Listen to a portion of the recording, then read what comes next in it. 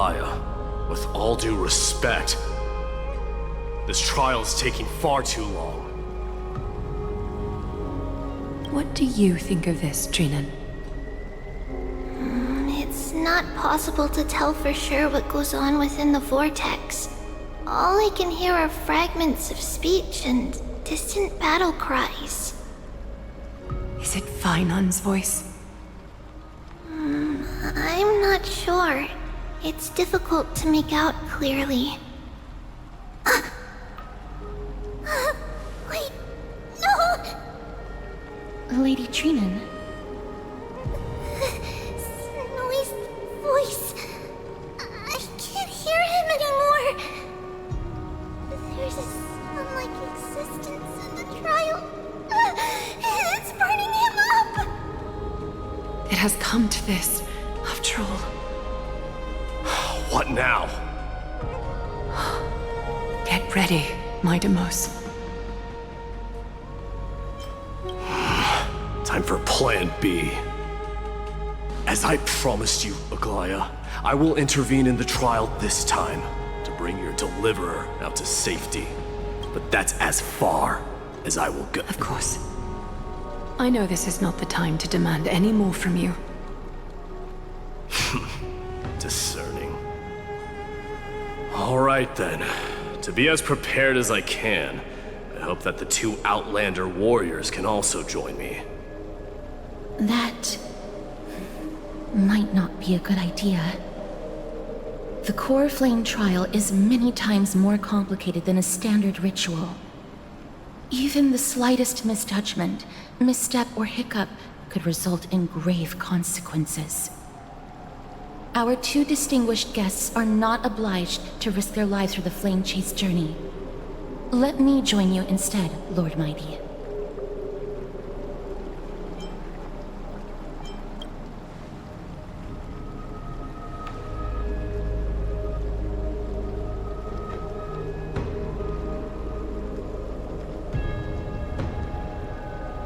Join me in the trial to look for Finon.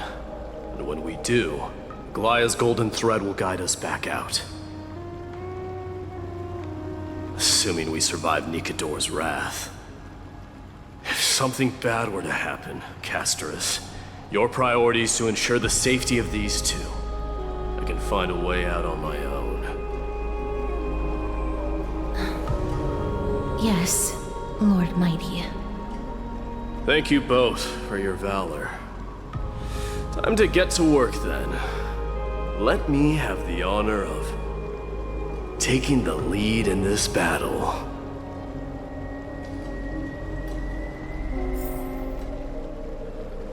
May that warrior be safe from harm. When you are ready, I will preside over the ritual on Trinon's behalf.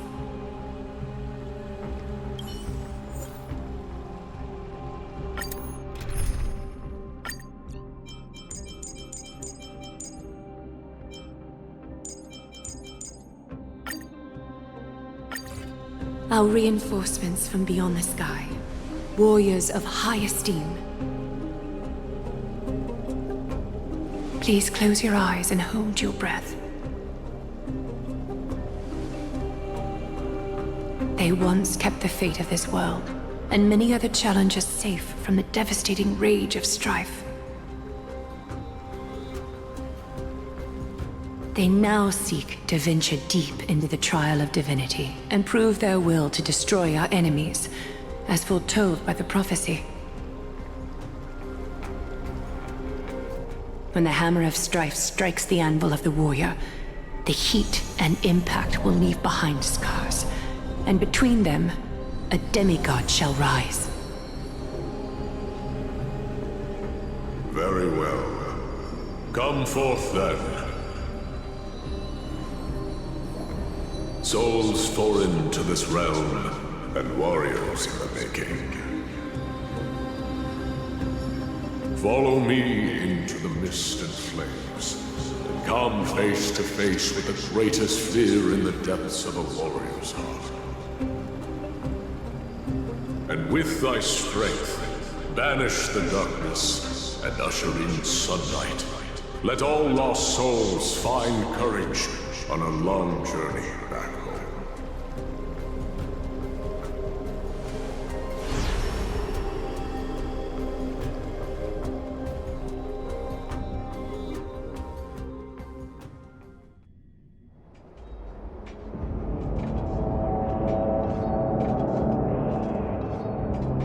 What's the matter? Surprised? Where there's strife, there's carnage. It shouldn't come as a surprise to see such a sight in Nikador's trial. I don't see him around here. We should go first. Let's pray he stays safe. Huh. The greatest fear in the depths of a warrior's heart, huh?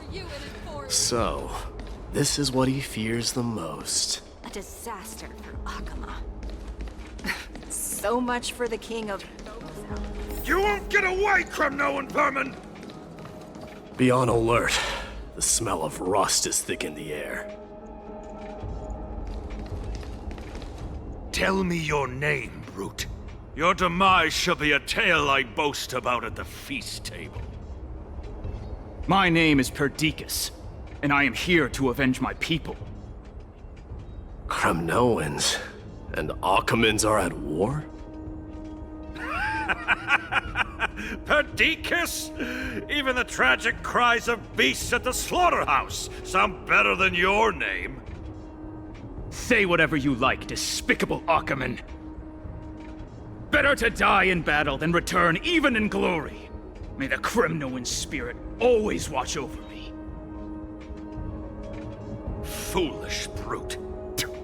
I see you're eager to die. Very well then. I shall grant you just that.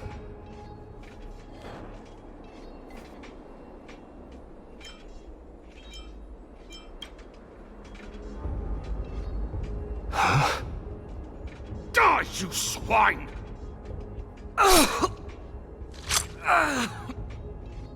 Matamos. My king. Why? Why did you leave us to the mercy of these foreigners?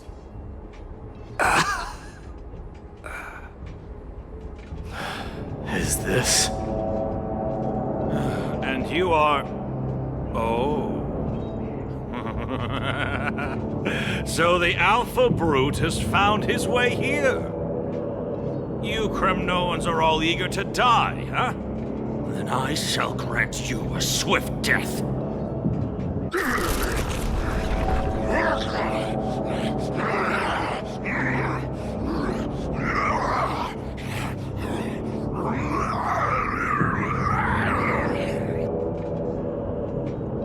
Face your death, cowardly king!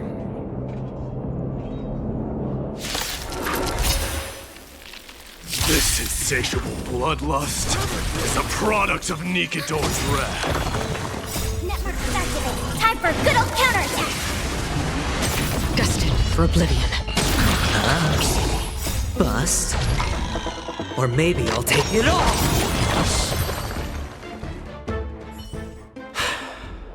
Absurd. I know this Akaman. Strife contorted an honorable warrior into this perverse and twisted being. And that horrible noise. I can hardly suppress my bloodlust when it sounds. This battle cry must have gone to Finon. That's why he lost himself. What a useless fool.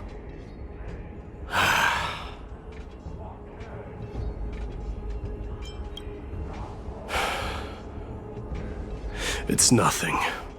Let's go. That voice... is Cartonis? Not you too, Cartonis. Mighty Mouse you are.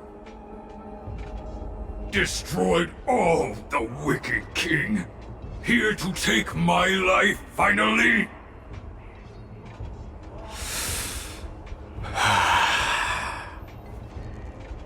I won't ask how this happened, nor will I hurt you like you said. I just need you to tell me where Finon is. All of this, you know very well. Leave our city, cursed son of Gorgo! I have no intention of hurting you, Cartonus. Humiliate me you shall not! Leave! Get out of Okima! Get out! Symbol of your sovereignty, take it! Signet of Kremnos, bask in blood-soaked glory, your kind alone! This is... Mother's Signet? It's here again. I knew it. Ha! Finally gone mad, despicable vermin have! With your mad king, perish together in that maelstrom of battle! Enough! Be quiet! You are not at all Cartonus! Look out!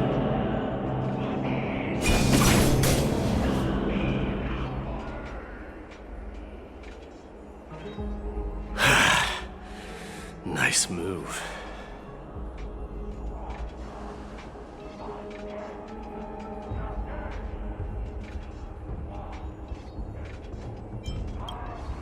Wait. He seems calm and composed, unlike the rest.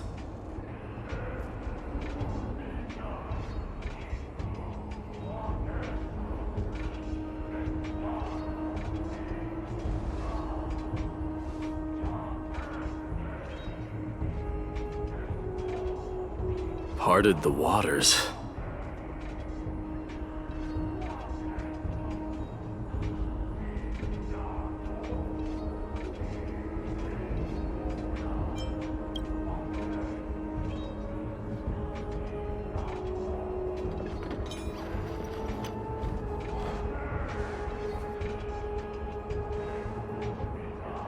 So, you are Dan Heng.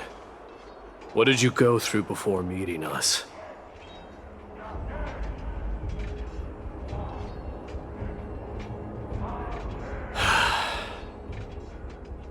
You mean you saw your past too? The trial of strife is a vicious one, all right. This might not be a single person's trial, but an arena for every challenger to engage their own delusions in a bloody battle. I saw someone from my past a while ago. Someone Finon has never met.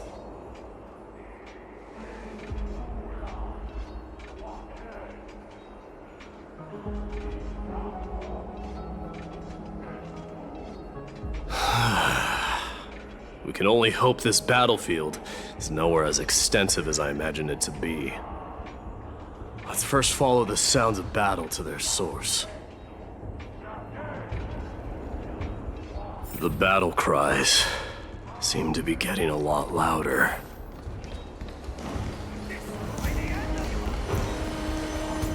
Go find your friends in hell! I agree.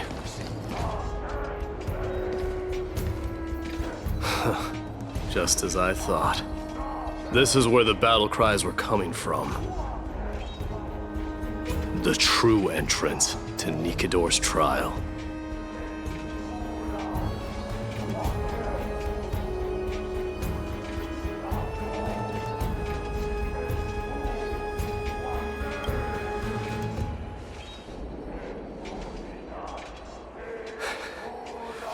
I'm seeing him for the first time, but there's no doubt about it. What I'm sensing can only be Strife's bloodlust. The one manipulating this battlefield is Nikador themselves. Mightimus, you are a keen warrior indeed. You know me? The blasphemous prince. Of course I know you. And I happen to know that you're here for the soul of that white-haired warrior. Great. Let's cut to the chase then. Hand over that poor excuse for a sword master, so we can be done with this farce. No.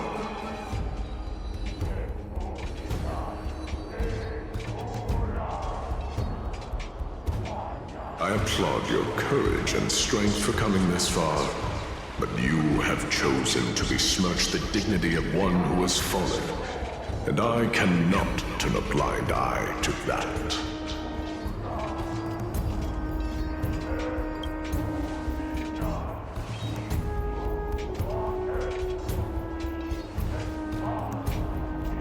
He faced the greatest fear in the depths of his heart, and fought with exceptional valor, though he eventually succumbed to the brutal onslaughts. I have since brought him to the rear battleground, and granted him glory worthy of his courage, tenacity, and sacrifice. You wish to take him away? Sure.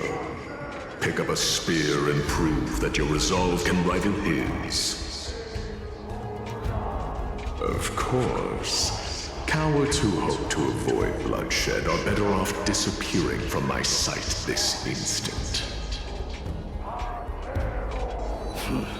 Your opinions are of no interest to me, Mad King. If it's a fight you're looking for, then you will get one, Titan. I will put you to rest once more with my curse of immortality. Commendable. Your noble mother displayed the same spirit with a spear in her hands. Don't you dare speak of her. Why not? She challenged the former Kremnos king to a duel, even knowing that it was a deadly trap, all to protect your dignity. Are you suggesting her efforts were for naught? Her death was caused by you, the incarnation of strife. How dare you talk about her past? Nonsense. You should be wielding your weapon at the god of strife. Battle me and put a swift end to this!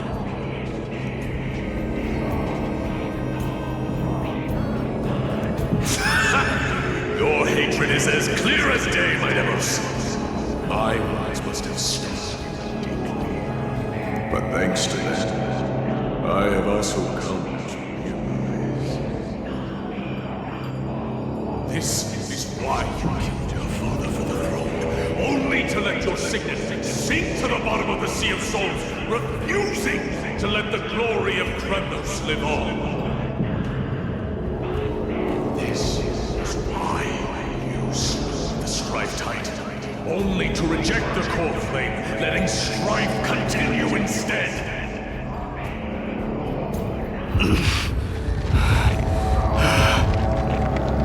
Oh, child and fate, show me what you are capable of. Show me if you have the power to put out the flames of your very own destiny.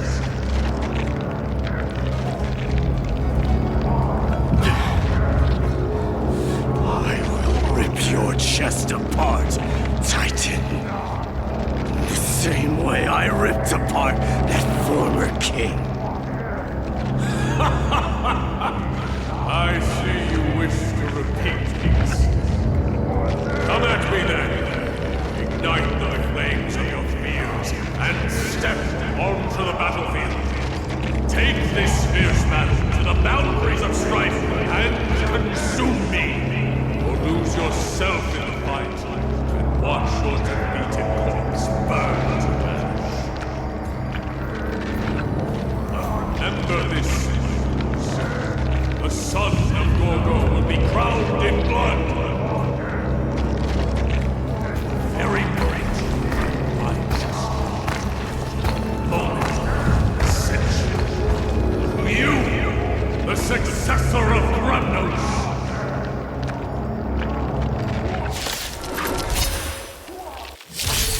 fighting. I knew he was no match, yet he chose to fight till his very last breath. What about you, Mightimos? Can your murderous intent match up to what fate has in store for you? Prove to me that you are worthy of this power! More kings of Kremnos! This is the power you desired? Forever doomed! In the name of fairness, I grant you the blood of strife! I weep for the party. It too shall fall. This raging power, I can hardly contain it. Burn it all! Forever doomed! In fear you shall abandon your mortal body, King of Kremnos! Time for a good old counterattack! How noisy! I'll accept your punishment.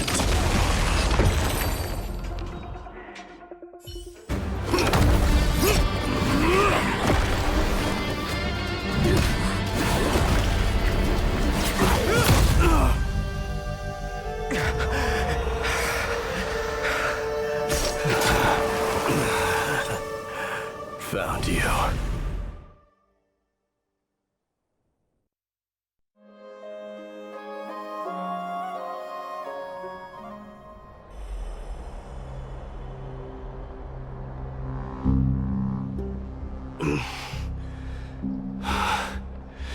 I did my best.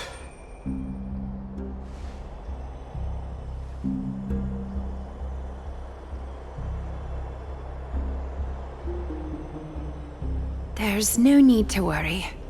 His soul is in a stable condition. With ample rest for both body and mind, he'll be up and about in no time.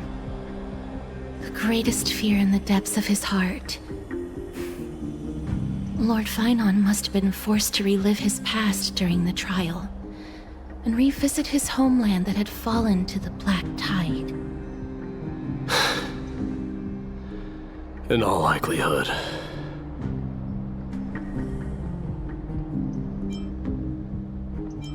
That is correct.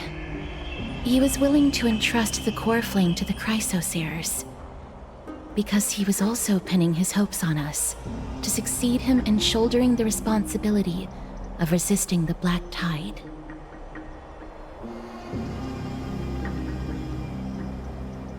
It is one of the culprits that drives the people of Amphoreus to madness. It was during the Era Bellica that this unspeakable thing first appeared, like a plague, alongside the three titans of calamity. Nobody knows where it came from or how it came to be. What we do know, however, is that it is steadily encroaching upon what little remains of this tranquil land, much like a rising sea closing in on an island from all sides. It is for this very reason that it became known as the Black Tide. Those who succumb to it lose their reason and humanity, becoming vicious, mindless monsters. Mortals are not the only ones susceptible to its influence. Even gods and titans cannot escape from it. According to Naias, Nikador, though one of the embodiments of Calamity, also bears the responsibility of fending off the Black Tide. Perhaps that is also why Lord Finon threw himself into the trial of strife so readily. But now, we must look for alternative means of igniting the flames of strife. So, Aglaya, what should we do now? You know very well the decision doesn't lie with me. As the successor to Kremnos, Mighty, you know better than anyone that if it was simply about emerging triumphant on the battlefield of strife, you and your people could manage it with ease. But ultimately, The heavy burden of divinity can only be borne by one. It is foolhardiness and indecision, not the unclaimed seed of divinity, that pushes this world into the deathly fog.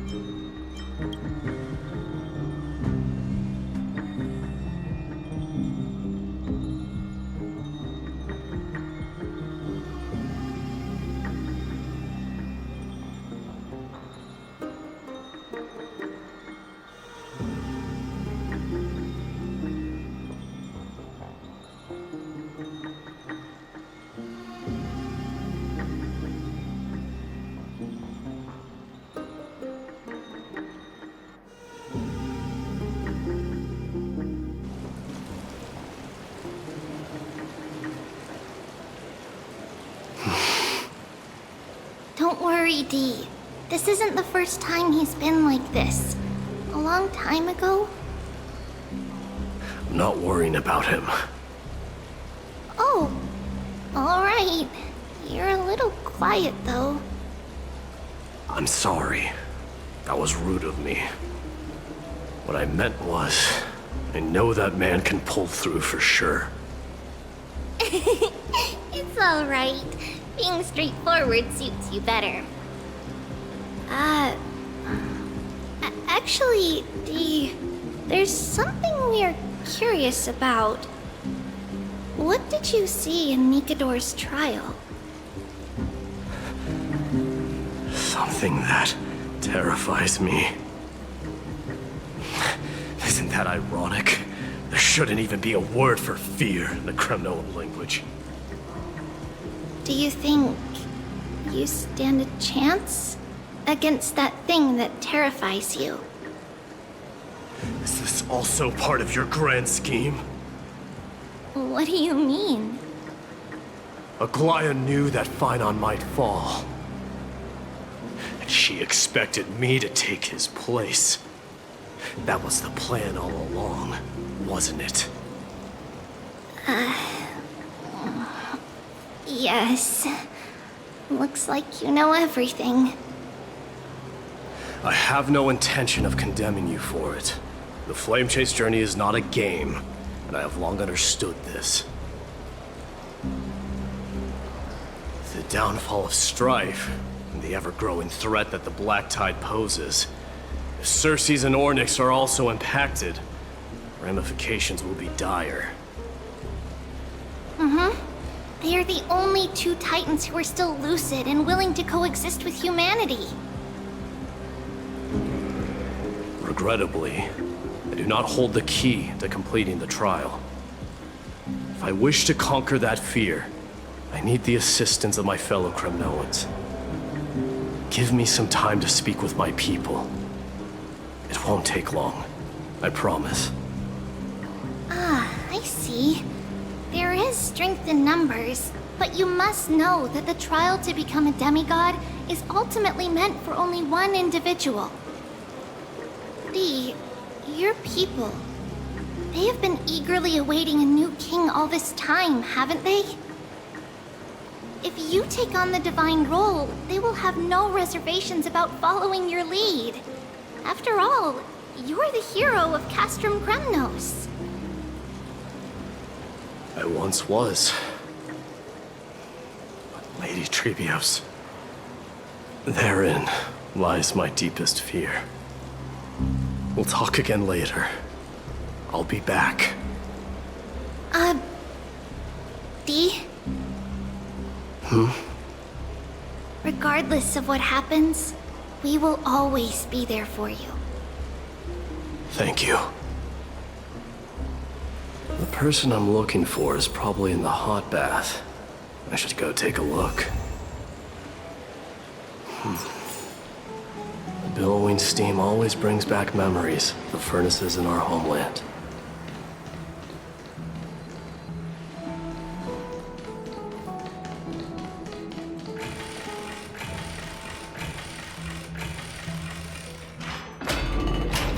Children left unattended by their parents?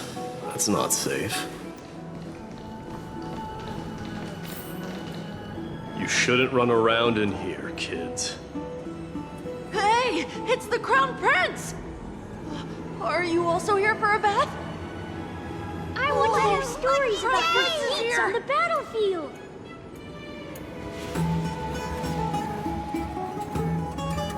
The Crown Prince. Are you Kremnoans? Yeah, we are! The grown-ups said we used to live next to the arena. Well, next to the parts next to it anyway.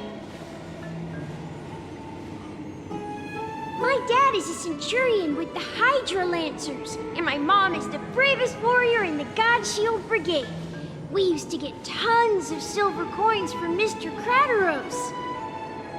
My parents are serving in the Holy City garrison now. As warriors of Kremnos, they're braver than any Achaemen. Why are you kids here alone? Where are the grown-ups? Mom and Dad were asleep, so we snuck out to play hide and seek with Mr. Crateros. That old man can be such a child sometimes. Do you know where Crateros is? I happen to be looking for him. Sorry, I don't. Come to think of it, we haven't seen him in a while. Did he get lost while trying to find us? No way! Mr. Crateros is a member of the Royal Wing Elites. He's the best at hunting down enemies. He was counting near Verax Leo when we went to hide. I thought about taking a peek, but who knows if it might be a trap he set. It was prudent of you to be cautious. So, which Verax Leo was he with? It's, just take a few turns after you go out from here. It's close to the backs. All right, I'll go look for him. You should consider the game over and head home for now. And don't play around the hot baths again. Wait, Your Highness! Is there something else? I heard you retrieved Nicodor's core flame. Does that mean we get to go back home soon? Have you ever been to Castrum Kremnos? You were all born in the Holy City, and are living lives no different from the Achaemens. Everything you know about our people comes only from the tales of others. You have never even witnessed the blade in the sky with your own eyes. How, then, is a city you've never seen your home? because this place is definitely not home. Mom and Dad told me that the children of Kremnos are born to wield swords and fight on the battlefield. They also said that the Kremnoan detachment led by the Crown Prince is the bravest army across all of Amphoreus. No one can defeat them. The kids in the Holy City don't play with us. The moment they find out that our parents are Kremnoans, they shun us. We don't care. We all know that the Crown Prince will take us home one day.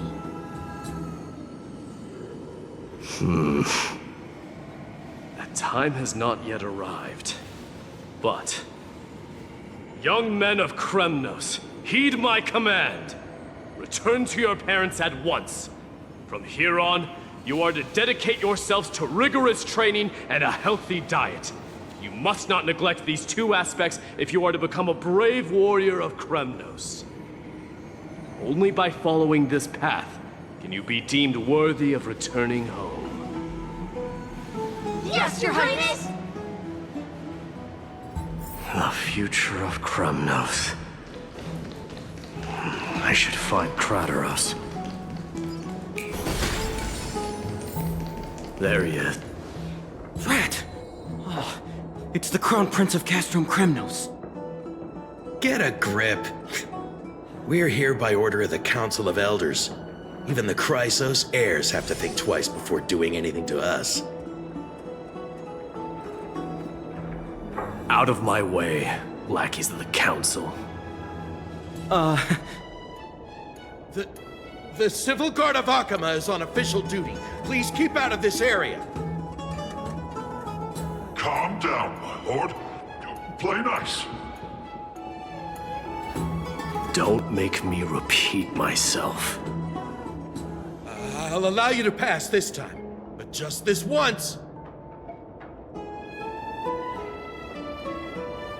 So, you think yourself knowledgeable? Then here is a question for you. Do you know how Chrysius Leo in Castrum Kremnos came to be mounted on the wall? I don't know, my lord. How did it come to be?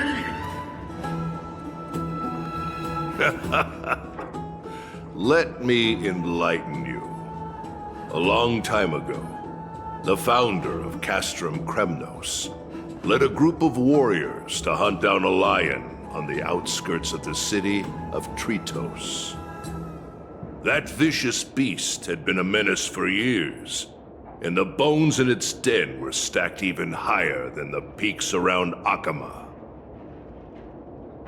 But do you know what happened?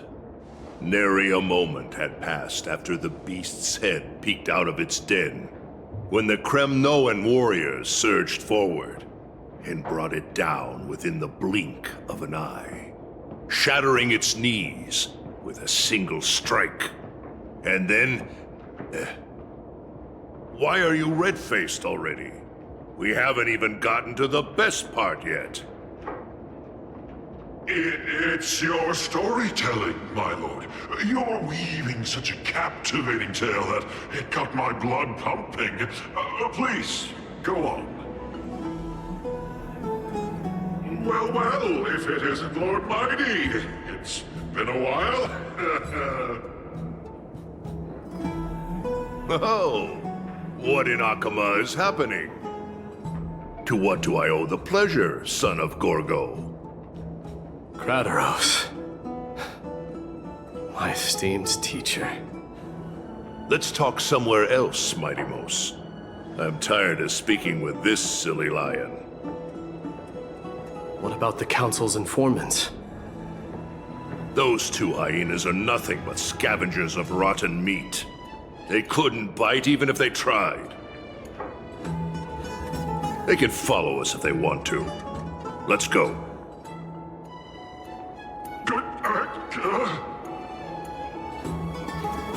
Wait, so how in the world did Chrysius Leo get mounted on the wall? Keep up with us, you hyena. Oh, sorry. I meant officers. Hey, old man, how dare you? Calm down. Calm down.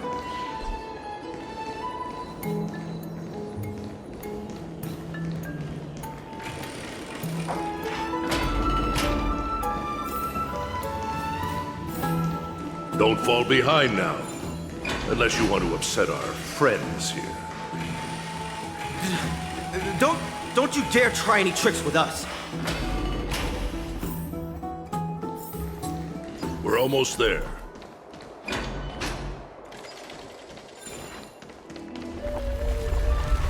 Why have you stopped? This is a nice spot for a private chat.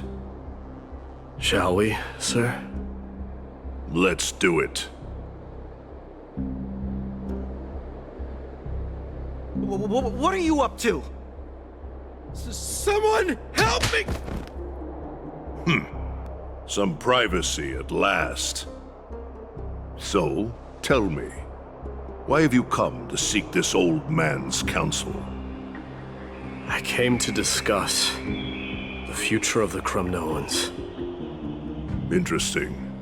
I heard the core flame of the Lance of Fury has been restored, though not by your hand. And you're even considering giving up Nikador's divine power. Is this true? Those rumors are not entirely groundless. In other words, you did entertain the thought of giving up the throne of Kremnos and forsaking your people. The divine power is not equivalent to the throne. The path of strife is also not our people's only way.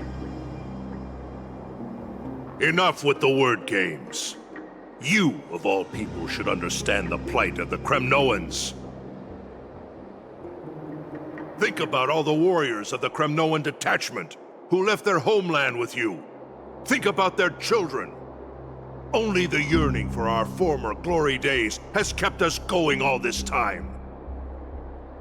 If they ever learn that the Crown Prince they look up to so much is actually toying with the notion of stepping down, think of the disgrace it would bring upon your departed mother, Martimos. You best remember that she died for you because of Europon's schemes, to restore the glory of Kremnos. Since you've brought that up, tell me, who is responsible for my father's death? Are you trying to shame me, Martimos? I may be old, but I haven't become so decrepit that I've forgotten it all.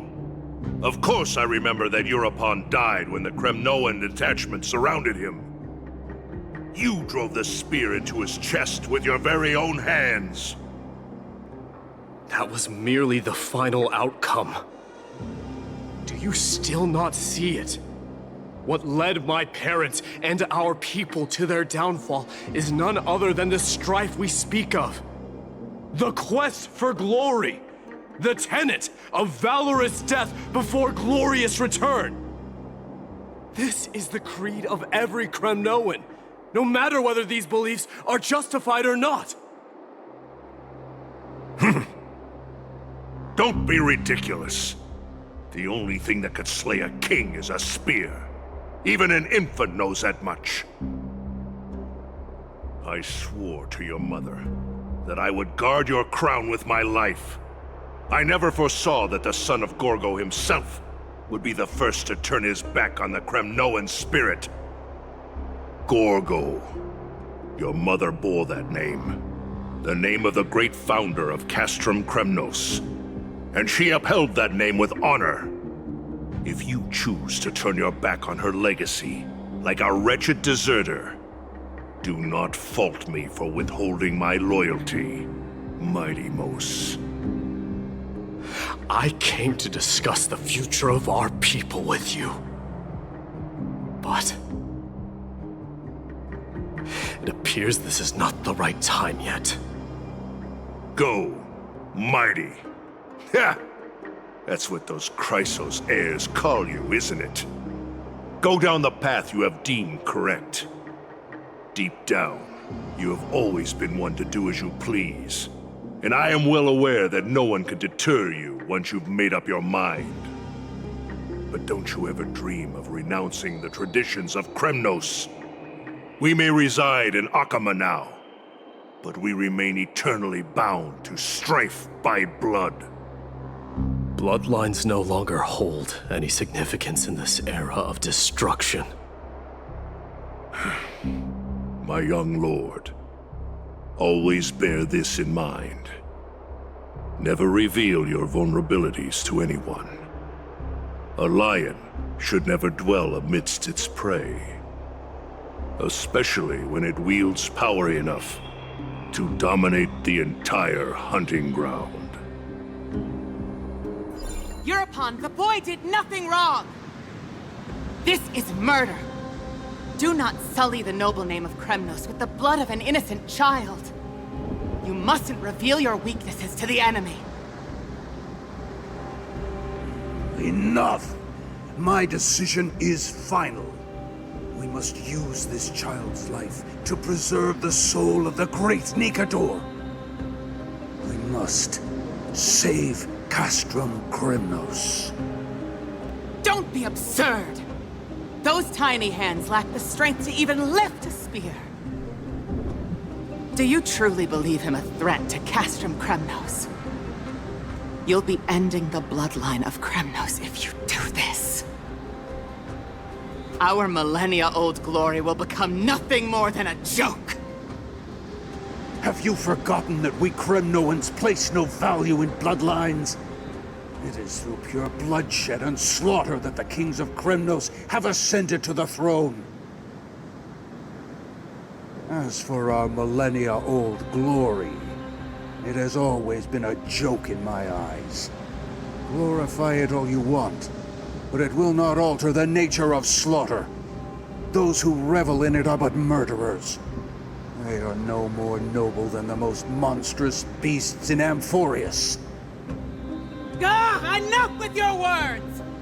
Among all the kings of Kremnos, which one did not inherit the crown only after plucking it from the lifeless body of his father? But listen to yourself now. Do you truly believe you can cleanse the blood from your hands through mere words alone? Nay, quite the contrary. I will end this cycle of bloodshed. Starting with this child. With these blood-stained hands, I will end it all. Your failure is inevitable, Eurupon. You are just a coward who can only raise his blade against his own child! A beast that murders his own kin. Royal Wing elites and Emperors of Kremnos!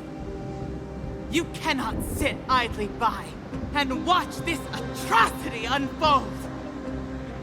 If you consider yourselves the honorable sons and daughters of Gorgo, then take up your spears and join me in putting an end to this bloody charade! Does anyone else have any objections? If so, come forward with your spear and prove your mettle. Understood. 5, 4, 3. No one dare stand by my side. Cowards! Has that crown stripped you of your courage? 2.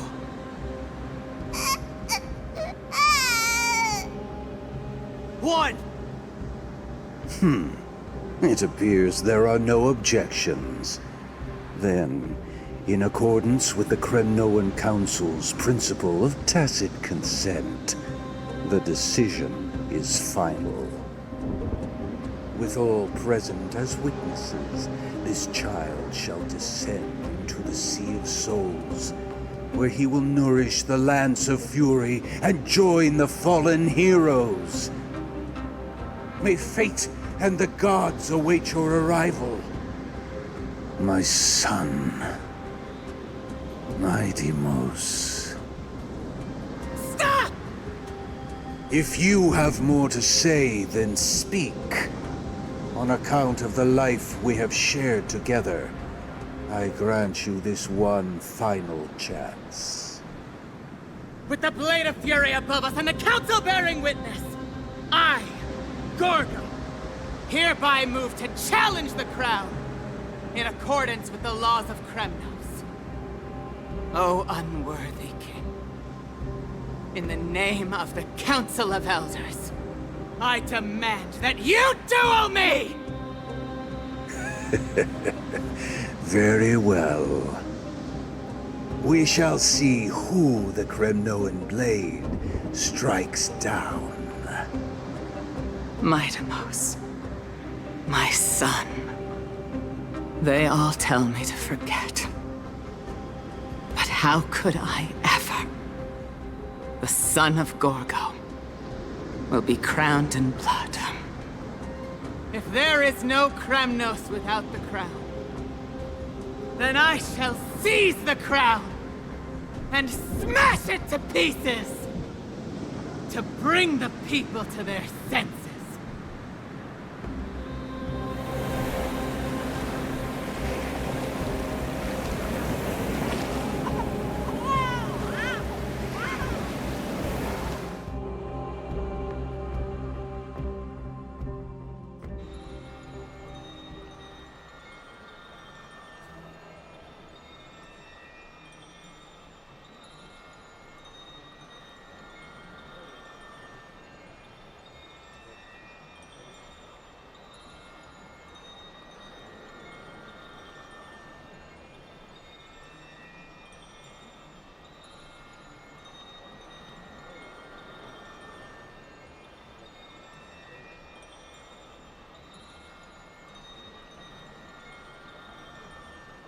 Miss, you're awake. That's a complicated question. I'm not sure I can answer that. I apologize for arriving uninvited. I saw that you were still asleep, so I took the liberty of waiting nearby. I bring a message from Lady Aglaya. She has prepared a gift for you and Dan Hong, and wishes to present it to you in person. I'm glad you're in good spirits. All right, let's set off.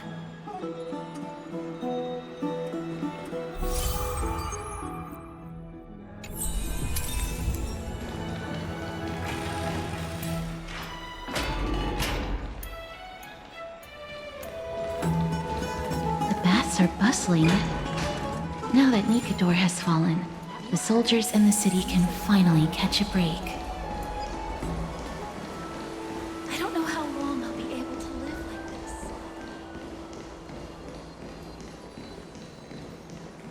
Is that Lady Trevi and Lady Trianne? You must have forgotten. This is a precious relic from our hometown. We definitely all saw it back then. Trianne, this is a counterfeit. We both know it's impossible for something this fragile to have survived all those years in one piece. Nothing is impossible. We are fragile too, but we still got through those sad times. Ugh, look at that color and how it glitters in the light. It's exactly as we remember it. I want you quiet. If someone else gets to it before us, we'll miss our chance forever. Calm down, Trianne. You need rest. Please, there's no need to fret. If you need more time to make a decision, I can put this aside for you until tomorrow. Or until you're ready? No, it's all right. Trianne is just... she'll come to her senses tomorrow. We'll be off first. Trianne is just... what? Trianne is super mad, that's what! You've forgotten all about Mama! Mama gave us something just like this before! Trianne...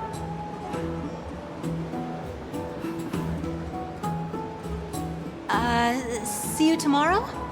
I hope you two patch things up soon. See you tomorrow. May the winds of fortune bless you.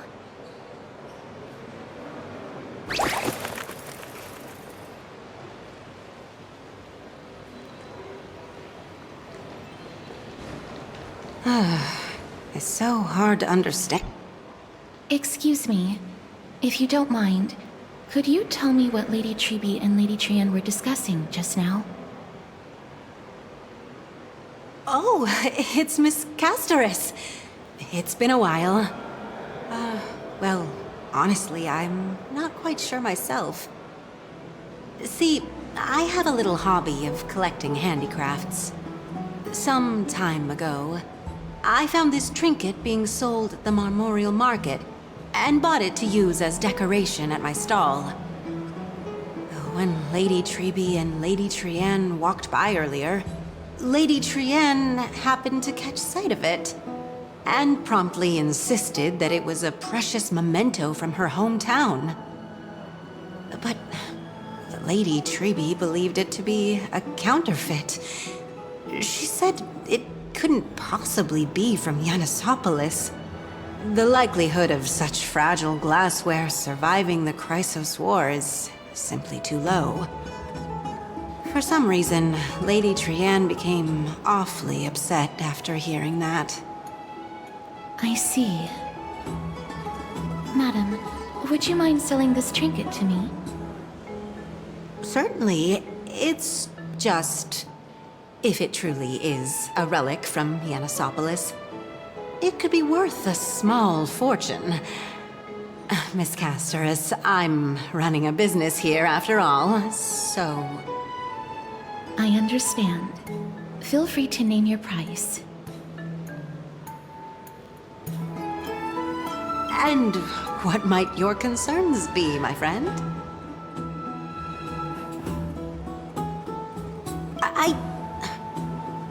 Fine. I'll sell it to you at cost, as a sign of goodwill, Miss Casterus. Just promise to support my business in the future. Much appreciated. Thanks for helping me out. I'm not one to venture out often, and while I have some savings, it takes a lot out of me to even talk to people, let alone haggle. Had you not been here, I would have been set back plenty. The authenticity of the piece isn't important. What matters is that it holds special meaning for Lady Trian and reminds her of her hometown. I've long wished to show my gratitude for Lady Trian's care, but I haven't been able to come up with any ideas for a suitable gift. This chance encounter today feels like divine intervention. Perhaps this is the gift I've been searching for. Still, this trinket is admittedly rather fragile.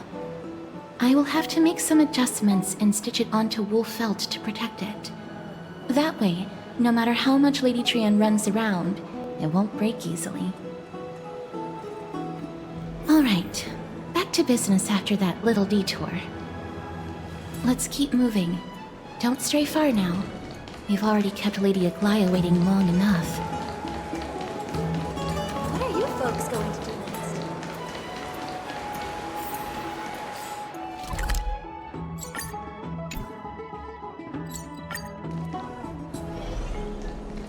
next? It seems your friend arrived before us.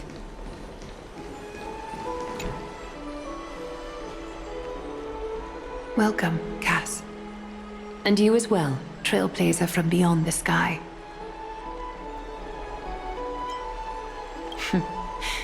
Your companion here kindly explained the meaning behind the name to me earlier. Through him, I've come to understand that you and your friends walk the paths of Kefali and Yanis in places beyond the sky. Addressing you appropriately is the least I can do, as a show of respect. For all that has happened, it was never our intention to drag you two into the battle against Nikador and jeopardize your safety. To express our gratitude for your kind trailblazing endeavors, we would like to present you with the highest honor of Akima. This is the dew of divine blood, brewed from crops nourished by the blood of the Titans. It is said that only 12 bottles existed. The last 3 bottles are now being kept in the treasure vault of Akima. Back in the days of prosperity, cities fortunate enough to acquire it regarded it as one of the greatest treasures ever. Unsealing it during a ceremony held in honor of 2 cities' diplomatic ties was the highest form of respect one could show the other. And now, in keeping with tradition, Akima dedicates this drink to our esteemed guests from beyond the sky in appreciation of what you have done for us.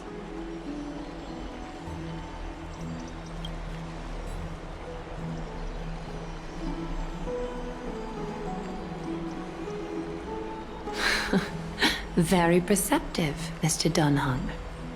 Your heroic deeds have proven that you come in good faith. With the dew of divine blood as testament, we wish to forge an alliance with the Trailblazers.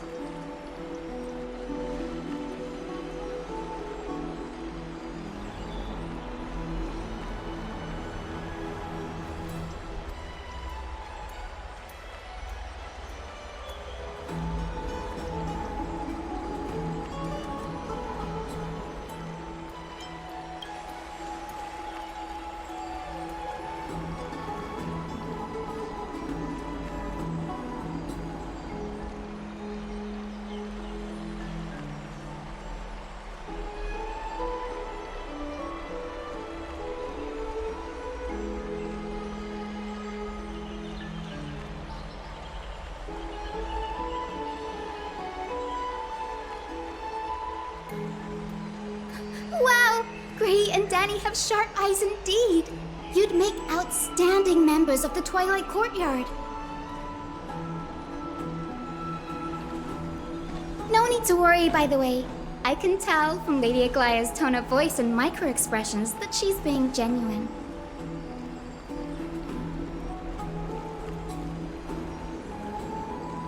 Not only are you guests from beyond the sky, but you've also done so much for Akima. You're practically heroes to us all. Lady Aglaya would never subject you to Aquila's judgment. Hyacinth, thank you for taking care of the wounded of the past few days. Oh, it's no trouble at all. The patients are very cooperative when we attend to them. I'm just thrilled to see them all going home healthy again.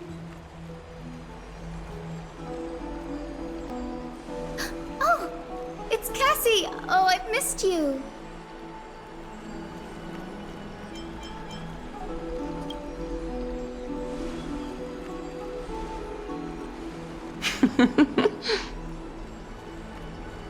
Miss! You can't say that! Lady Aglaya should always be Lady Aglaya.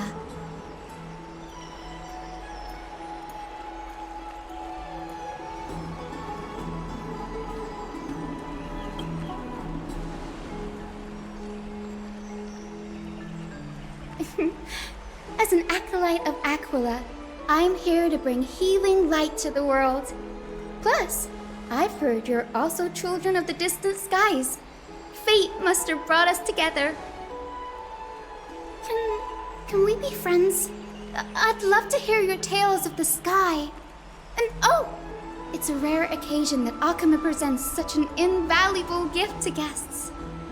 Lady Aglaya, may I have the honor of tasting it too? Of course you may. Esteemed guests of Akima, please believe me when I say that this gift carries no hidden agendas. As for the matter of the Alliance, you need not give me an answer here and now.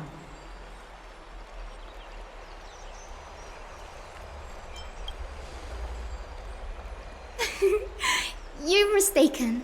The capable Lady Aglaya doesn't need my help with things like this.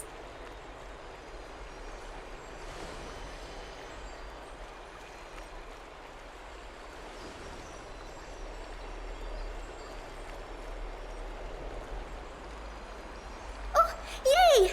Then I'll get started on my questionnaire.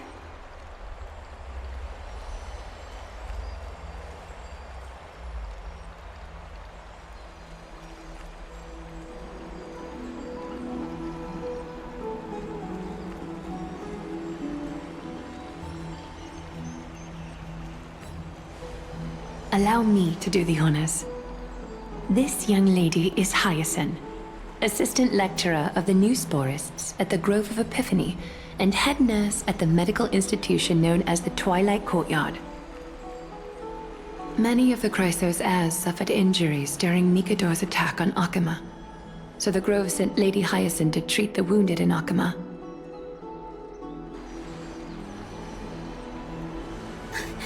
But what I'm really good at is helping people sort out what ails their mind and spirit.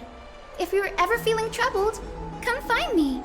A little sunbathing in the courtyard will chase all your worries away.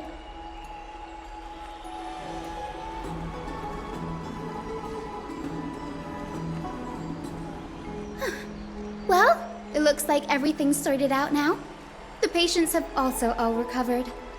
I think it's time for me to head back, Lady Aglaya. I would love to keep you in Akama for a few more days, but I would hate to provoke the ire of the Grove. As it happens, Akama intends to send a messenger to the Grove for updates about the research on the Black Tide.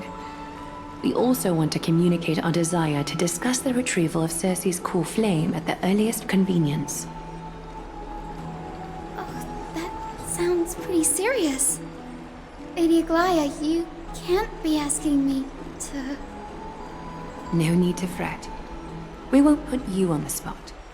Trianne will be going there as the diplomatic messenger of Akama, and Castorus will be accompanying her.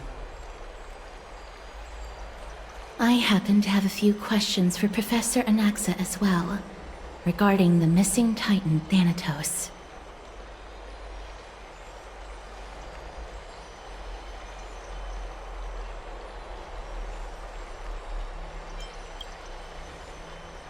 If you're not keen on just sitting around, Miss Trailblazer, why not go with him?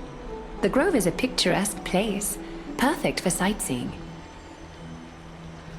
That's a wonderful suggestion. Come visit the Grove Grade. I'd be delighted to show you around.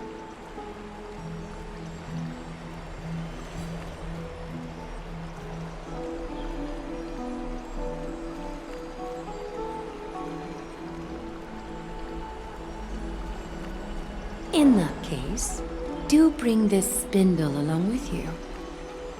This tool, called the weft, is used to spin thread and has been passed down in my family through generations. Though it doesn't see much practical use nowadays, it's become a symbol of great significance. In this respect, it is the perfect token to represent my will. If you encounter trouble at the Grove, just take this out and show it to them. While you're in the Grove, the golden thread of the weft can also render all things around you visible, regardless of whether they're corporeal or not, allowing you to see things as I would. Castorus knows this too.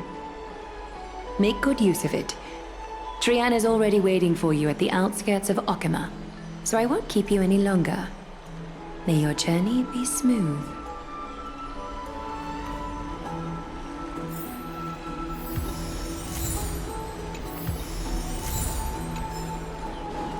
I'm glad to be in your company again, miss. Thanatos controls my fate, in a sense. The curse I bear came from them. And they have something of mine. Something of great importance that I must get back from them.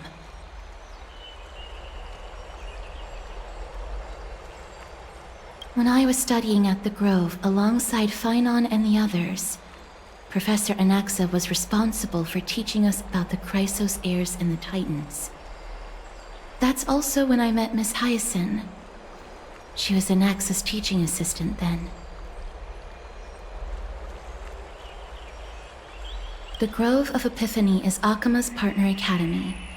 They look after the core flame of Circe's, and are the organization at the forefront of researching phenomena such as the Black Tide and the Titans. They also provide academic research support for the Flame Chase journey. Several Chrysos heirs are based in the Grove, including Miss Hyacinth and Professor Anaxa. Oh, I came here with a colleague from the Twilight Courtyard.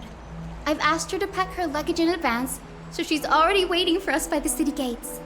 Let's go meet up with her.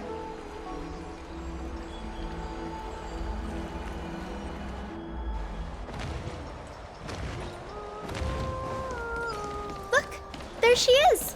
And Lady Trianne. But who's that they're looking at? Did something happen, Clementine? Oh, that's a serious injury. Miss Hyacinth, this man was discovered by Trianne! Trianne was in a bad mood this morning, so we went to the outskirts of Akama for some fresh air. But then we found him collapsed on the roadside. Trianne knows the city has good doctors, so Trianne brought our new friend into the city to look for a doctor. I was waiting here for Miss Hyacinth when I bumped into Lady Trianne. But by then, this man was already in critical condition, so I had to perform some emergency treatment first. These wounds, they're caused by the black tide. This is bad. Clementine, prepare a ward for this man at once. I'll treat him myself. It's a miracle he's still alive, considering how badly the black tide injured him. Grayi, Cassie, and Trianne, would you mind making your way to the grove first? Once this man is out of danger, Clementine and I will join you. As a healer, I cannot ignore those in need of medical attention. I understand. May fate have mercy on this poor man. Trianne believes he'll get better. Everybody, follow Trianne! Fly, fly, fly away from Akama! Down this road we go, to the skies we fly, leaving Akama behind! Little Cass, little Gray, are you ready? I'm ready, too. Okie dokie! Everybody, let's hold hands. To the grove we go!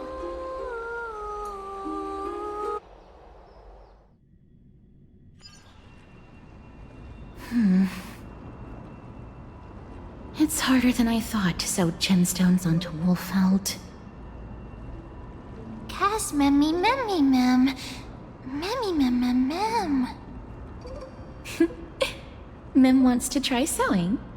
Here, why don't you give it a go?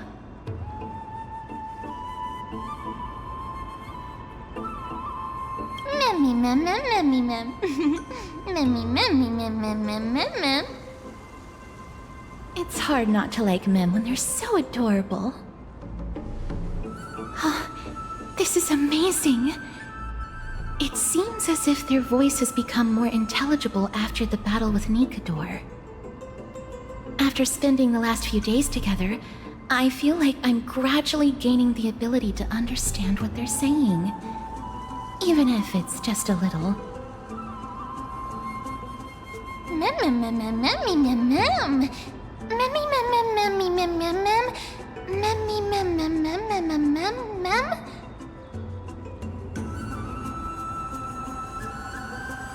Memmy, mem. Memmy, mem, mem, mem, mem, mem. Memmy, mem, mem, mem. Memmy, mem. Memmy, mem, mem, mem, mem, mem, mem, memmy, mem. Memmy, memmy, mem. Mem, mem, mem, mem, mem, mem, mem. Memmy, mem, mem. Mem, mem, mem, mem, mem, mem, mem, mem, mem, mem.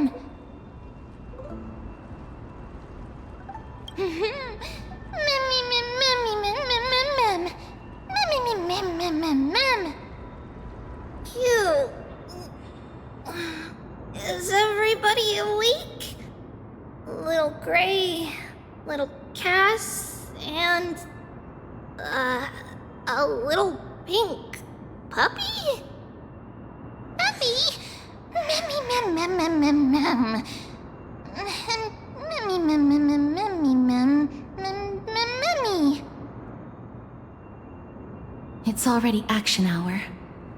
Lady Trianne, I hope you're well rested. You were talking in your sleep. Did you dream of many things? Sleep talking? What did Trianne say? Something like, Mommy, all with sword. Let's fight together. We'll be brave. Ugh, it's so embarrassing. Please don't make fun of Trianne. Of course not. Wasn't Lady Trianne's mother also the Holy Maiden of Yanisopolis? Uh-huh. Mama was the strongest holy maiden in all of our history. She also gave us the prophecy of deliverance. And she had red hair that looked like a cute red mushroom. But Trianne can't remember what Mama looked like anymore. Not even in the dream just now. Mammy mem. Mammy mem mem mem mammy mem mem. Mammy mem mem. Mammy mammy mem mem mammy mammy mem mem. Mammy mammy mammy mem mem mammy mem mem mem. Mammy mem mammy mem mem mem mammy mem mem mem mem mem mem mem mem mem boom. Mem mammy mem mem mem mem mem. Mammy mem mem mem mem mem mem mem mem. Trianne thinks that's a great idea! Can the pink puppy help Trianne out? Memmy mem mem mem mem mem mem mem. Yay! Then I'll call you Little Memmy from now on. Mem mem mem mem. Memmy mem mem mem mem mem. Mem mem mem mem mem memmy mem. Mem mem mem mem mem mem. Me mem mem mem mem memmy mem. Mem mem mem mem me mem mem. Memmy mem mem mem mem. Okie dokie. Trianne remembers that we need to help Aggie ask the big tree whether Cersei's would be willing to visit Akama. If we follow this woven trail and keep going upward, we'll reach the grove in no time! Mem. Memmy mem mem memmy mem? Legend has it that whenever they requested— Look! A huge tree! It's huge! Mem. Memmy mem mem mem. Mem.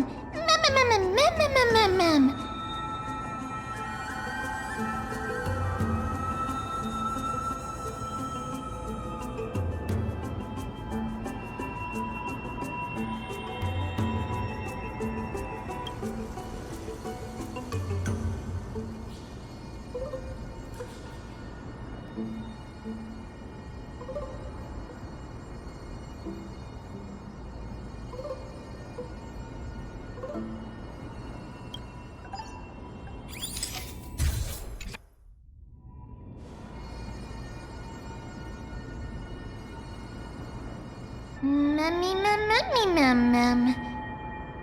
It's the Bough of Rift, the divine body of Cersei's. Flora began to grow where they planted their roots, and this flatland basin upon which we stand gradually became a large, verdant forest. A long time ago, Thelesis, the first scholar, led the masses to build a garden and courtyard in the forest, naming the site the Grove of Epiphany. There, people sought mental clarity, knowledge, and enlightenment. Trianne knows this. Everybody says that was how this big academy came to be. Mem. Something feels off. The Grove has always welcomed scholars. So too would Cersei's give us her delicate leaves and extend her branches in greeting. Yet, it seems both the Grove's messengers and the Titan are indifferent to our arrival. There should still be a way in. I'm just a little surprised. Maybe everybody's still asleep because classes haven't started yet. They don't want to be disturbed, so they shut the entrance.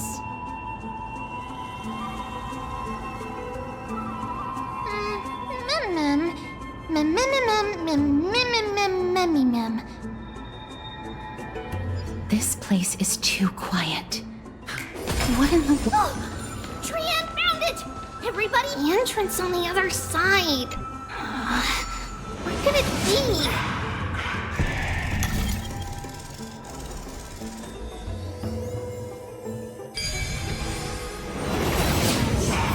Gray's eyes are so sharp. I knew you would find it. The courtyard of Storgi should be just ahead of us. A reward with no risk. I'll take it. As I expected, something's not right here.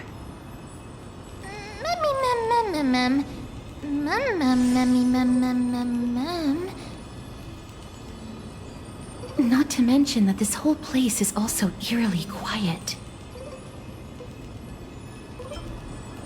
That's not very likely. As far as I can recall, the voices of people engaged in debate echoed throughout the grove at all hours of the day. Hello? Is anyone there? Huh, no one's here. I have an idea. Lady Trian, could you lend me that golden spindle?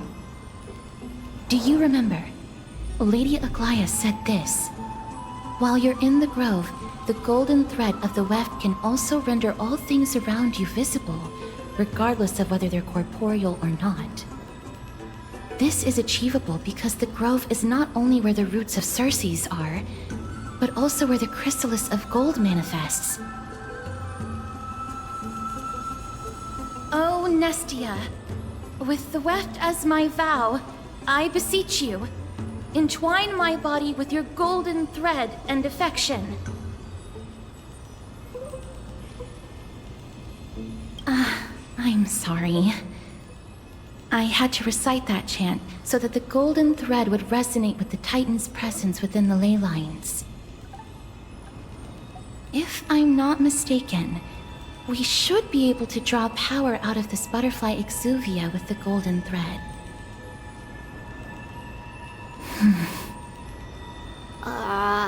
There isn't a reaction. Did it not work? But that shouldn't be.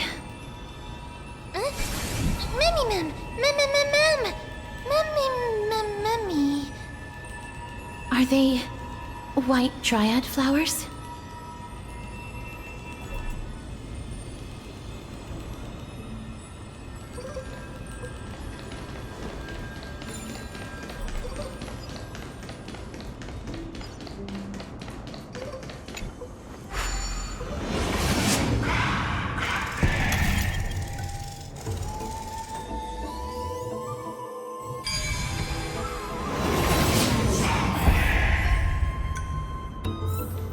A 10-to-1 payout? Music to my ears.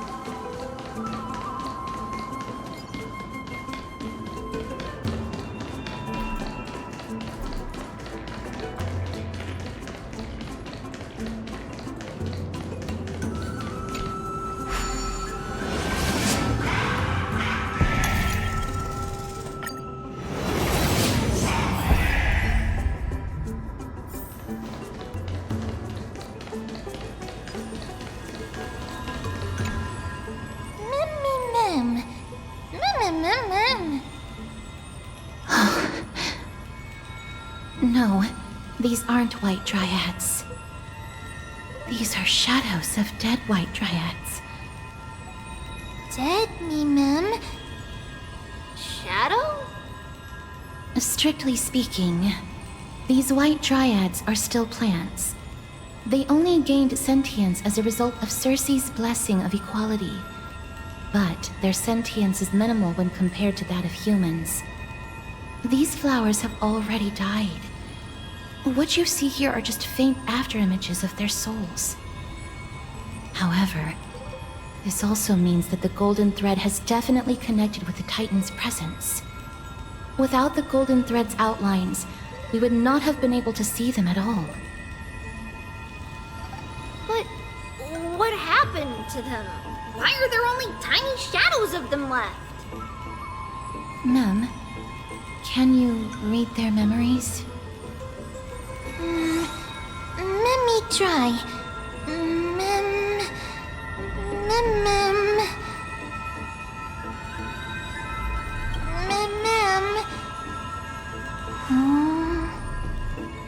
Black cloak. Sword. Towards the great tree.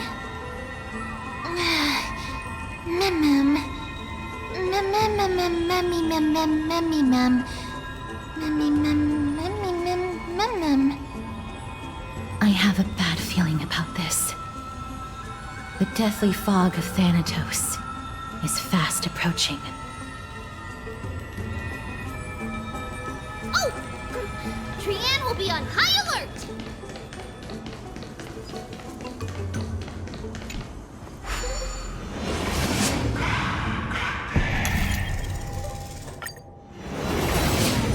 The smell of death is becoming more and more intense. There, on the steps.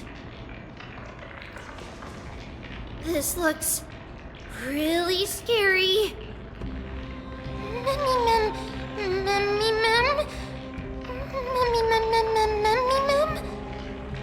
No, it's neither of those. This is a creation of the Black Tide. Such creatures are formed when living beings are corrupted and turned into deformed hollow husks of their former selves. Everybody, stay alert. Regardless of what has happened to the Grove, the fact that we're seeing the remains of a Black Tide creation here definitely doesn't bode well. Should we inform Aggie about this? Ma'am!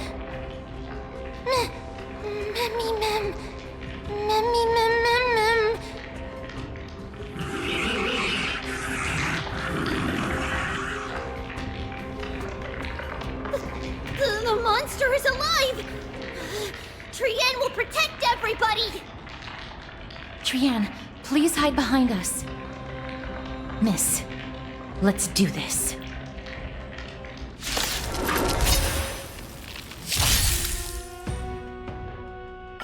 As expected, the words black, sword, and cloak.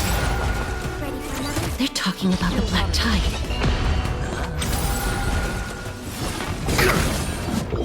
Answer me!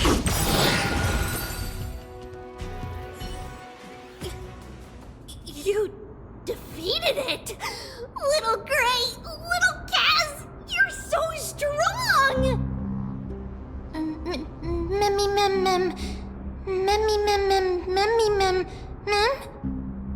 To think the Black Tide has spread this quickly to the Grove despite its remote location. I'm afraid a world where strife has fallen is far more dangerous than we ever imagined. Oh no! Does this mean that Akuma is also in danger? Looking at this mess, it seems the scholars at least succeeded in fending off the first wave of attacks. But at what price?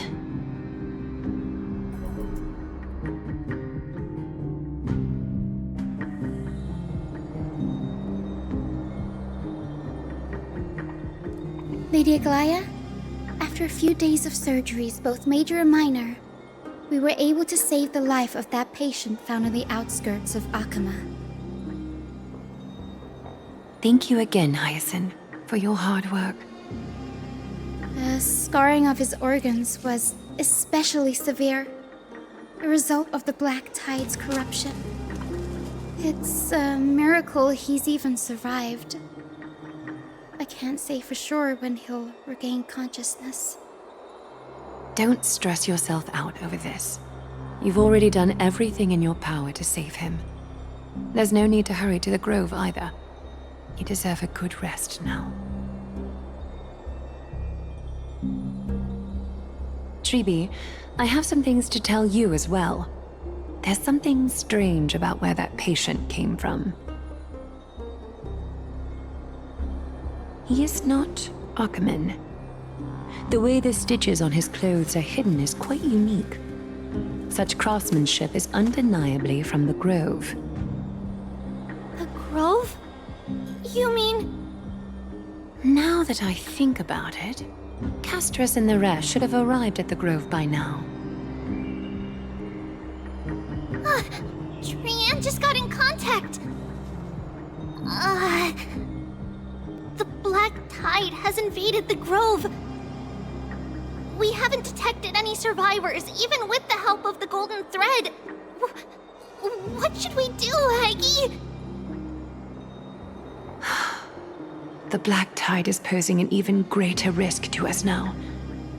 I did not expect the Grove to be the first to be impacted, though. Can they tell where the core flame is right now? We see it. The core flame is still there, but... But what? But they can't say for sure whether the Titan has also been corrupted by the Black Tide. Please let them know that for now, the most pressing task is to identify the core flame and transfer it to a safe place as quickly as possible. We must also search for survivors and find out exactly what happened to the Grove. Oh, and find Anaxa. Unless something went terribly wrong, he should still be alive. They've set off. Please, stay safe, everyone. I pray for their safety too. Aggie, how do you know that Anaxa is still alive? I know that man all too well. If that blasphemous performer knew that he was not long for this world, he would most certainly try to seize the core flame and drag the Titan down with him. Is this a joke as well? No, I'm being serious this time. We're facing threats from both within and without Akama. The merciless carnage may have ceased, but Akama's nemesis continues to sharpen their blades even now. They may have even prepared the gallows from which to hang us already. You mean... Even if the divine authority of strife is as yet unclaimed, the Black Tide is advancing more rapidly than I expected. I fear this tragedy is more than a mere natural disaster. Alas, it's too late. The Council will likely take this opportunity to do something... I will try to keep this under wraps for now. But you must also take care and be prepared for anything that may happen.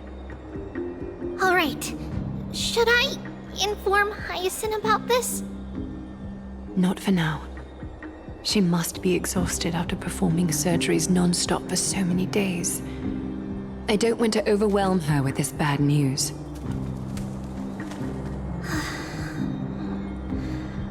We can only hope that the Grove weathers this crisis with as many survivors as possible.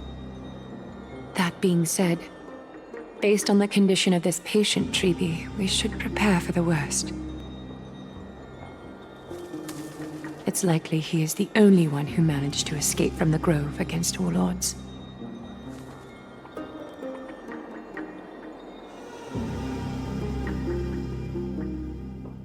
Everything will be fine. The people at the Grove are really smart. they'll definitely be able to chase away the black tide.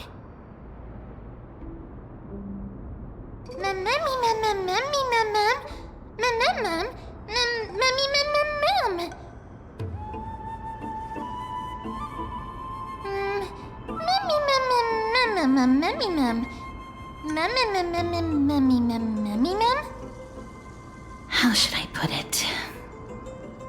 Lady Aglaya doesn't trust Anaxa at all, I'm afraid. Despite being a chrysosaur, Anaxa resolutely believes that titans and prophecies are a load of nonsense. During our regular citizens' assemblies, he always votes to oppose the flame chase journey.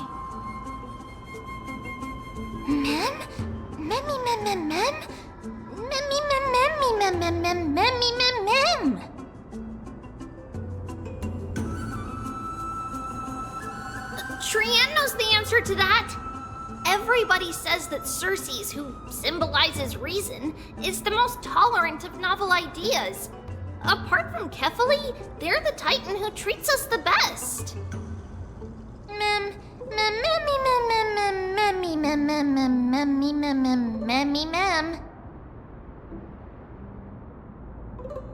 Yes, that is how we formed an agreement with these Titans who bear no harm toward humanity. If they agree to support us on our flame chase journey, we will wait till the final moments of the journey to restore their core flames. With the exception of Voronix, that is, they didn't lend us their power willingly.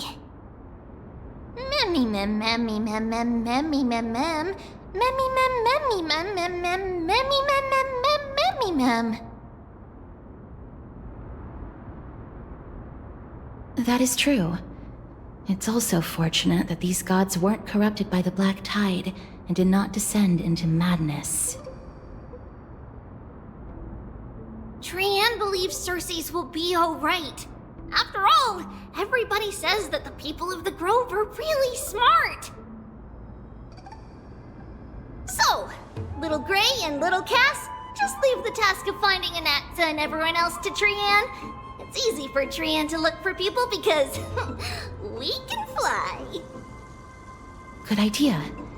In that case, please bring the weft along with you, Lady Trian. The golden thread will be much more effective from up above.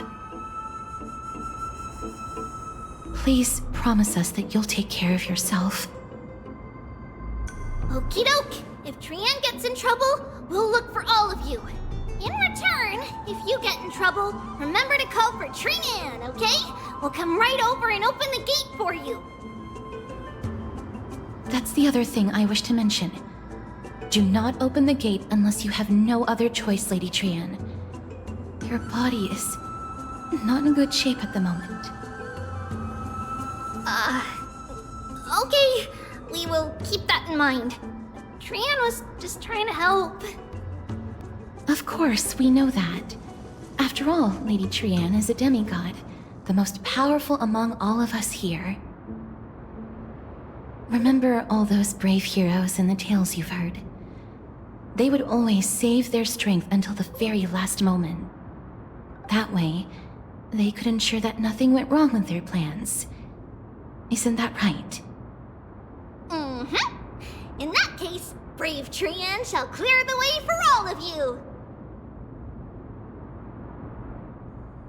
Memmy mem memmy mem mem. Memmy mem mem mem. Memmy mem mem mem mem mem mem.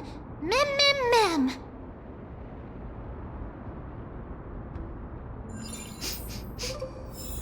Memmy mem mem mem. So many monsters. Memmy mem mem memmy mem. Memmy mem.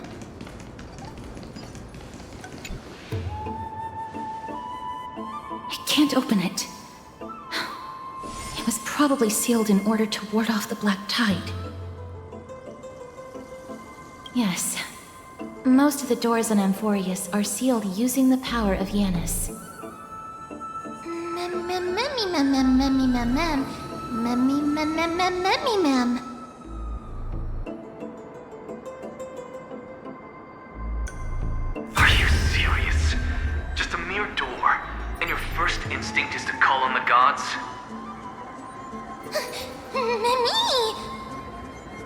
Before you try unlocking the door, perhaps you should first find a way to clear the fog that clouds your vision.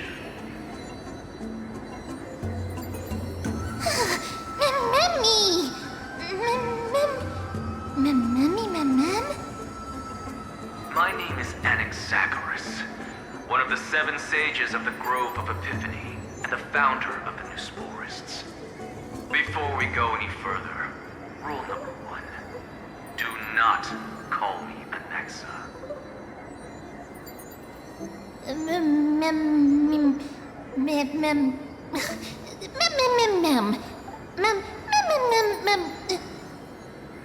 Rule number 2. Never interrupt me. Silence is golden.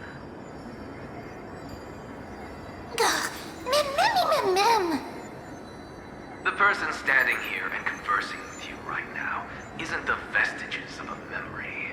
Rather, it is the culmination of the greatness of science and the pure, irrefutable, and undeniable exalted truth. Through the wonders of alchemy, I have shattered my soul and transmuted it into gold before burying it in this spot. I have recorded these words so that visitors may learn where their next destination lies. Oh, memem? Nothing is impossible. Having said that, alchemy is not omnipotent. Each time you hear from me, an equivalent part of my soul is being consumed as the price. In other words, this voice isn't created out of thin air.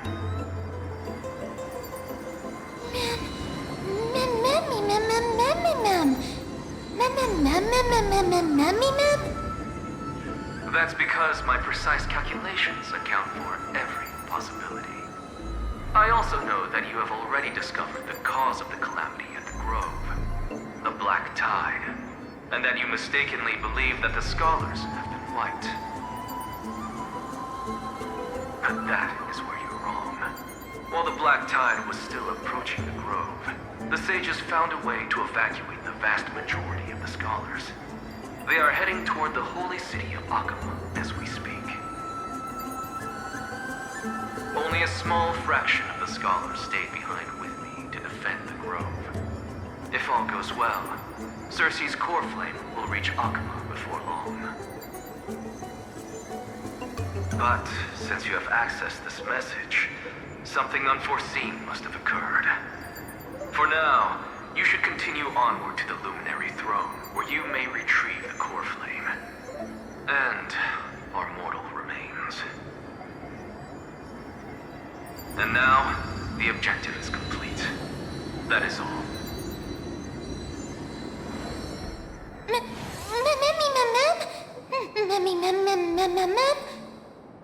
Miss, judging from your reaction, you must have found a useful memory. Professor Anaxa? That's a lot to digest at once. I'm sorry. Please give me some time. You don't have to take that too seriously. For some reason, he's especially particular about his full name. Professor Anaxa theorizes that all beings originate from the same source and have a similar composition, which in this case refers to the soul. He calls this theory Nusporism. It is an extremely complicated theory. You should get him to explain it himself if you're interested. Provided that he is still alive.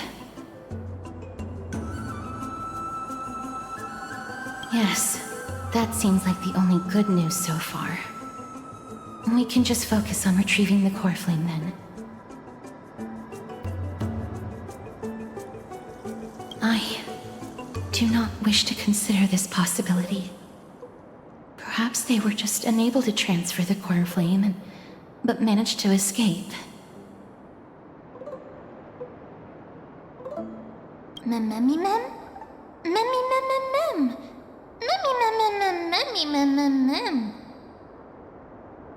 It is located at the top of the giant tree and is where Circe's core flame is kept. According to Anaxa, the core flame should still be there. But making our way there won't be as simple as the professor made it sound.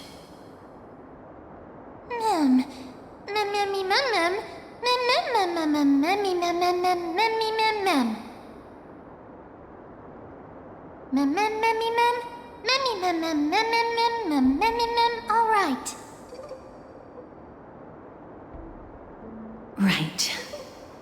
Let's see whether he left any similar directions for us along the way.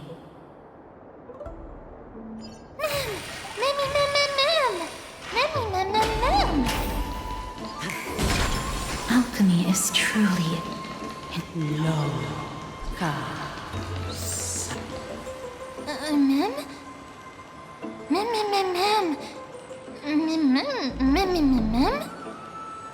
No, you didn't imagine it.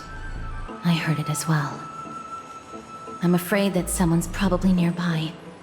As we are unable to ascertain whether they are friend or foe, we better remain cautious.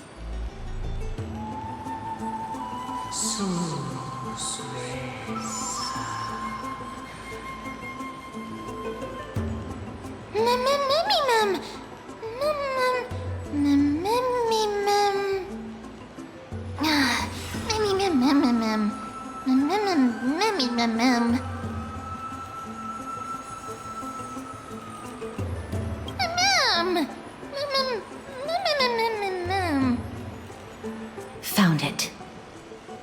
The voice is coming from over there.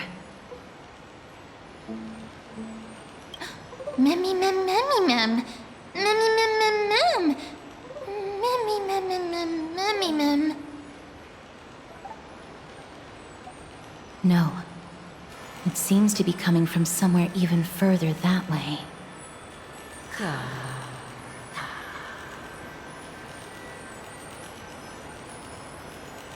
Let's go check it out.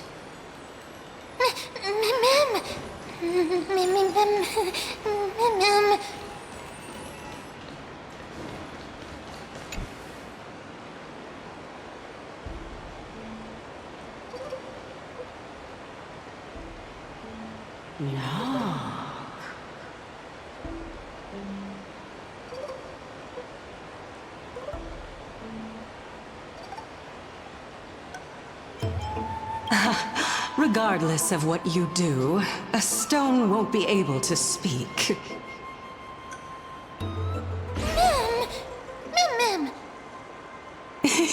Such a lively little bunny. You even smell a little familiar.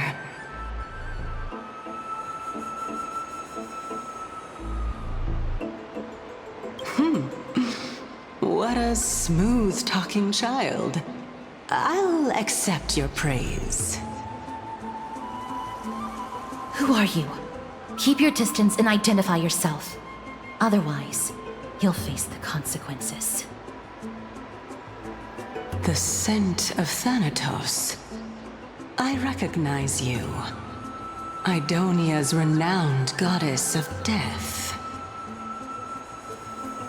Since you are aware, stop provoking the authority of death.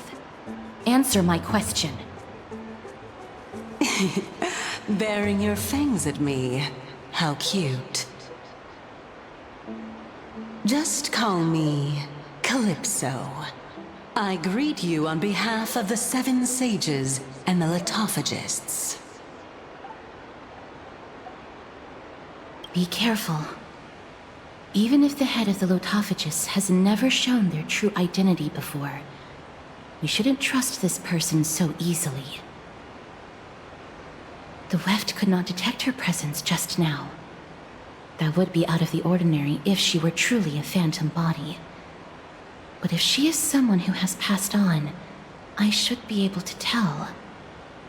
Let me test her. Do you mind if I join your private conversation? That would be rather inappropriate for someone who isn't even willing to reveal their real self. Forget it. However, I'm going to ask you some questions. Please answer them truthfully. If you can do so without hesitation, we won't treat you as an enemy for the time being. A pop quiz? Well, that sparks my interest. Go ahead. What was the topic for the grand finals of the 752nd Great Debate? Is a flying arrow in motion or at rest? Who was your representative? Medea. She went up against Phynon of the New Sporists. Who won? Nobody won because the 752nd Great Debate never took place. What I just mentioned happened during the previous debate. Phynon emerged victorious and obtained his 10th consecutive debate wreath. Also, to alleviate your worries, I shall provide you with a piece of information that's more valuable than the Great Debate. Anaxa the New Sporist is still alive. I saved him, and he is now recuperating at the Luminary Throne. So, are you satisfied with my answers?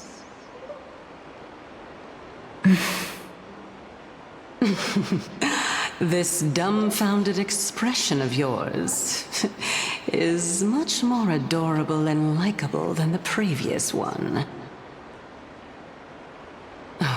As the saying goes, seeing is believing.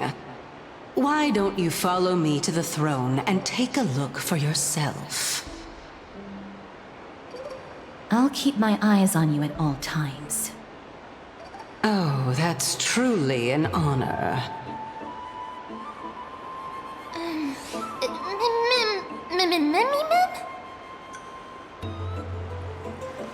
As long as we can get the water wheel turning, we'll be able to use it to ascend. So, the solution is to awaken this heart.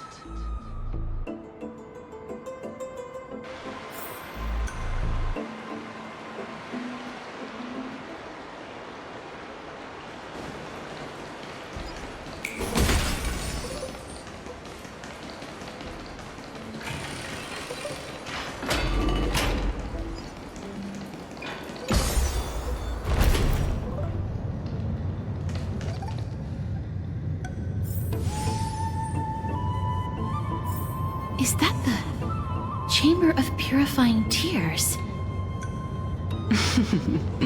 You have a good memory. Why exactly did you... My intention should be obvious. See that shallow pond over there? Water lilies grow there. Initially, Circes watered them with their tears, while Nestia nurtured them with affectionate love. They are a token of the eternal companionship between the two gods. All the two of you have to do is to cross the deep well and retrieve the golden bough of vows for me.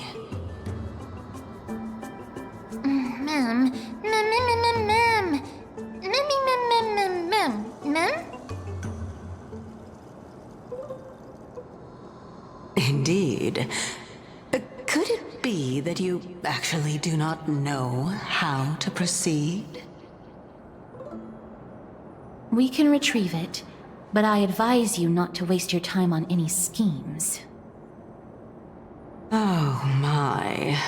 I'm helping you to eliminate your worries and obstacles, and yet I receive nothing in return? Besides, the bow is essential for awakening the heart and drawing water out of the source. If you can't find it this time, we can just remain trapped here for the rest of eternity.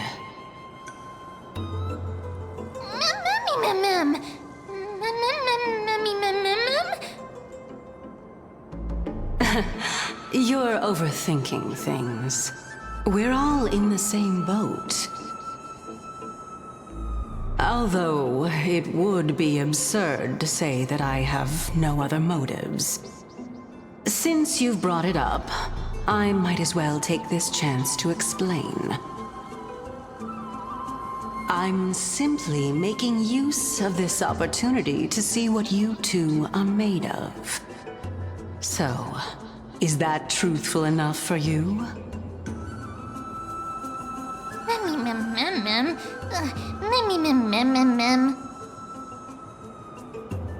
Now is not the time for me to elaborate further. So, please proceed. As a student of Anaxa, equivalent exchange should be something that you are familiar with. I cannot deny that. Miss, since our interests are aligned right now, it's better for us to do as she says. Besides, she knows about my past. Even though I'm not able to elaborate much, I can tell you that she has reasons to fear me. If you unfortunately turn out to be her ultimate target, please don't worry. I will promptly intervene.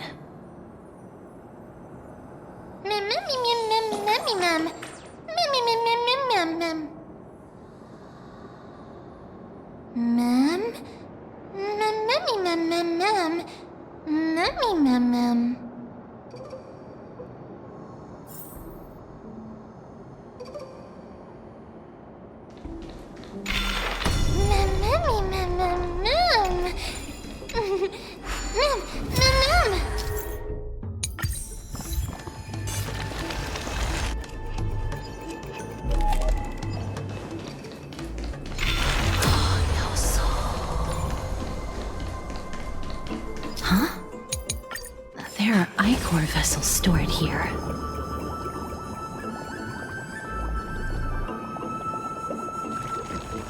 Ma'am!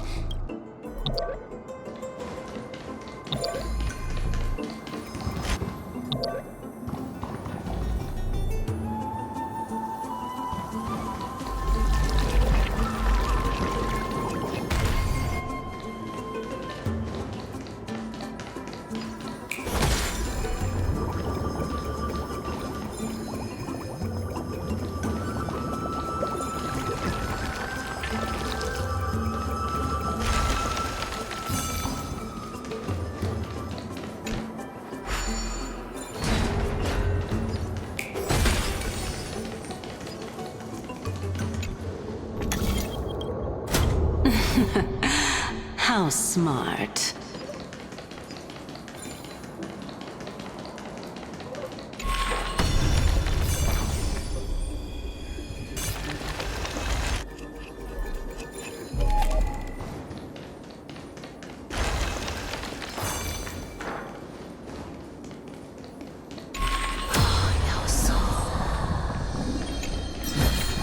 Let's hope that this is not... So this is the Golden Bough of Vows. I hope that the Titan will not take their anger out on us. So lustrous and beautiful. It's even more magnificent than before. Mem Cal! Mem.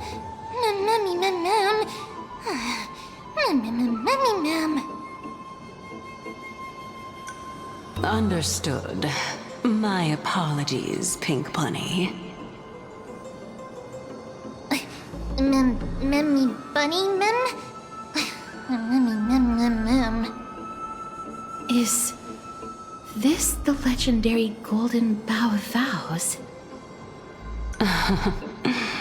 We'll know once we test it. There's a secret passageway behind the pond. It's faster if we take that path. How do you know this place so well? Well, I'm one of the 7 sages after all.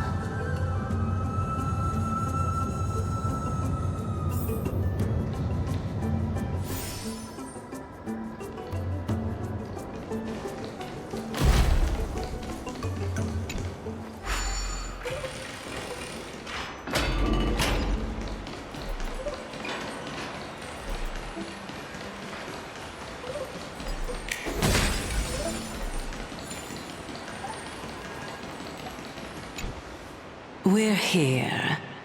Could you kindly pluck a petal for me and place it into the pool?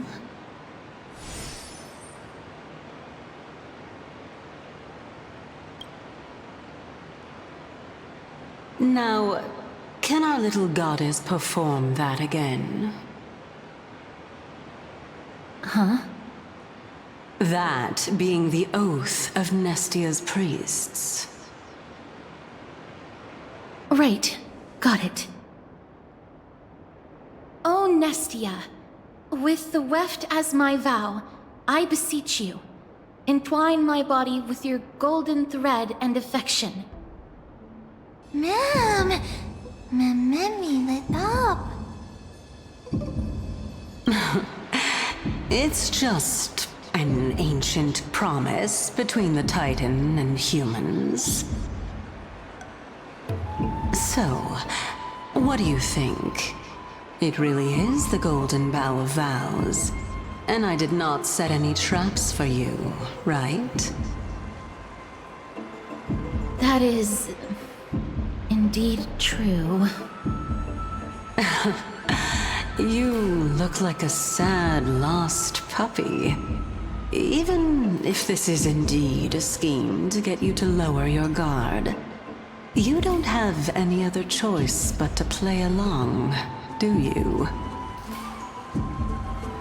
Therefore, why don't we just put everything aside and work together? We can always determine who's right and who's wrong once we overcome this.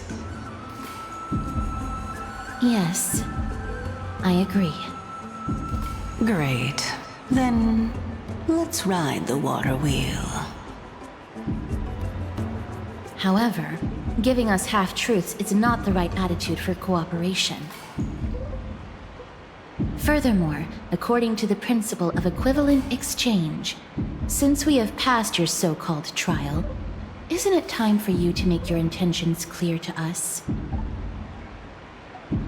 Ah. I really can't bear to look at your sad expressions. Although you only cleared a simple trial, I'm willing to make an exception and treat you with sincerity. I'll allow each of you to ask a question. Up, but not the little bunny.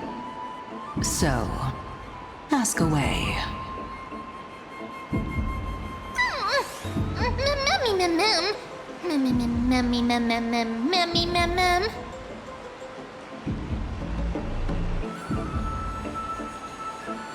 Well, in that case, miss, please go ahead.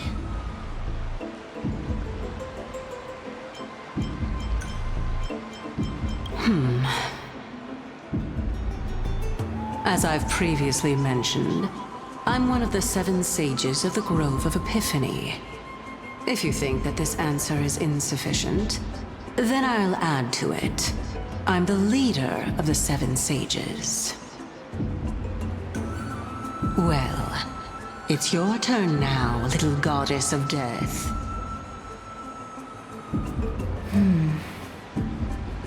My question is, was your previous answer the whole truth and nothing but the truth? There's no point in making this unnecessarily complicated. That applies to you as well. However, we do not harbor any hostility. We merely want to avoid any potential harm to us. Lady Calypso, if you want us to work together more effectively, I advise you to answer my question honestly.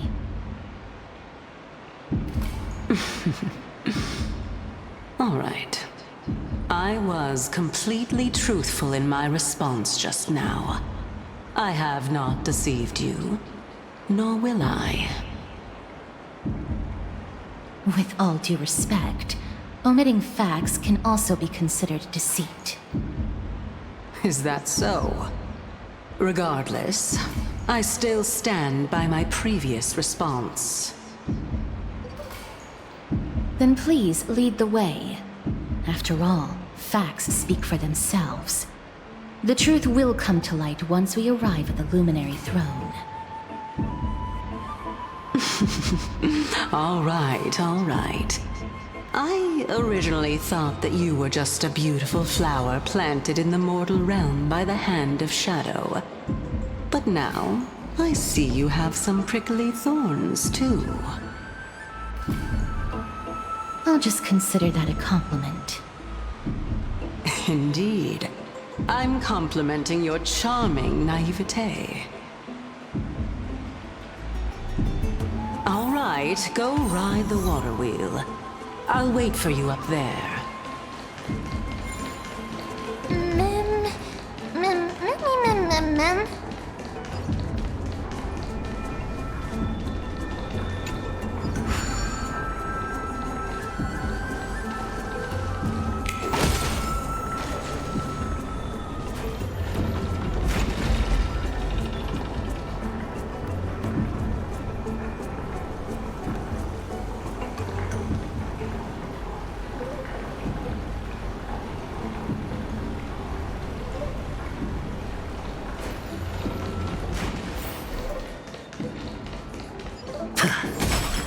Speaking of which, don't you also have a red-haired companion?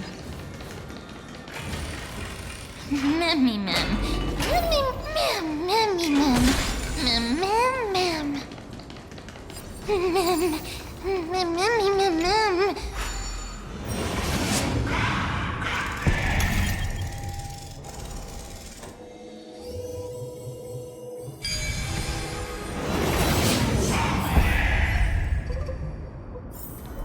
A 10-to-1 payout? Music?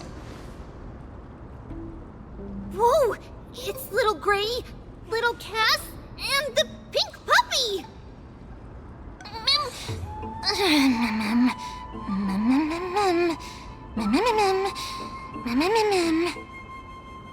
Lady Trianne, are you all right?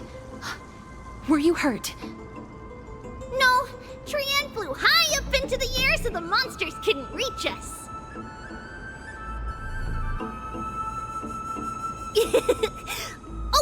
Also, the spindle that Aggie gave us is so powerful that Trianne seems to have found Nax.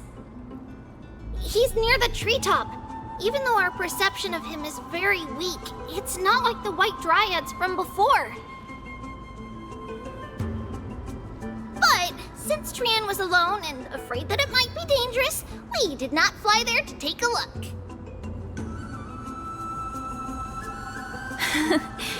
It seems like Lady Trianne did not forget our promise. Anaxa is indeed still alive, and he's at the Luminary Throne right now. It seems like Lady Calypso did not lie regarding this. Huh? Calypso? Who's that? Whoa! A spirit? Trianne wants to meet this spirit that even the gold thread can't sense. Mem! Mem, mem, mem, mem, mem. Mem! Memmy, mem, mem. Coming and going without a trace. She's such a strange person.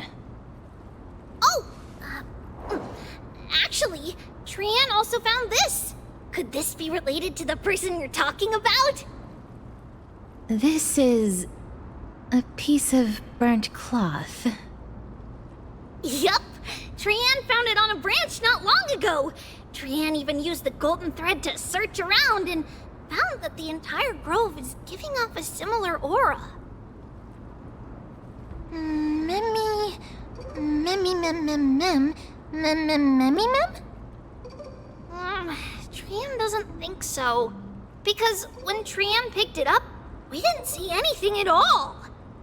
And judging by the golden thread, the aura seems to be all around. Lady Trianne, where is the aura gathered at right now? It seems to be... Oh! A little higher and a little ahead of us! The Dome of Devotion. Calypso, just what are you hiding?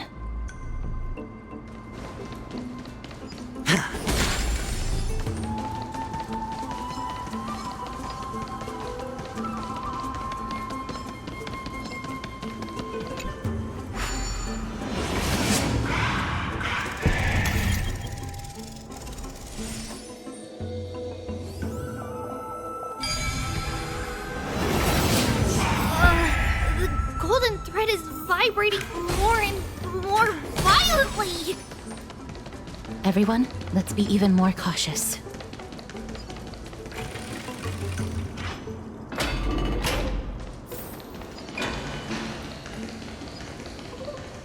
There's no one... Hold on. The butterfly of divine mind is gone? That can't be. Was it for fending off the black tide? Or perhaps... What exactly is this butterfly of divine mind? Is it a very powerful guardian monster? No. How should I put it? It's considered a safeguard for the Titan's core flame. This butterfly is created from Nestia's remaining divine mind and bears the responsibility of guarding the core flame. Legend has it that someone can only pass the trial of the butterfly by proving they possess pure and unselfish love within their heart. Only then can they awaken the great tree to open up the path to meet Circes. But how are we going to prove it? Mem mem mem mem mem mem mem mem mem mem mem. Sorry, but even I don't know how. After all, this is a secret among secrets that only a select few in the entire grove and even Amphoreus know. Rather than worry about this, Lady Trianne, did the golden thread react to anything around here? No. That unknown thing seems to be even farther ahead and higher up. Mem. Perhaps we can try again. Let's see if the butterfly will still react to the golden bough of vows despite having dissipated. If it's indeed the token mentioned in the legends, there should be a reaction.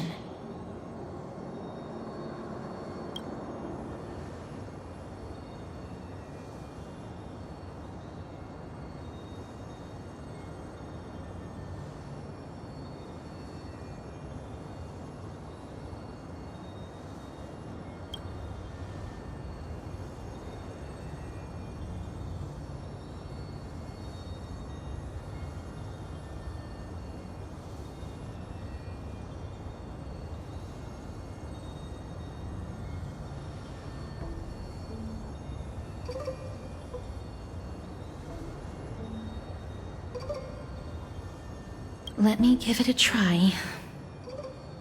Oh, Nestia. With the weft as my vow, I beseech you, entwine my body with your golden thread and affection.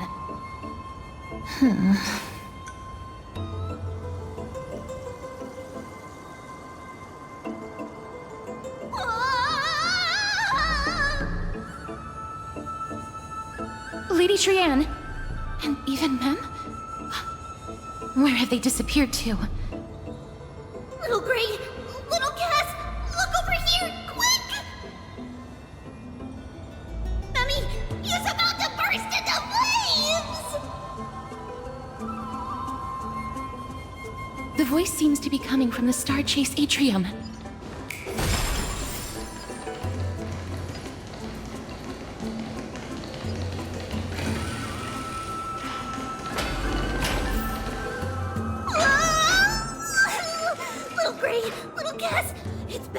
It's very bad!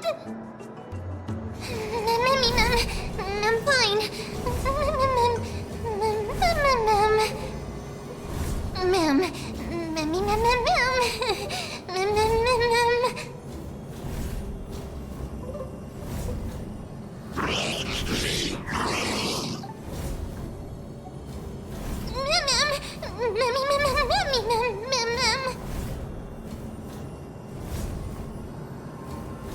Lady Trianne, what exactly happened just now? Trianne and Memmy were looking around to see if there were any mechanisms nearby. But just as they went to take a closer look at that big piece of amber, they were surrounded! I see. Let's get a move on. The orbs belonging to Ornyx's priests should be nearby. Hopefully, they'll be of some use. Memmy mem. Memmy mem mem. Memmy. Memmy mem mem.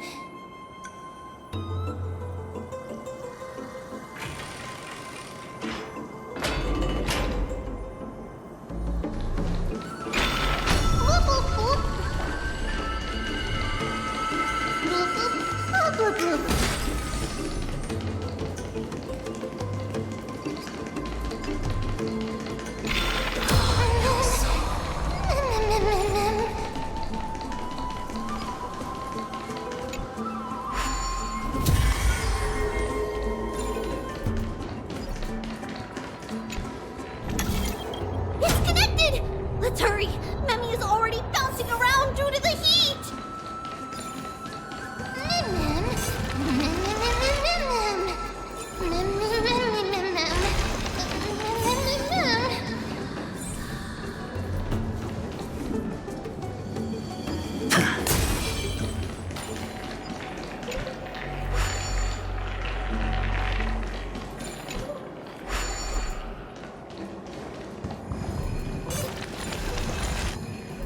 Oh no.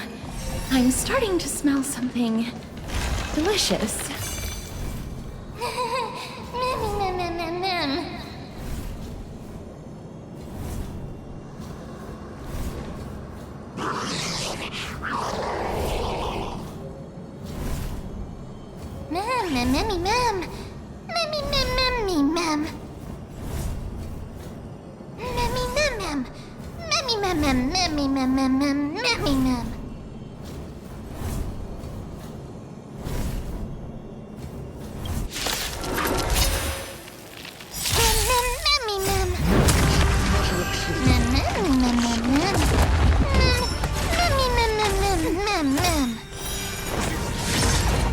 Net markers activated. Time for a good old counterattack. On the still waters of oblivion.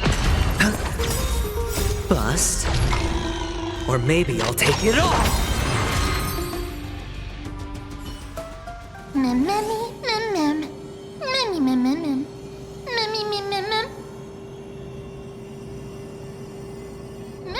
Easy. Mem.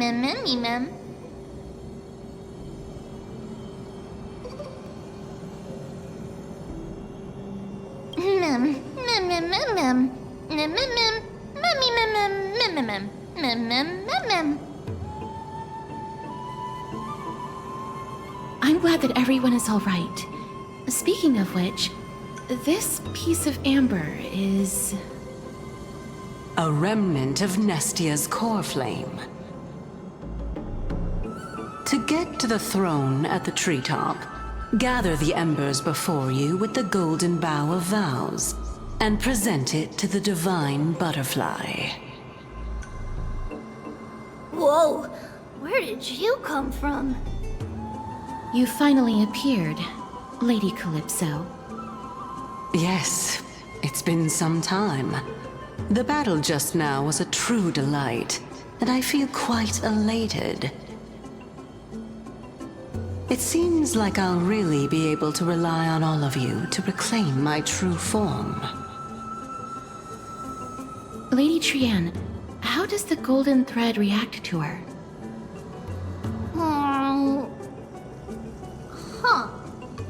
There's no reaction at all.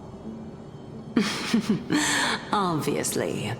After all, the fragment that you picked up just now is completely unrelated to me. All right. Just do as I say. If you're able to pass the trial, I will tell you everything truthfully. Another trial. Mem. But we have to go to the treetop to find Nax anyway, right? I've got a hunch. Come, let's collect the embers and go confront her.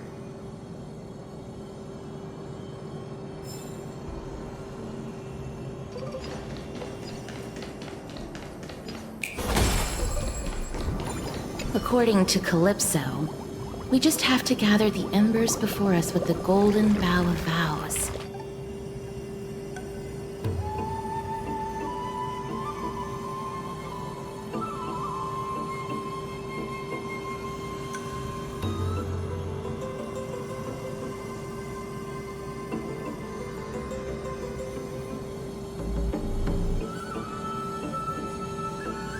How incredible.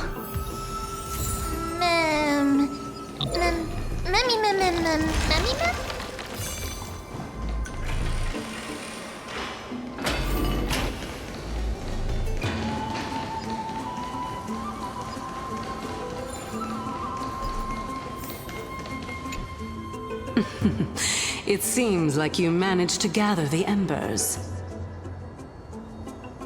In that case, just offer it to the divine butterfly.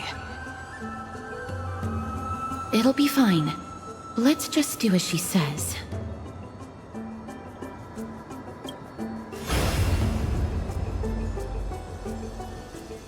It's a success!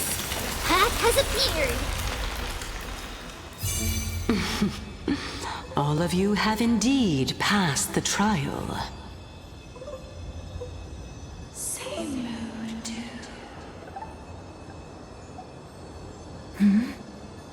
The sound of a butterfly's wings.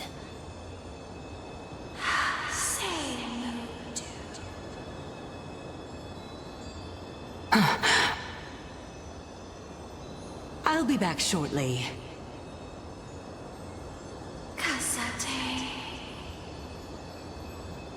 Of course, our promise still stands. But now, it's time for me to sacrifice myself.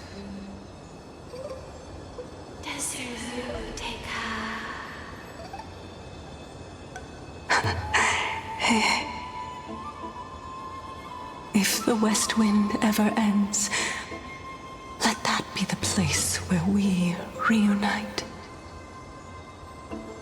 Farewell, my love. Lady Calypso, this is...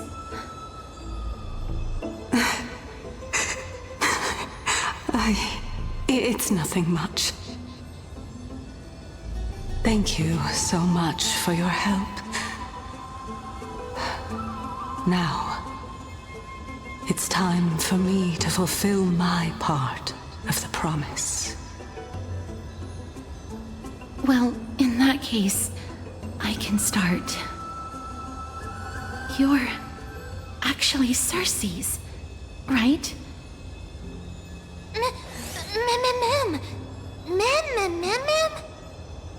Oh my. The children of humanity have passed the final trial at last. I was wondering when you were planning to expose me. How did you know? The riddle-like trials, your distrustful yet sincere character, referring to Nestia as your love, and... The head of the Litophagus is actually called Medea, and not Calypso. Since you knew from the start that I was not who I said I was, why did you wait until now to expose me? Because I did not believe that Circes would walk this world in a human form. I was also afraid that the Titans were under the control of the Black Tide, and would do us harm. Also, to make a claim, one must have evidence. This is the precious knowledge that I acquired during my time at the Grove. Excellent. To think we were able to gain a new chance at life in the midst of death. Fate truly is a mysterious thing. Well, shouldn't you also tell us why you went through all the trouble of setting up these riddles? Oh, the reason's quite simple. I needed your help, and just like how you were wary of me, I had to ensure that you were not villains who were trying to get their hands on the core flame. I also had to ascertain that you were capable of dealing with the threat at hand. Is this threat related to the Black Tide? Indeed. And it's even more related to that lost item from before. Its owner is a quiet and paranoid hunter who seems to have been reborn from the Black Tide and is attacking along with it. As I could not do anything about him, I split my body up and escaped to avoid harm. I bided my time for a chance to seek assistance. Unfortunately, this was not a sustainable long-term plan. What you mean is that you hid your own core flame? Indeed. I split it into 3. I hid one within the Golden Bough of Vows, and sealed another in the amber, along with Nestia's remaining embers. As for the last one, it's currently in Anaxa's body, which is in dire need of repair. What? Do you mean that you're using such a method? After all, the scholars of the Grove have always been willing to lay down their lives to defend my core flame. As a respected god, it would be too embarrassing if I were to do nothing and simply watch the children of humanity give up their lives for me. Especially that heretic named Anaxa. He did not even hesitate to tear his soul apart and use it to perform a miracle. He trapped all the creations of the Black Tide within the Grove, so that they would not be able to harm others. His way of thinking was so out of the ordinary that I felt it would be a waste for him to meet his demise in the Black Tide. And so, I decided to save his life. Of course, this also meant that I was able to conceal myself and remain hidden. Well, that's also an equivalent exchange, right?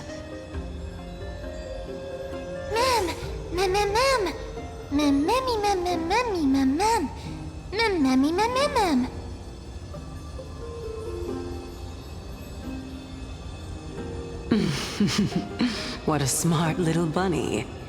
This way, I'll be able to regain my true form, and you will be able to bring the core flame and your teacher back to Akama. We'll also take down the black-robed swordmaster at the throne, together in one go. But, Circes, aren't you the reason Titan? Even if I do not have the authority of strife, I'm still a god. I just need you to buy me some time against the warrior's blade. Once the core flame is reformed, I'll be able to show my hand.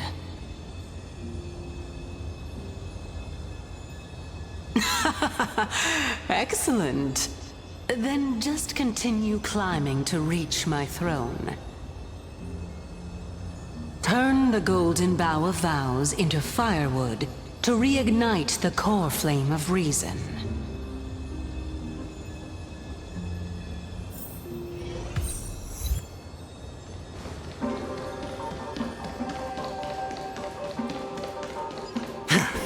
I'll leave it to you, children of humanity. May you be blessed with good fortune. It seems like A fierce battle will be inevitable. Don't worry, Trian will protect everyone!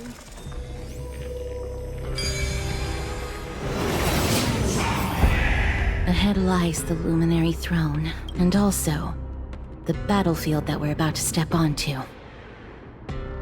Ma'am, Ma'am?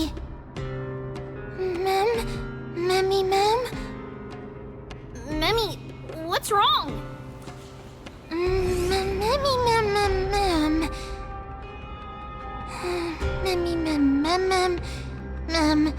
Memmy, ma'am.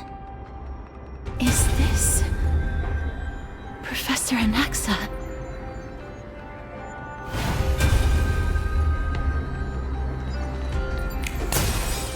Feeling lucky.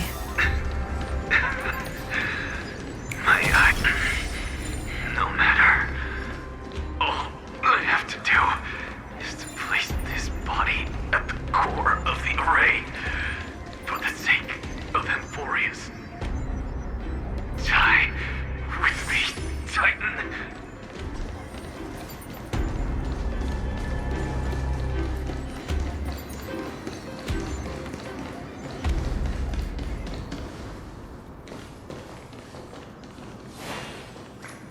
Ma'am.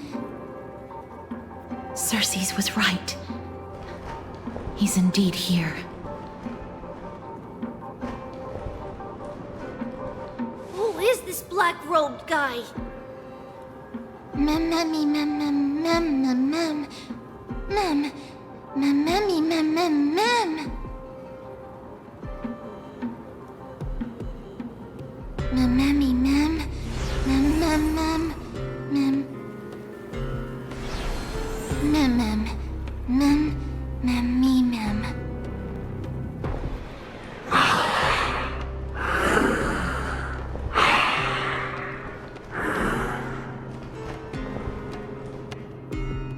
Everyone, brace yourself.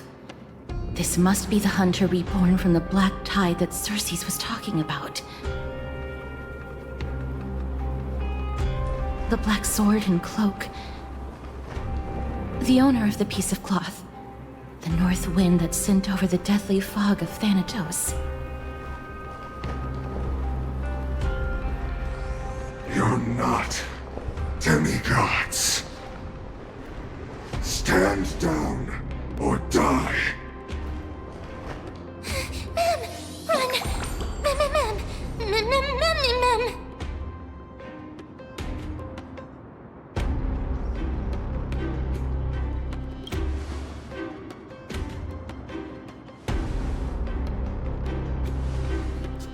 Trian will also protect everyone! Trian is brave! Miss. Only this time, may death protect us.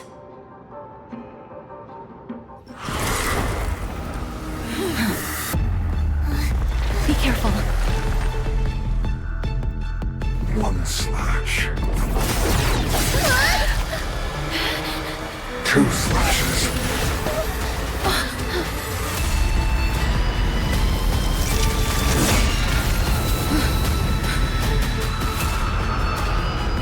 Slashes are enough.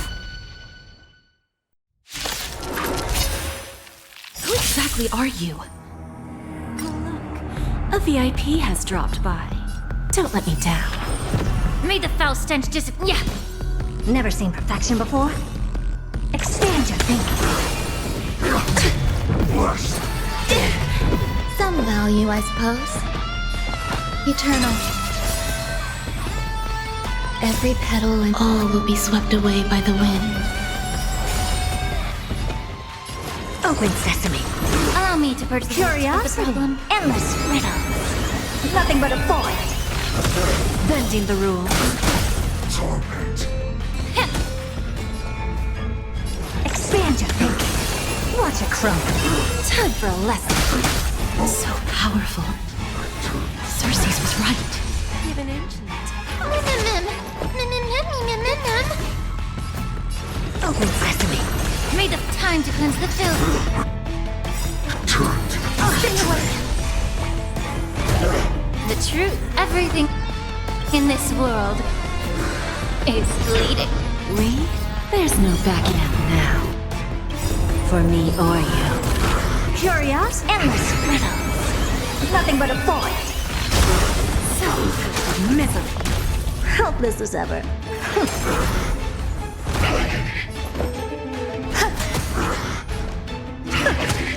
Yeah. I don't know. Expand your thinking. Glimpse beyond that. Existence is unity.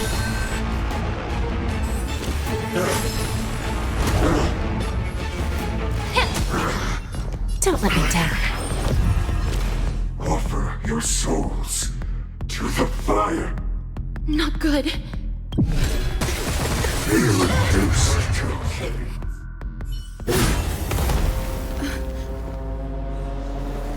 In that case.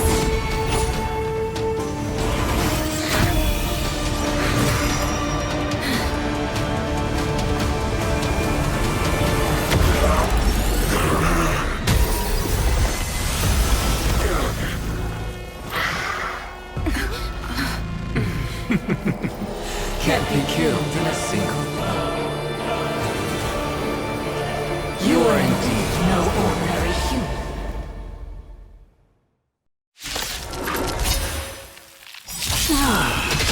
How annoying. Since the ambush failed, it'll be difficult to find another opportunity. What a pity. Professor Anaxa? Never No. seen an action before. It's Cersei's. Every petal in my hand will be swept away by the wind. Open sesame. Enjoying yourself? There's more to life. Eternal. Expand. Think. Curious, endless riddles. Nothing but a void. Bending the rules. I don't have time for games. Time to cleanse the filth.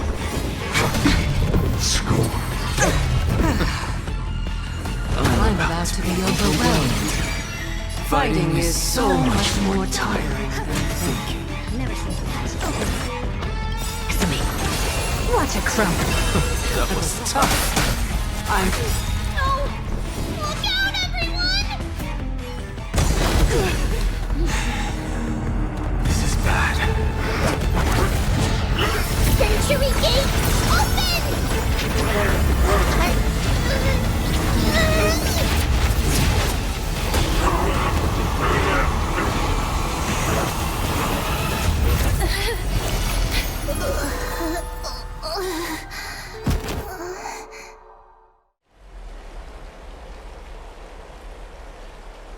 Phew. That was a close call. Thank goodness that we returned to Akama unharmed.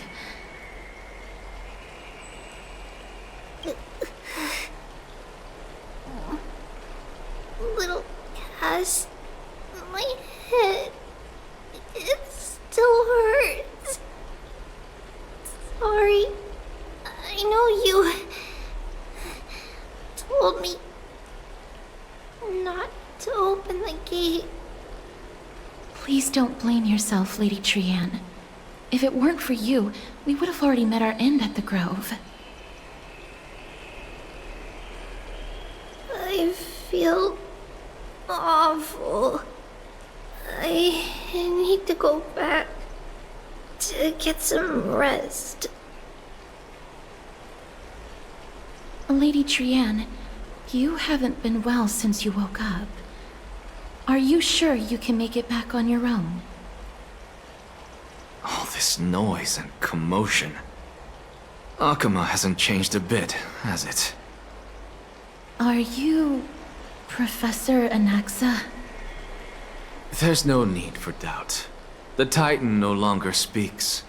It is I, Anaxagoras of the New Sporists. Indeed.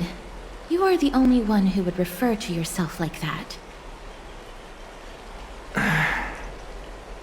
Professor, let me be frank. The mission Lady Aglaya entrusted us is to search for survivors, uncover the truth about the disaster at the Grove, and retrieve the core flame of Circe's. That does not surprise me.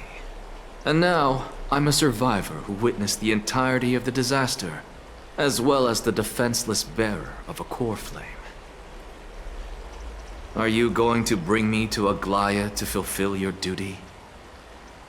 That is indeed my duty, but I prefer not to present you to her as a captive or spoil of battle. Fine. There's no need to make your life difficult. I'm not against meeting that woman. But I have some things to take care of first. The families of some of my fellow Grove scholars live in the Holy City. Before we meet Aglaya, I want to visit them.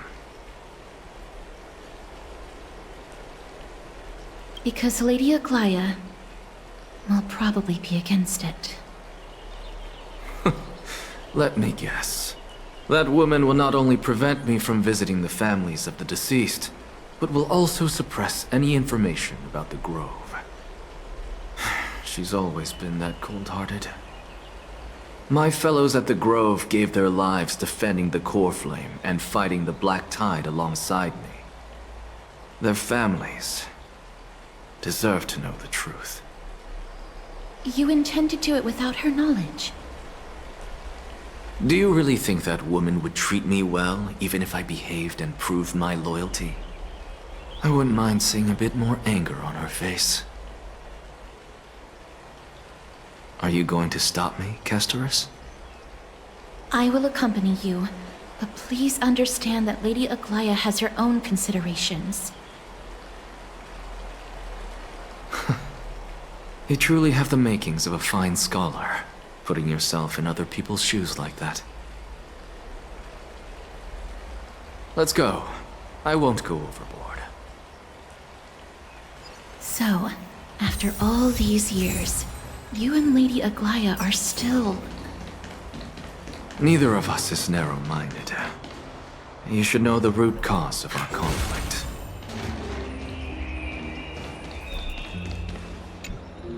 Hello. And you are?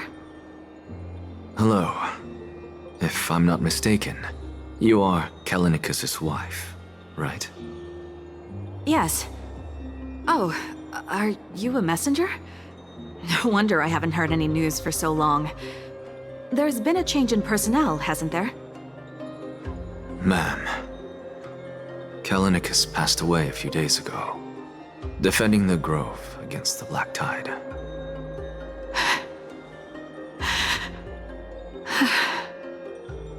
So...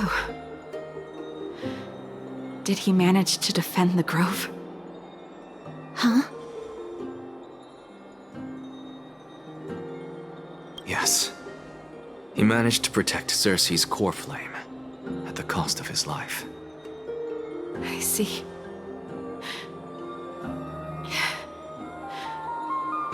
I'll select some of his possessions and pick a nice resting place for him. Please let us know if you need any help, ma'am. I come from Kremnos. Death and sacrifice are things I've learned to face with composure. You know, Callinicus, even though he was a scholar, he'd always ask me to teach him how to fight whenever he came back. Isn't it funny that a Chrysos heir like him wants to learn from an ordinary person like me? I've been prepared for this for a long time. In times like these, any ordinary goodbye might just turn out to be a final farewell. I'm really sorry. There's nothing to be sorry for. I was once a warrior, and I'll find my way back to the battlefield someday.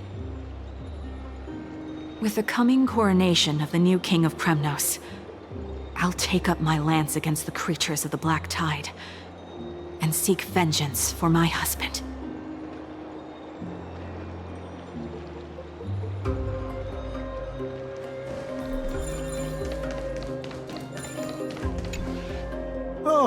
Hello, young ones.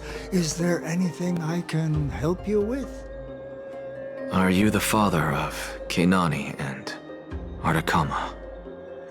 Ah, yes. Did my daughters cause trouble at school again? Alas, forgive this old brain of mine. Both of my daughters graduated long ago, and they are now scholars at the Grove. As I get older, memories from years past tend to blend together. What's the matter, young one? Why so quiet? Did my daughters really get into some trouble? If they refuse to apologize, just let me know. Their old dad can still talk some sense into them. What should we do? I really can't tell him. Mr. Fabio. The Black Tide took Keinani and Artakama. What? They fought until their last breath against the Black Tide to defend the Grove.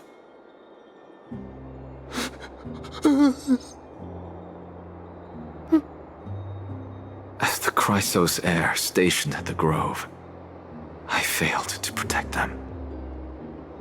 Mr. Fabio, if you're upset... Don't put it that way.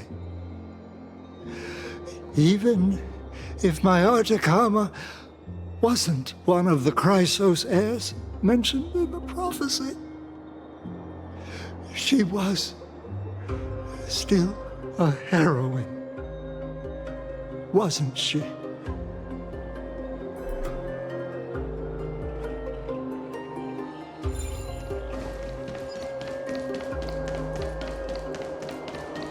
What's Dad talking?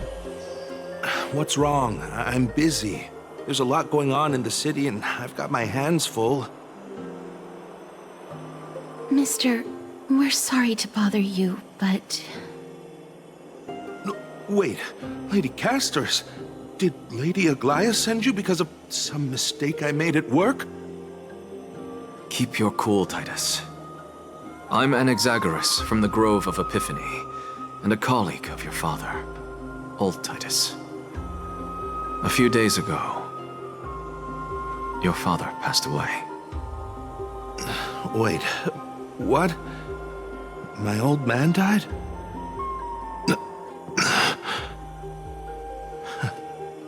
That's no shocker. At his age, he was due for the River of Souls any time.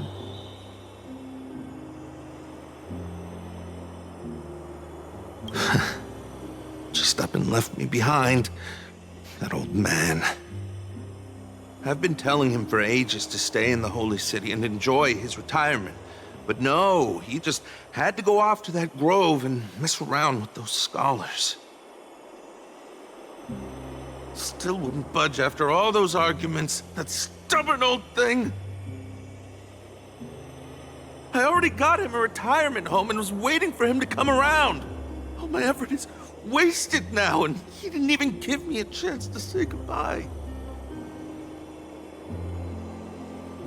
That bull-headed old man, stubborn as a mule.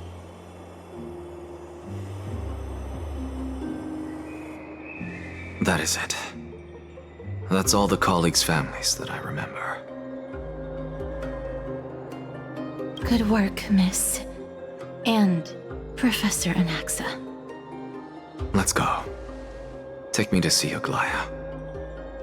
All right. I'll lead the way.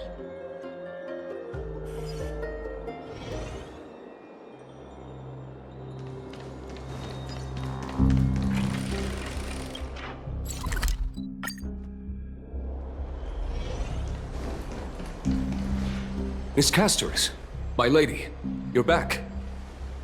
Hello. We have an important matter to discuss with Lady Aglaia. May we trouble you to inform her of our presence? My apologies, Miss Castors. Lady Aglaia has just informed me that she has no time to receive anyone at the moment. That's just great. She refuses to even see me. Answer me this, friend. Did Aglaya order you to take me directly to prison? Who are you? Please don't jest. It's possible that she really is busy. Let's wait here a moment, and I'll try to contact her using the slate.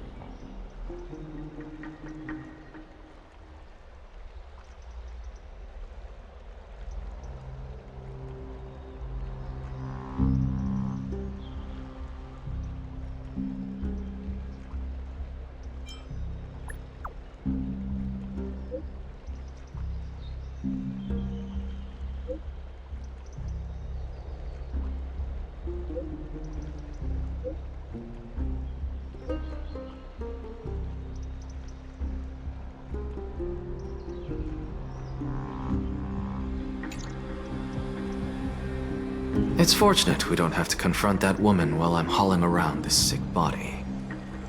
Castorus, and this friend I haven't gotten the chance to know, I'll take my leave for today.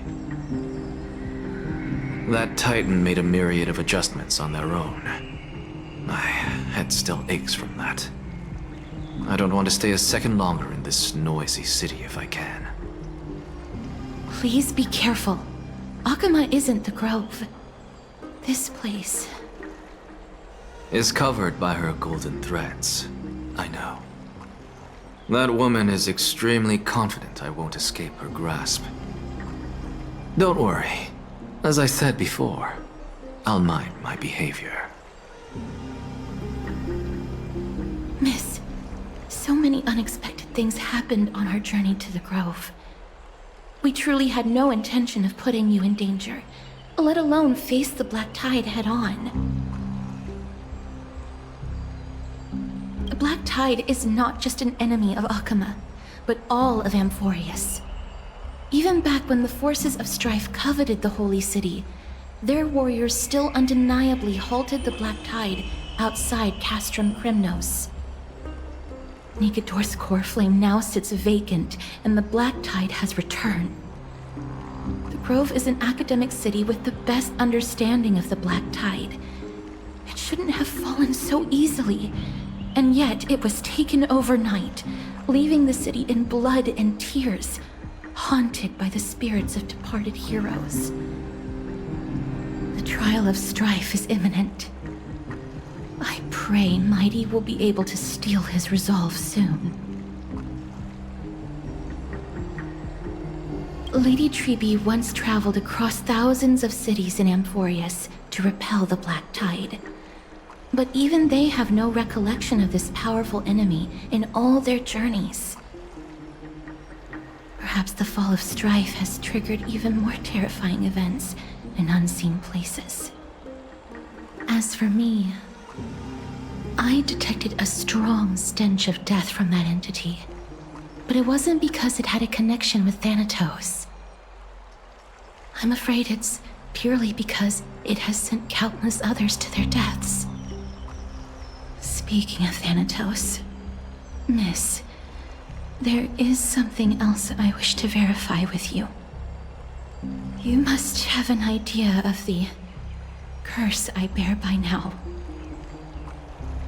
I was born as the shadow of death, a poison shunned by all living beings. Yet when you caught me in the Grove, I'm curious why you weren't affected by my power, Miss.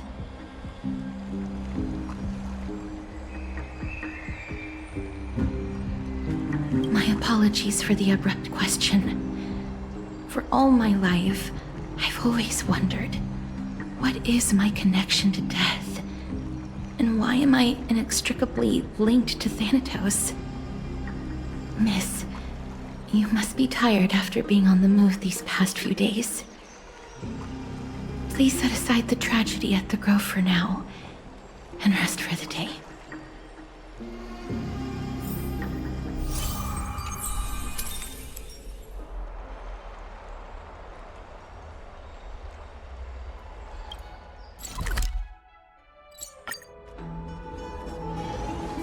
Have you heard? I'd love to go in and take a look.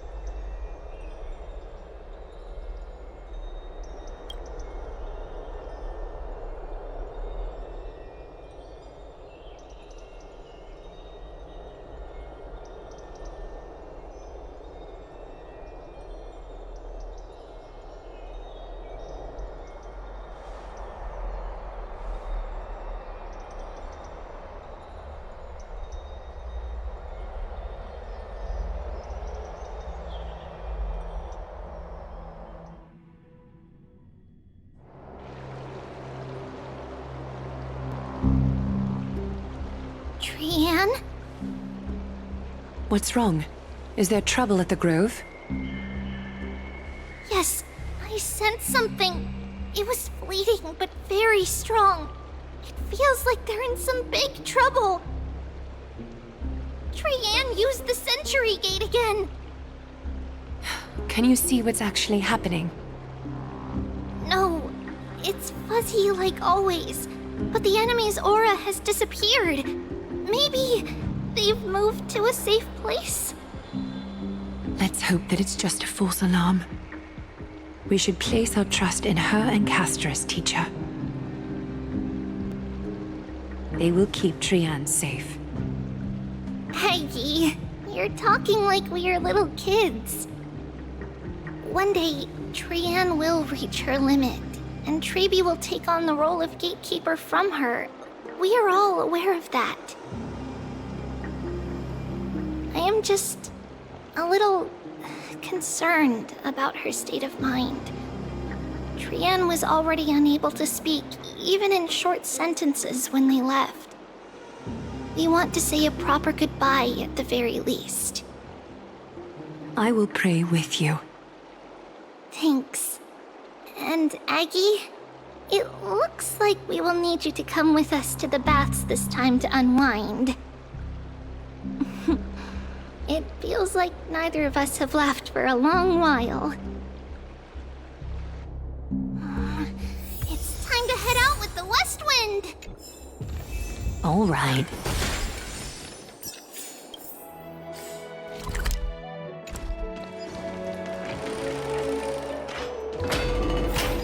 Here's really hot and heavy. Has it always been like this? Is someone injured over there?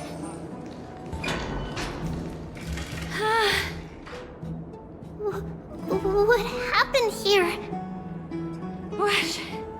Watch out! Watch out! For the Cremnoan! Cremnoan? This is their doing? Aggie, now's not the time to dwell on that. Let's help the injured people first. Excuse me! Coming through! Oh, you two are here as well. That's a relief. Even the Twilight Courtyard is involved? What in the world happened here? I actually just came to relax. But as soon as I got here, I saw all these people lying on the ground. I've examined them, and they don't seem to be seriously ill. It feels like they've just spent too much time in the hot water. Multiple individuals fainting simultaneously from the hot pool steam? Where is the manager of the baths? He disappeared, and no one knows where he's gone to. Some people have been saying that the Kremnoans are behind this. Lady Aglaya, what do you think about this? Let these people rest. The two of you, please come with me. Have you thought of something, Aggie? Yes. While their intentions elude me, it's time to bring this farce to a close. This is really bad. I heard it's the Kremnoan. Oh, this many people? This is all you can do, huh? Pitiable deliverer.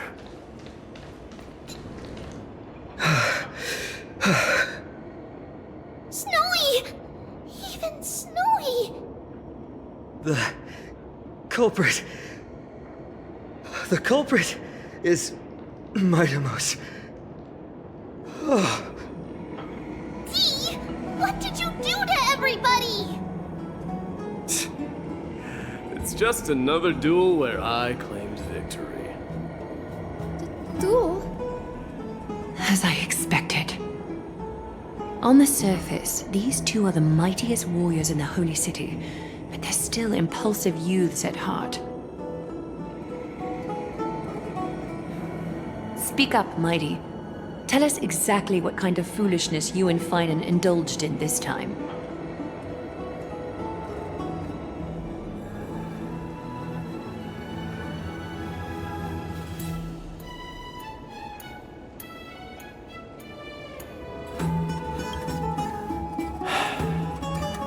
No, none of those sound right.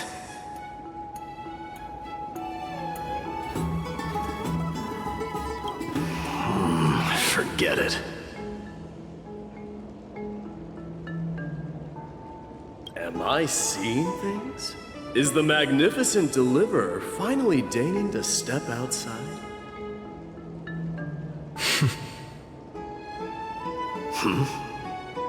What kind of response is that? Nothing. I was just imitating your usual response. I don't feel anything special from you. Have you passed the demigod trial? The ritual hasn't reopened yet. In case you forgot, it hasn't been that long since I pulled you out of the trial. I didn't forget. Then, you're welcome. In twilight's last gleam, Makima stands bold. Her walls sturdy, tales untold. Dreaming of her fruitful gardens, pilgrims arrive from distant lands. Figs and olives, so grand. Yet little do they know that they will step into flames, fuel to the fire, a burning brand. What are you playing at this time? I just felt like reciting a few lines of poetry. Surely the Crown Prince of Kremnos knows how to appreciate poetry, right? Kremnoans steer clear of such weak literature. But my library doesn't lack collections of this kind. These lines express the poet's yearning for their home, just as Akuma is distant from many people's homes. I know how to interpret poetry, Haikis. There's no point in pretending to be profound, my friend. Thank you for helping me out when I was in a tight spot, but it seems to me that you aren't prepared for the trial either. Don't compare your situation with mine. My people are still relying on me. I can't ascend to godhood on my own without first resolving their issues. So, are you suggesting that you, the mighty Mightimos, and the heir to the throne of Kremnos, wish to defy tradition that has endured among your people for millennia?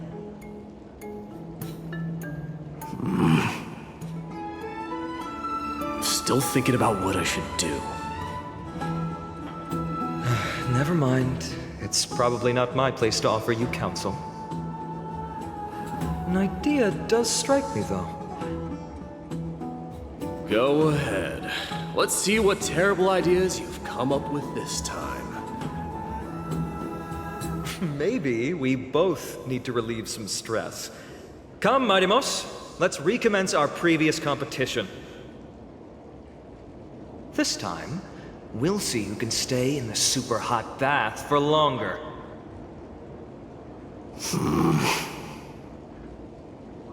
What? Are you chickening out?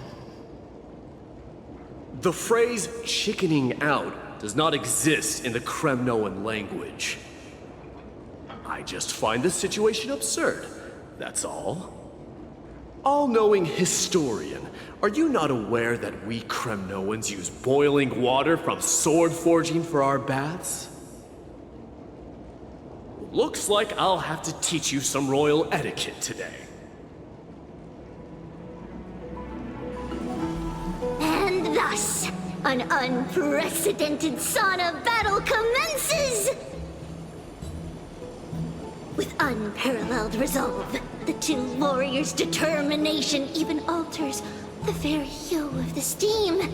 Flames intertwine with scalding vapor, reaching toward the heavens, shrouding the sky and the sun. The spectacle is so magnificent that none dare gaze upon it directly. Since we can't see what's happening in the competition, why don't I regale you with a tale of kings to pass the time? Do you recall the legend of the Gorgo lion mentioned by a certain veteran? The central figure, the main character, was not the sole sovereign of that land. An oryx stood as its formidable rival. Long before the dawn of Era Chrysia, the two beasts started their timeless battle on the plains of Tritos. The lion regarded the oryx as its food, while the oryx perceived the lion as a scornful, oppressive, and challenging barrier that it swore to topple with its antlers. For tens of thousands of years, without respite, the two creatures thus continued their relentless pursuit and rivalry.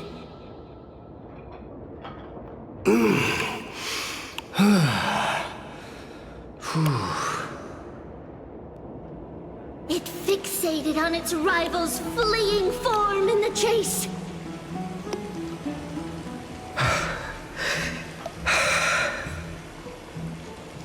It set its sights on the other's neck, nearly within reach.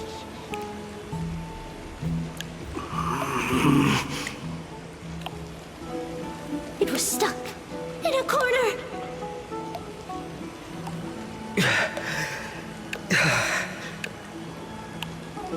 It had nowhere to escape.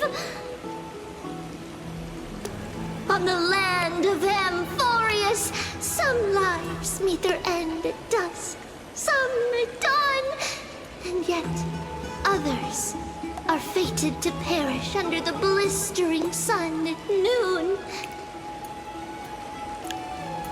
And at last, the most scorching moment of the day descended upon them. The formidable hand of fate heeded their call and arrived! My lords, would you like me to reduce the temperature a little?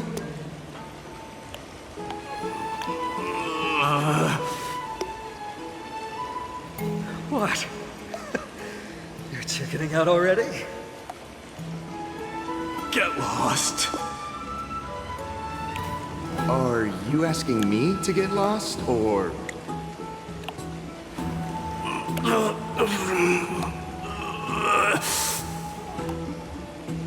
Do whatever you want.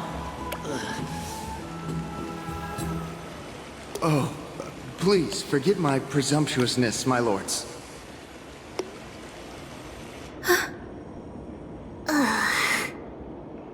What a spectacle of folly. This is what you get for daring to challenge a Kremnoan without understanding your own place. What I'm saying is, your little game dragged down quite a few innocent souls alongside you.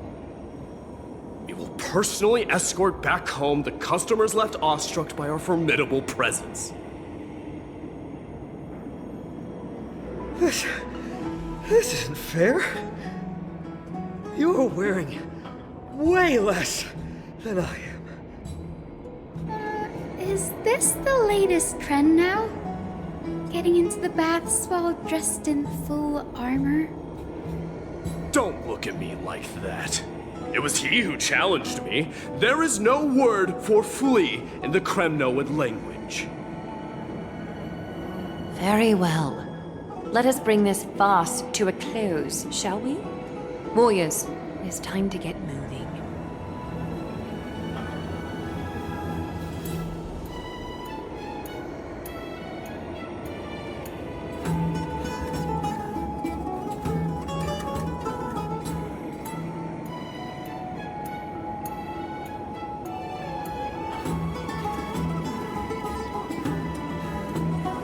Alas, the flame chase journey is destined to be a lengthy one, replete with obstacles.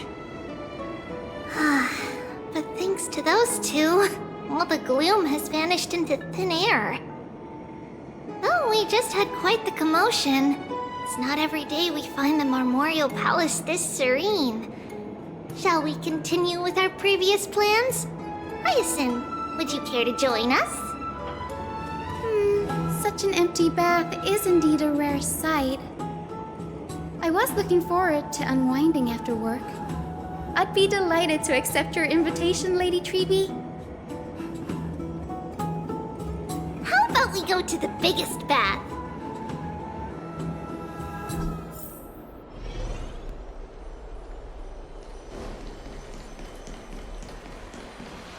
Let me check. The water temperature feels just perfect. So, how is the feeling of having the entire bath to yourselves? It's so good. But, Lady Treeby, aren't you going to soak in the bath with us? We will have to pass. After all, we've become children. Please understand that she can no longer endure the heat of this pool due to the blessings of Yanis. Oh. Are you curious about us, Hyacinth? I am, but something tells me that it might be better to change the topic. Don't get all nervous. It's not something we can't discuss. The truth is, a long time ago, we were a mature adult just like Aggie. Then, because of reasons, we inherited Yanis's divinity and gained the power of passage. And in return, the price we had to pay was the splitting of our soul. Each opening of the Century Gate intensifies the strain on Treeby and the others. They are gradually regressing towards infancy, both in body and mind. We don't know what awaits us at the end either, but anyway, that's why we've turned into children.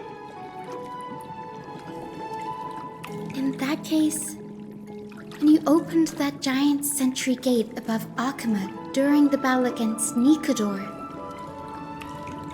Well, there's no way around it. We all know that the flame chase journey won't be a smooth ride.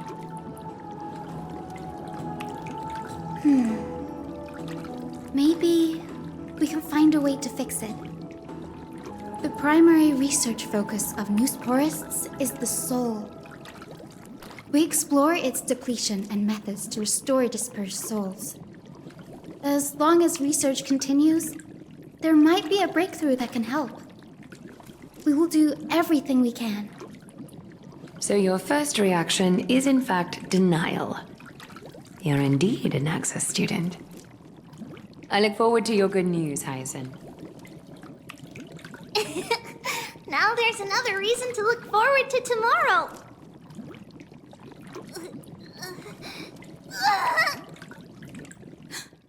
Lady Treeby, what's wrong? Something's off. It's that strong feeling again. Is it Trian? Wait, no. It's not Trian this time. It's Trinan. Trinan is in danger.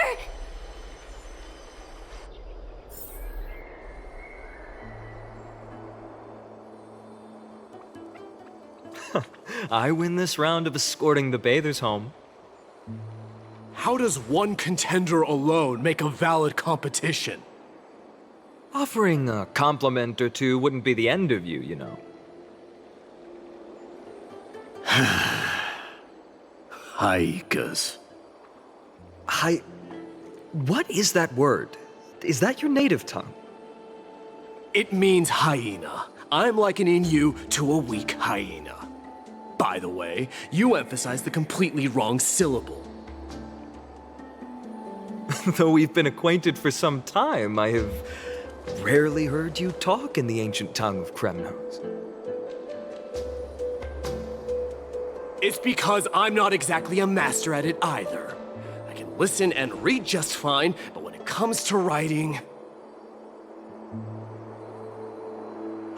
You can write?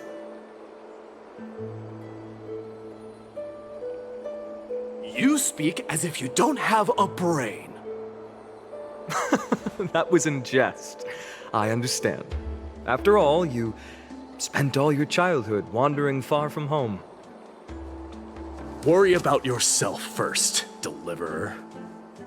You also never mention your hometown, apart from when you need to introduce yourself.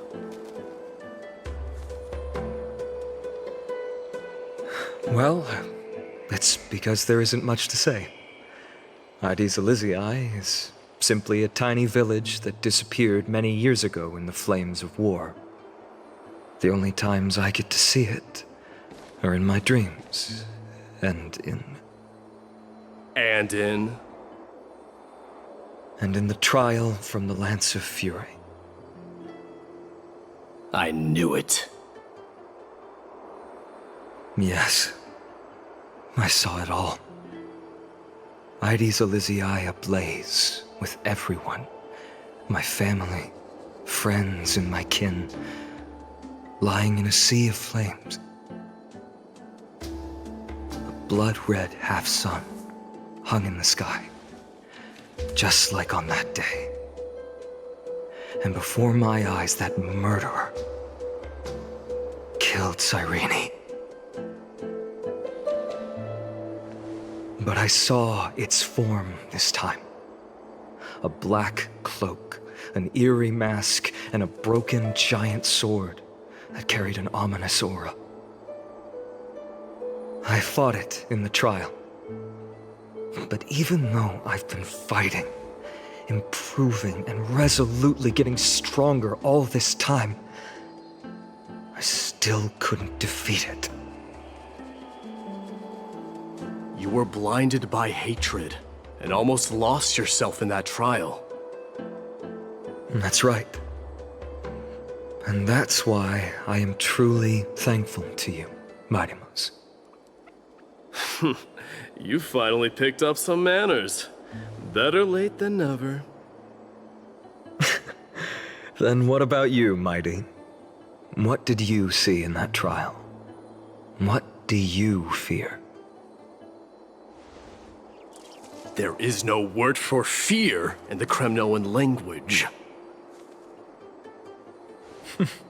I'm getting the feeling that your language has no words at all. But to answer your question, I saw Akuma in the trial. as well as my old comrades. Hephaestion, Perdiccas, Ionius, Ptolemy, and Possesta.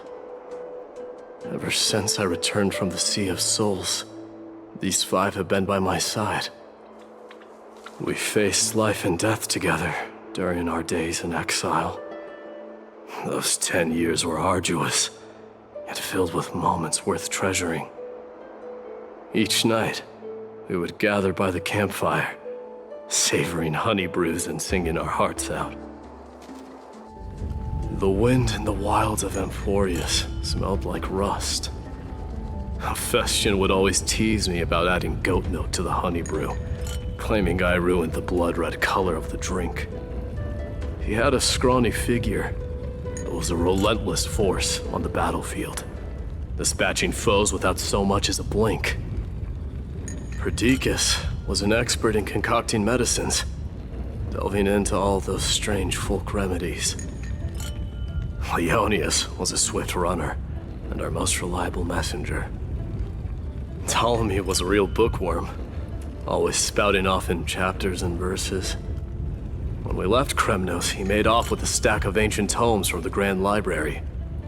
Not like it mattered, as my family owns the library. And then there was Possesta. He was the silent type, but a truly masterful musician. This is the first time I've heard you mention these 5, and their names. They died on the battlefield before the Kremnoan detachment managed to join Akuma.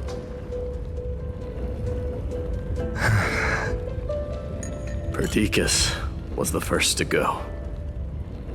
He was shot in the stomach by a poisonous arrow from the people of Ladon in the 2nd month of cultivation. In the end, his remedies mended all but himself. Midamos, do not mourn. I have achieved honor by bestowing a noble death upon the enemy. Leonius died in the 5th winter. Idonia's snowstorm lasted 3 full months. On the night of the fiercest storm, our foes launched their assault. Idonia. Is that the city Castorus used to live in? Yes. Those zealots were as fearless as Kremnoans in the face of death, but they lacked respect for honor. They cornered us in a bottomless swamp. Leonius covered for our retreat, and they cut his legs off. He vanished into the mire of a foreign land, his body never to be recovered. This is perfect. Mighty Most, I can finally deliver the news of you ascending the throne to the Netherrealm. 20 dusks later, we finally breached the walls of Idonia and entertained the usurper's plea for peace. However, the rebels refused to surrender and set up an ambush within the city. Ptolemy and his cavalry met their end before they could even relish our triumph. Those obelisks that collapsed after being set on fire became their final resting place. My Deimos, please tell my family. It was not cunning schemes that vanquished Ptolemy, but the immense weight of Amphoreus' entire history. Then, it was Possesta. He lured the enemies into the city of Aenionis with his melodies, buying us invaluable time.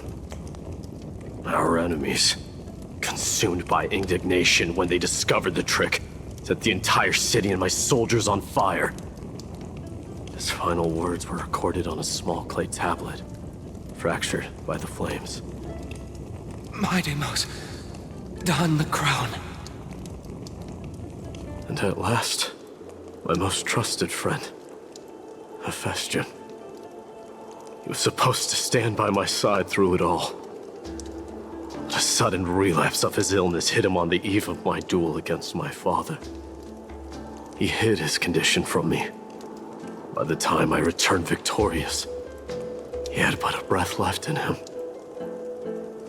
A Kremnoan dying on a sick bed? I would be a laughingstock to everyone. Hephaestion, my dear friend, spare your strength. I'll go get a physician.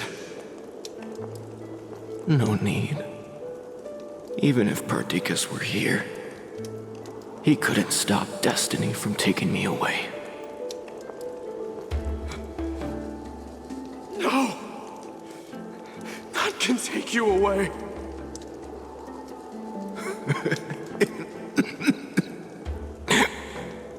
Mightimos,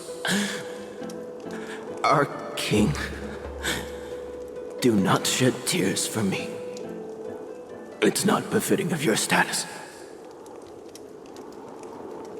Farewell, my dear friend. You must lead us back home. What a grave trial indeed.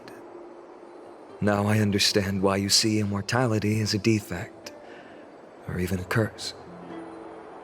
My father threw me into the sea of souls to break the wheel of karma. But little did he realize it would grant me an immortal body and summon a fated revenge on his head. Following his demise, I considered leading my people back to our homeland. Kremnos had already turned it into a wasteland. Only darkness and insanity thrived there. Against the dissent of many, Krateros included, I made the Kremnoan detachment stay in Akama. But I know that their glory will never be doused out. The instant of strife shall inevitably arrive. If you take over Nikodor, then you must begin the journey back to your homeland. So, you hesitate because you think leaving your people in the Holy City is a better choice?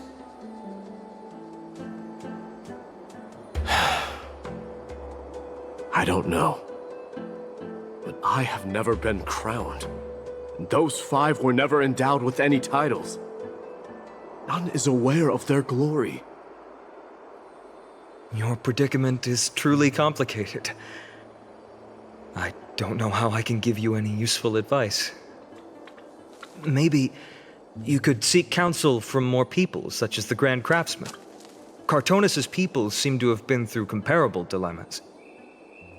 And that teacher of yours, Krateros? Dee, we've got a big problem! Big problem! Lady Triby, what's making you so flustered? Hurry up and go save Trina! She got abducted by Krateros!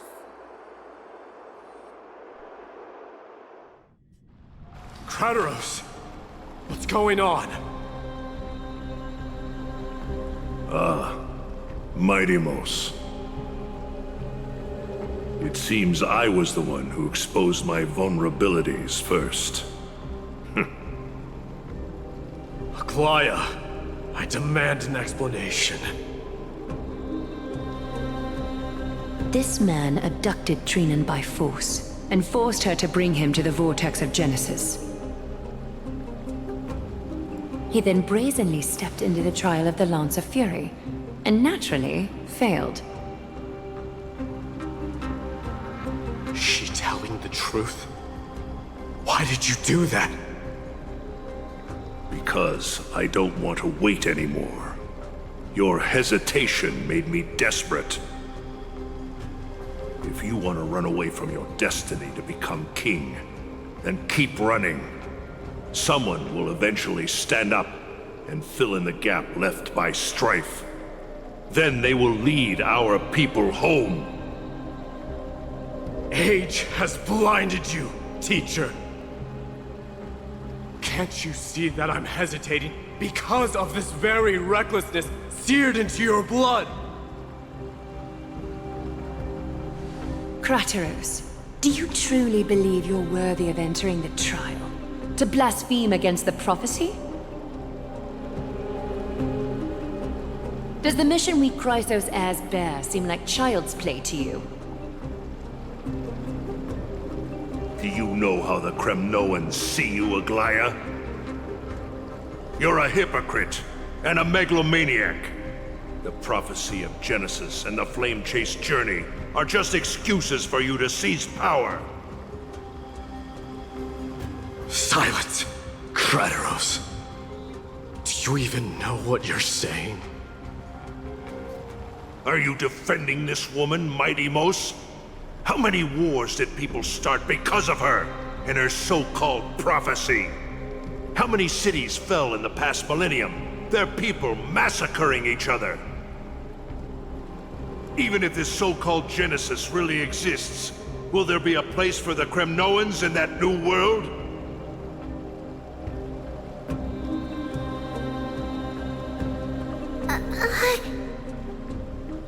Are you done talking? By agreement between the Chrysos heirs and the Council of Elders, those who trespass upon the vortex of Genesis need not be tried by the Council. I am allowed to pass judgment alone. Crateros, your actions are unforgivable. I hereby sentence you. Aggie, wait! We have a proposal! Someone has to resolve this conflict between the cities. Lord Crateros did not use violence to harm us. We can sense that his anxiety stems from his concern for his people's future. Please, Aglaya, hear us out first. I'm listening.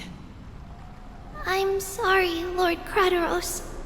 We were so preoccupied with deciphering the fragments of prophecy that we neglected those of you not favored by its message. Your accusations were harsh, but justified. We wish to earn your trust, and those of the Kremnoans. I think the best way to do that is to take you to witness the source of the prophecy for yourself. How are you going to show me something that has no form? You've heard about that Outlander, right? She has somehow made a connection with Orynyx and can completely replicate scenes from the past. We will ask for her aid. Tomorrow, at the Abyss of Fate in the Temple of Yanisopolis, we will show you everything from that distant memory, Crateros. A fair proposal. I accept. Until then, you will be stripped of your freedom. That is my one condition, and I will brook no argument. It is not the first time I've been made someone else's prisoner. Do as you please, demigod. Teacher, why did you do this? Forgive me, young master. But I just cannot wait any longer. Ever since your father died, our people and I have been waiting for a day to revive Kremnos. We placed all of our hopes in you, but never received an answer. This obsession for returning home has become a sickness for our people. Wise as you are, I refuse to believe that you can't see the truth. You have a clear head, which is why you're also incomparably alone. A smart person can only choose to tangle himself with the mundane of this world. If you're truly capable of leading our people beyond this blood-stained fate, then prove it to me once more, Mighty Mos. Just as you did back then.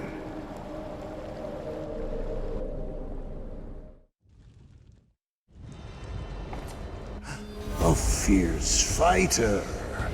I did not expect such heroism from a feeble Acheman. Fulfill your duty as the victor, warrior, and tell me your name. I seek an honorable death from you. As if you have any honor! Listen closely. I am the leader of the Kremnoan detachment, Midemos. I'm here to finish you, father.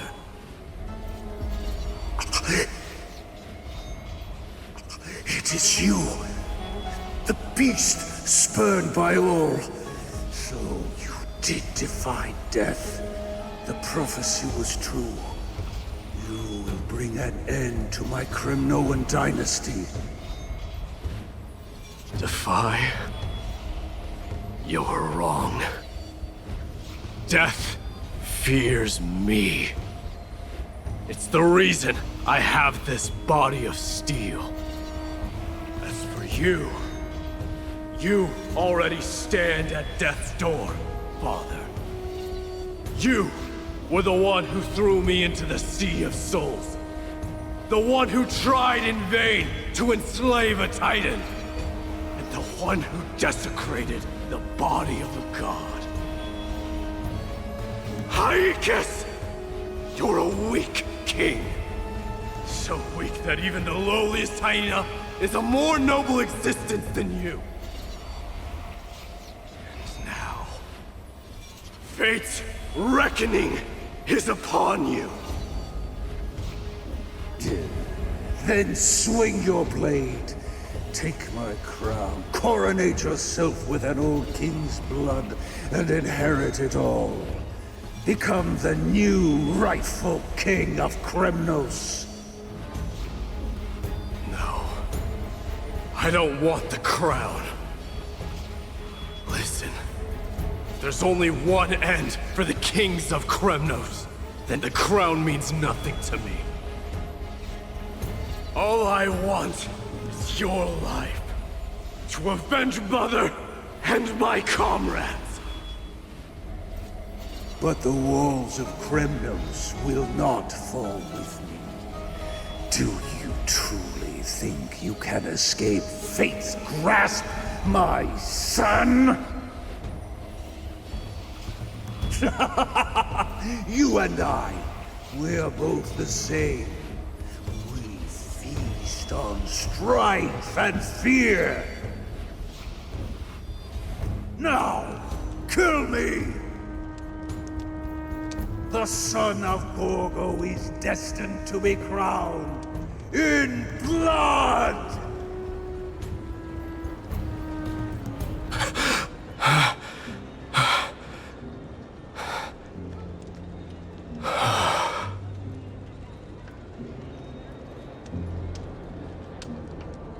Kratos. He said the Grand Craftsman Cartonus might have some suggestions. Might as well go see him. Grand Craftsman, how have you been? King of Kremnos it is. That you would come, I knew. You knew I was coming? Your matters, I've heard. The path forward you seek. Many questions you have. But before that, take this. What's this? A signet ring. For the King of Kremnos. Belonged to your mother. Recast and restore it. I did. What? Mother threw it into the Sea of Souls. A long time to fish out it took. Very fortunate we were. I can hardly imagine how much patience and courage it must have taken to find such a small signet ring in the Sea of Souls. I owe you one. Gratitude there is no need for. Repayment for saving me, this is. Questions you bring with you? Ask, now.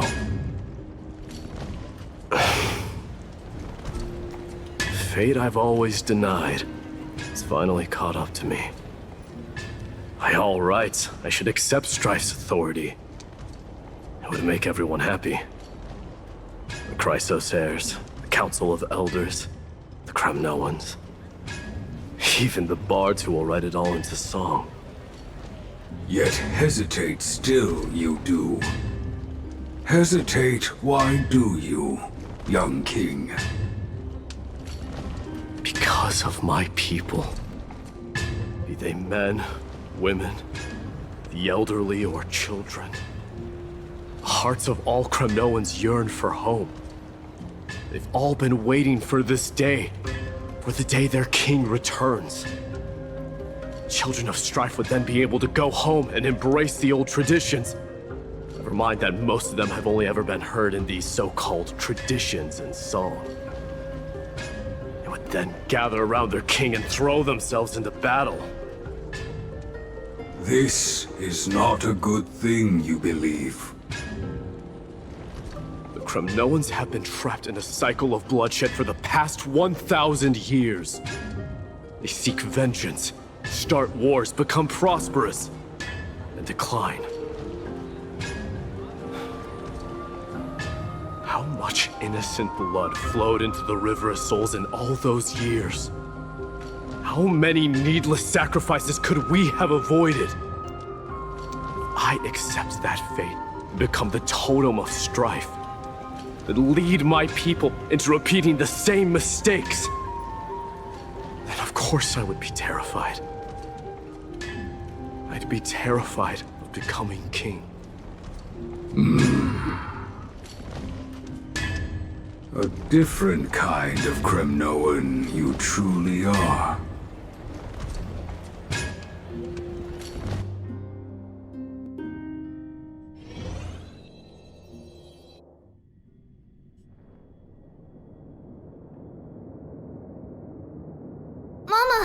Mama, I had a dream last night. Oh. Now what did you dream about, my darling Treebios? I had a dream that I turned into many me's. Then we made the moon into a ship and made the stars into our sails. Then we floated on the ocean and let the wind blow us in any direction it wanted. Well, that sounds like a lovely dream. Yeah! The ocean and the sky were really, really dark. But there were so many of me that I wasn't scared at all, because we'd all sing together. The ocean wind blew us onto an island where the wind tasted like flowers. There were bleating sheep and chirping birds inviting us to be their guests. There were so many animals on the island, but none of them ever fought. Giannis's holy maidens can receive guidance from the god of passages. Perhaps what you saw in your dream is a divine land somewhere in Amphoreus. You think so? What's wrong, Treebios? You look unhappy. Because on that same island, I saw a dark mountain on the other side of the ocean. And it was very, very tall. The mountain looked alive, and it kept getting closer to the island.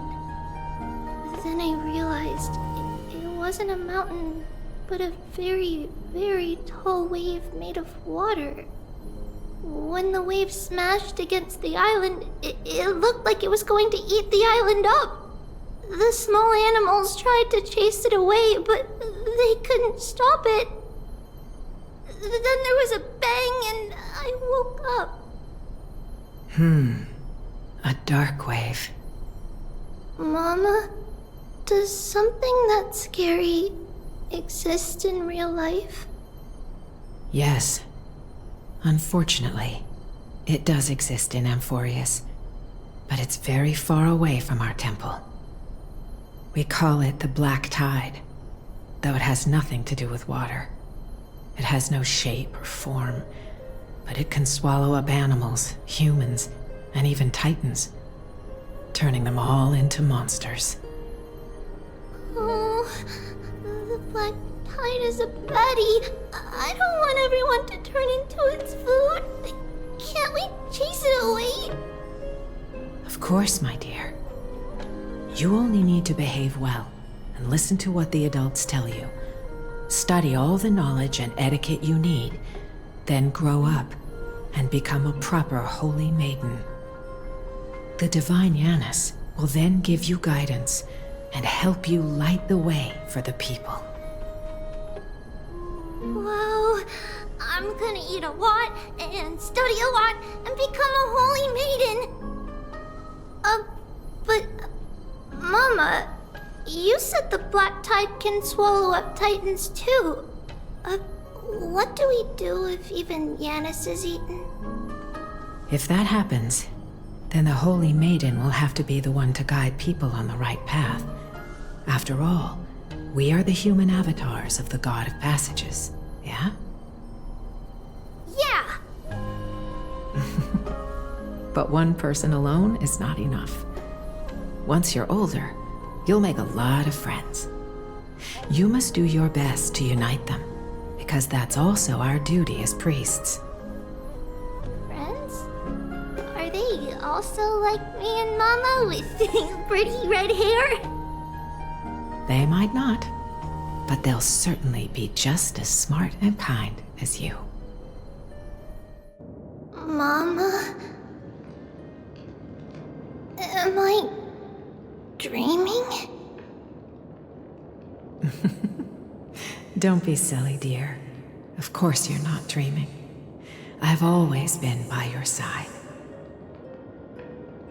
What? Now be a good girl and call your friends over too. Let's play hide and seek, just like we used to, okay? My Trebios is the smartest girl. I'm sure you remember where everyone is hiding. The voice sounds so far away. I don't remember. Who am I looking for? Your friends, who will chase the black tide away alongside you, of course. Is this from my childhood? I don't remember. Bad chest! You can't learning can change your destiny! When navigating at sea, you need to know both astronomy and geography. Isn't Yanis's knowledge enough? Oh, sweetie. The ocean isn't like the land. It's easy to get lost. That's why it's important to learn to recognize the miracle of Aquila. Alright! Even though my brain is already super duper smart, I'll still try my very best!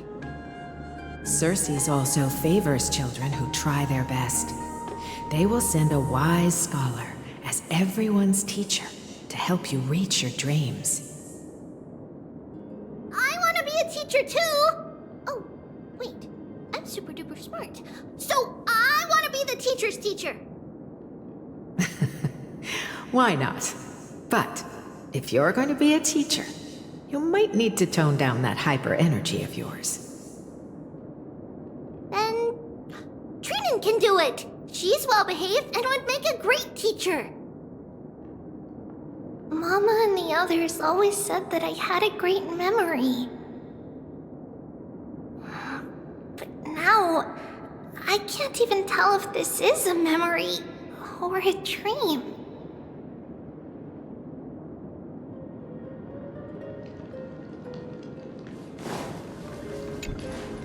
Huh? Why is this doll inside a chest? It's holding a sword. Why? Many years later, many brave warriors will board this ship. They're skilled combatants who fear no danger fight too and protect everybody! You silly girl. You're Yanisopoulos' holy maiden. It's not your duty to fight. There will be many others to protect you. Alright. Then where will they come from? I believe one warrior hails from a lovely village where bulrushes flourish, while another comes from a magnificent royal city. Though each has their own troubles, both are ready to lend their strength for the ship's long voyage. In that case, let Trianne fight by their side! This way, they'll always stay on course! How could I have known the name Trianne back then? Was it just a coincidence? Or...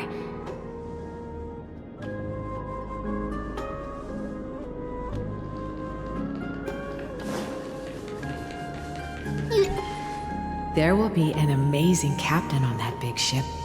She's cheerful, optimistic, bold, and cautious. She'll be able to get everyone together. Wow, that's amazing! Can I be the captain? Of course you can. But you'll find someone else who's better for the job, my dear. I think that person lives in a beautiful temple that sits atop a hillside, covered in golden fig trees. There's a noble girl there who's very smart, but also very delicate. Just like Mama? Perhaps. But before we find the captain, the ship also needs someone who can navigate it. Who could that be? Let me think. I know! She's... Trivy! I named this doll after myself? I don't remember it all. Is this a dream? Or something that happened in the past? Come, let's line them up. Now, Trebios, set them on this music box and let them compose a melody for our song. Music box? What's that? Sweetheart, are you still groggy from your nap? You invented it. I invented it? What does it do? Oh, my lovely Trebi. You're usually so bright. What's gotten into you today? Well, you might as well see for yourself. Put your good friends on it and see the wonders it can do. Put the dolls on.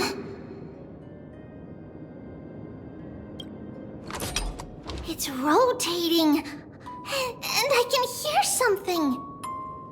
That's right. It's a music box. If you place the dolls in the right spots, it will start rotating and play beautiful music. Out of all your inventions, this one is my favorite. I don't remember. It's all right, my child. I'll sing along to the tune, and it will help jog your memories. Happiness abounded in this lush land by God's chosen. Giants raised their glasses in a toast, beheld by the 12 constellations. 3 carved the heavens and the earth. 3 wove the threads of fate. 3 molded life with their hands, and 3 guided calamity's gate. They declared the world too unstirring, hence wished endless laughter upon the living. Thus you and I were created, with words and song to weave, and love and intimacy to give. Thus creation was complete. Who then will bear the weight of humanity's souls, to lighten the steps of the living as a whole? O great Kefali, all-knowing father of stature so tall, yet low does their gaze willingly fall.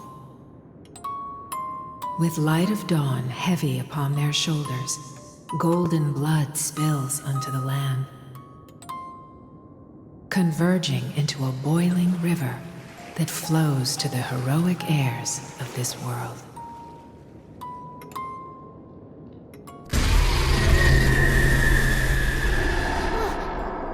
What's going on? Oh, Yanis, please lend me your ears. In the black mist, as death and fate draw close, on the bloodied earth, the living dead, but ghosts. What is this world? It mirrors your maze-like fate. What is this world? A silent lament without a trace. What is the past? Wandering ghosts that linger. What is the future? Souls scattered by fate's finger. What is the start? A voyage born in solitude. What is the end? A spirit, lonely and subdued. Lonely and subdued. And subdued. And subdued. Subdued. Subdued. Subdued. Subdued. Subdued.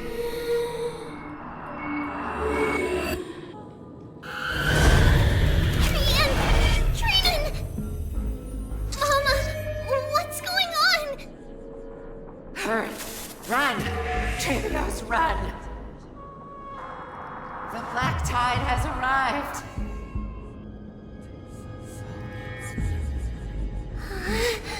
Where can I go?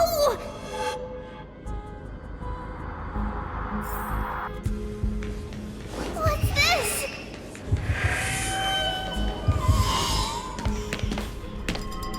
Why?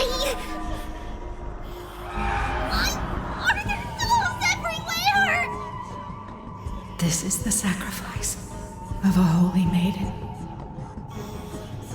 You won't make it to the... Only one person can. I know! It's fine if we can't reach the end. Our minds are made up. Go. Bid your farewells, Trailblaze. Time is running out. Mama, are you going to leave me? My sweet girl, I will never leave you. But remember this, Trailblaze.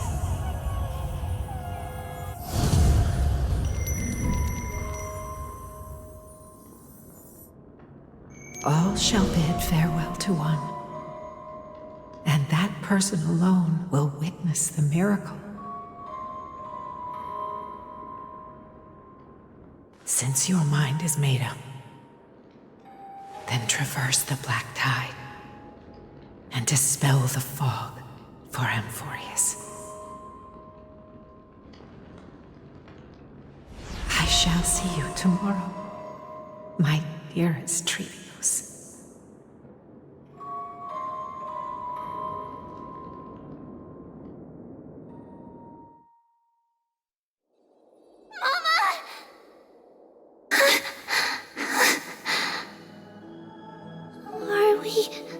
Still in a dream? Did you have a nightmare? Maybe. But it's been a long time since we had any dreams. It's not yet the entry hour. You still have plenty of time to rest. No. Our heart is still racing. It must be that reckless Kremnoan soldier who startled Trinan. And you as well. If you want, I can pierce through his chest with the golden thread right now. Aggie, cut it out with the scary talk. I'm just kidding. If I were serious, I wouldn't have waited until now. Do you want to talk about the dream?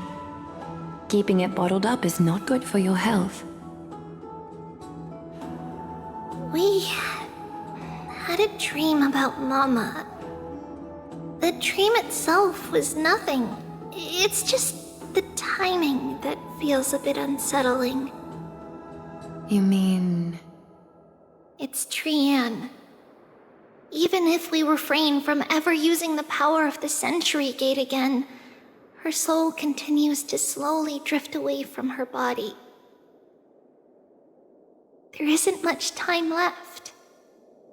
Perhaps it wouldn't be such a bad idea to let her relinquish her role as the gatekeeper and live out her days as a carefree child. You have a point, Aggie, but our decision has already been made on that matter. I believe there's still another way. Souls will be spent until they dissolve into dust. Such is our fate. Once we had a whole and connected body. If that body were a tree, then its trunk and branches would share the same fate, decaying at the same pace. Now, we are fragmented into numerous selves. Despite the absence of a trunk, we are offered another possibility. We can choose how our branches will perish in a way that is most beneficial to the flame chase journey. Compared with saying farewell to one person, watching many fade away before me is even more sorrowful. But advancing is the destined end of Yanis's trial. There's no retreat in our path. Don't feel sad about saying goodbye to us. We've already agreed on this, right? It won't be long before I forget what sorrow tastes like.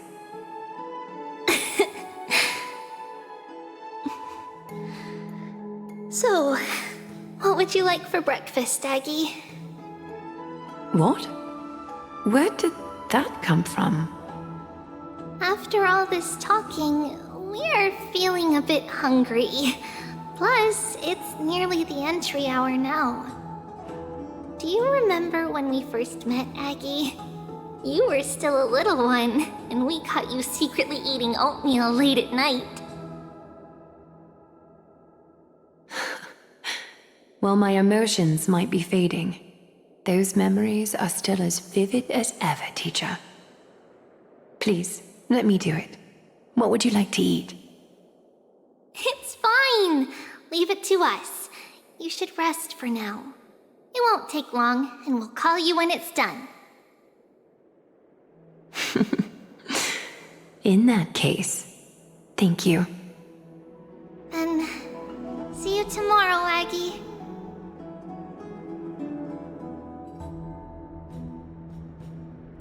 Nevertheless, that nightmare is ominous. Memories are slipping away, even the image of Mama. Just as expected, another trip must be made into the abyss of fate. Hopefully Orynyx will be willing to help us.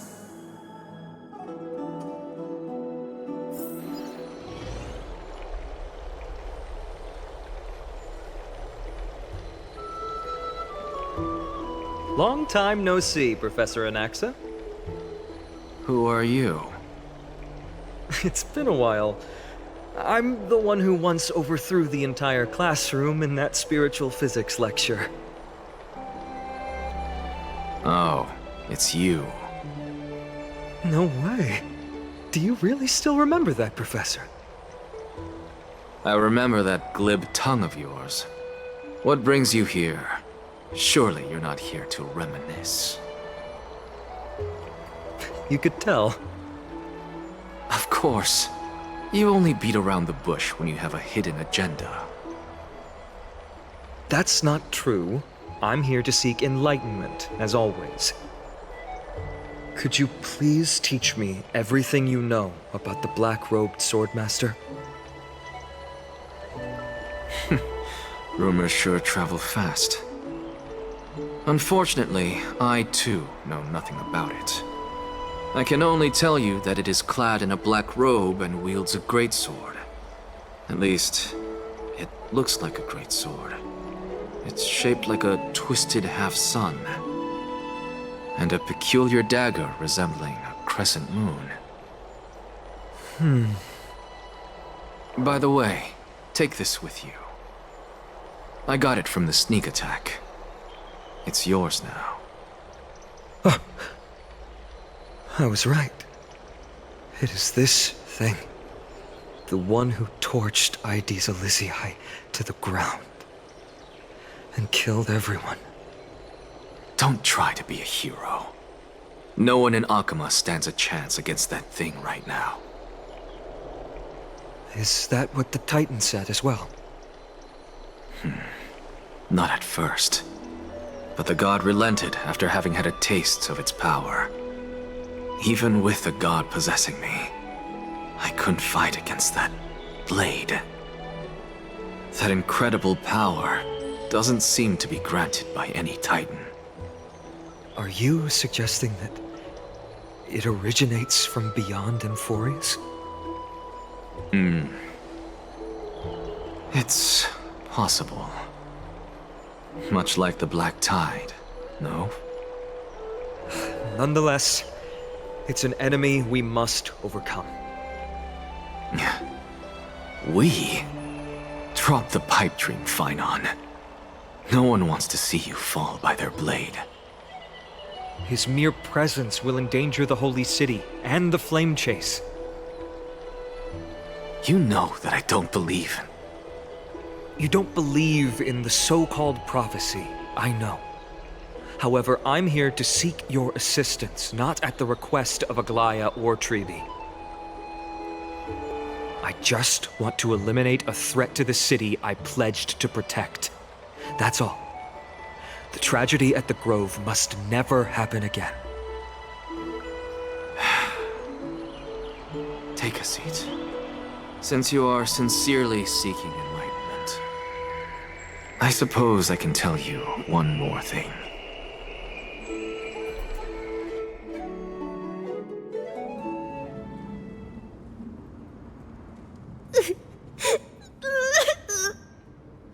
What's wrong, Trian? Nothing. Just remembering what happened at the Grove. Monster in the black cloak. So scary. Everyone in danger. Nightmare. I can't forget. Don't be scared. There are no bad guys here. Didn't you save everyone with the Century Gate, Trian? Trian threw it away. Far, far away. It's never coming back. We got back safe from the Grove because of you, Trian. You're the reason the Flame Chase journey can continue. Sorry. Trian feels a bit dizzy. Why are we here again? For the same thing, of course. Remember? Tomorrow we will reveal the prophecies passed to everyone.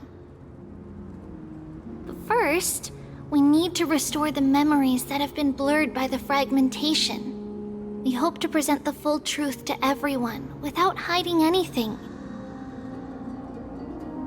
Since Yanis caused the fragmentation, we can only turn to another Titan or Nyx for help.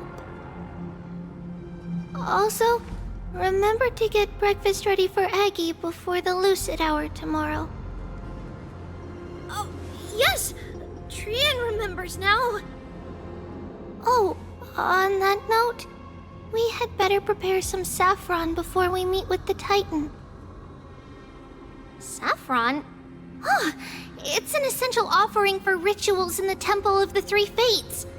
You think we shouldn't go to Orynyx empty-handed? Yes, it's also a symbol of Yanisopolis. If we are to replicate memories, we need to use something that has experienced those days. And when we first met Aggie, we added that to the porridge we made for her, and she really loved it. I see! It's like killing 3 birds with 1 stone! But it all depends on whether Orynyx is willing to help us. This could be a problem. After all, it was us who took the core flame from Yanis, from Orynyx's kin. We will have to give it a try. If there's truly no other way. In our current state, we probably can't do anything to them. We'll cross that bridge when we get there. Leave it to Trian. Trian knows how to play cute. In any case, let's look for Saffron first. I hope there's still some left in the temple, untouched by Nikador's soldiers. I remember that aged saffron is preserved in sealed jars.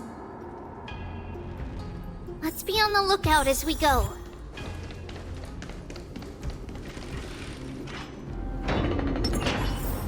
It's a dead end ahead. Turn back, teacher. What? Aggie? No, it's an illusion. Wow, this room is huge! Trinan, did you? Yeah, I saw it. Was that a warning from Orynyx? What are you two whispering about? Treeby? Trinan?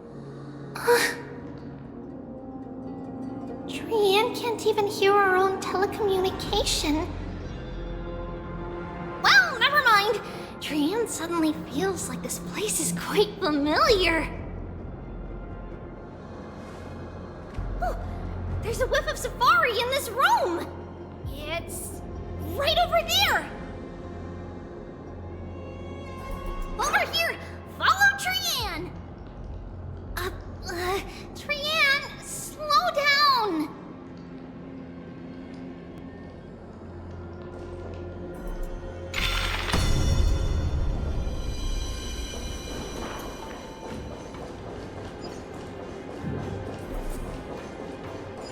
Even if separation is our fate, a futile death is not the solution. Right here! I summon thee, Orynyx! Stir up ripples of past reverie! Something's appeared! Wait, we should read it first.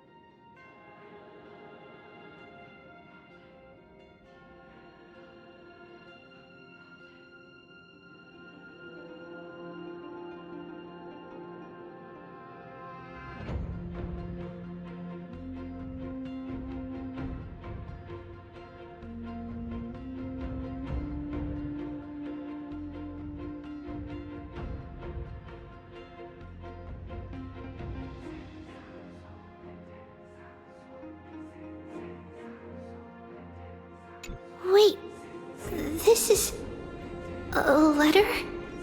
It mentions something about Saffron and Trebios? Isn't that name... Never mind that for now. Why is this letter here? And how did Trian sense it? Could it be our lost memories? Is it possible that we were already noticed by Orynyx and entered their trial? But why haven't they said a word? Orynyx has the whims of a child. Perhaps they're toying with us on purpose. Come on, This isn't the right time to be playing games.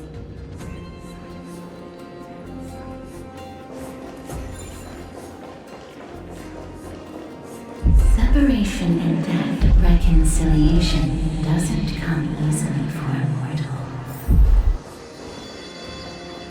Trebi! Trinan! Look what I found! Is this the safari? Coming! We'll take a look. But Trian, there's nothing in here. What? It was right in the stolium. Huh? There's really nothing here. That can't be! I swear I saw it! I swear! Trian is telling the truth. It was right there. Where did it go? Trinan, Trebi, why aren't you saying anything? Trian can't seem to hear you at all. We were just lost in our thoughts. Don't worry, Trian. What you saw was likely, Yanna's hair. We must have startled it away. Okay. Could Orynyx be trying to make us falter? But why would they do that? Something feels off. Trebi, don't you think this temple is a little too quiet? What do you mean? It might just be an illusion, but Trinan wonders, is Orynyx really putting us through a trial?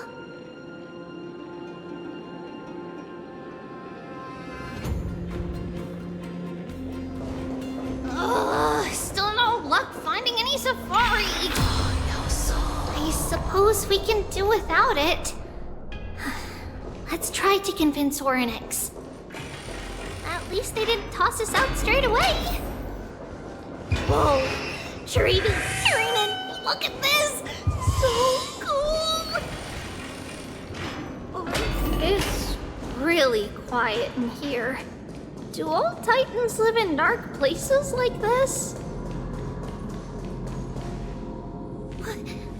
What's going on? Orynyx disappeared?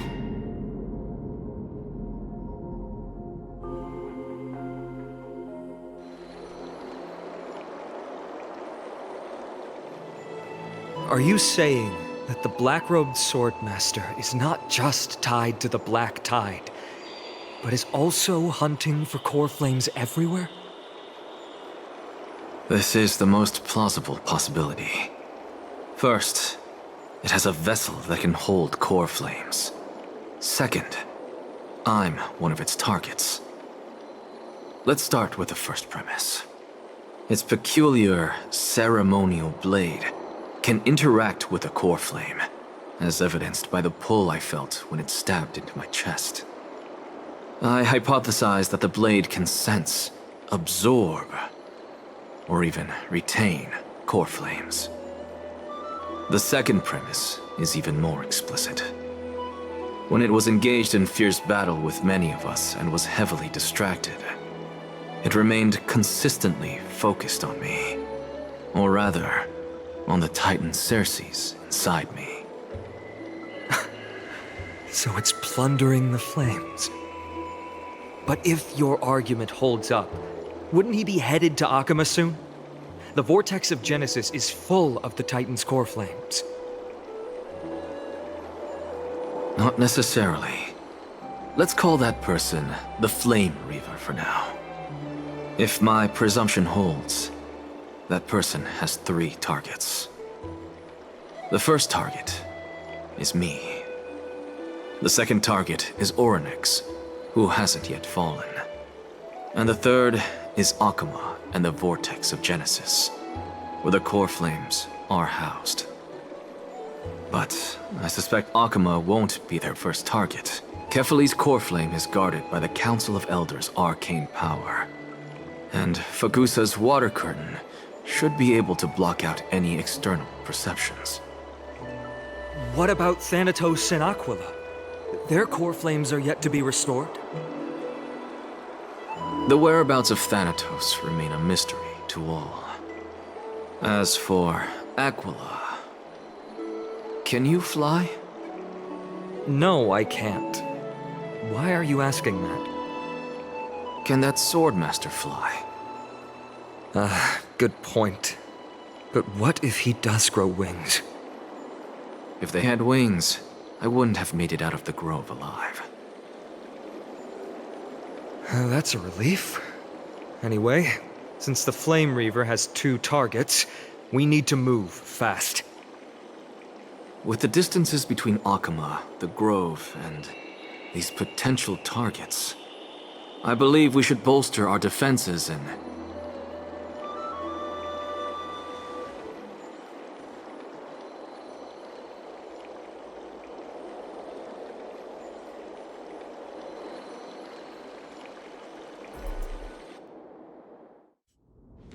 Oryx! Are you in here? No response at all. Did they foresee that we were coming and hide in the fog? Or...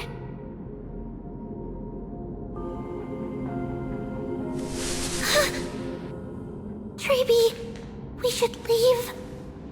This temple has other people in it.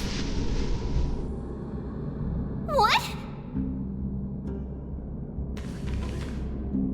Oh. Listen, footsteps. Fast ones. 3 or 4 people coming this way. Come on, we need to hide. Whoever they are, we can't let them see us. Treeby, Trainin, come check this out. What's this? Trian feels like it's so familiar.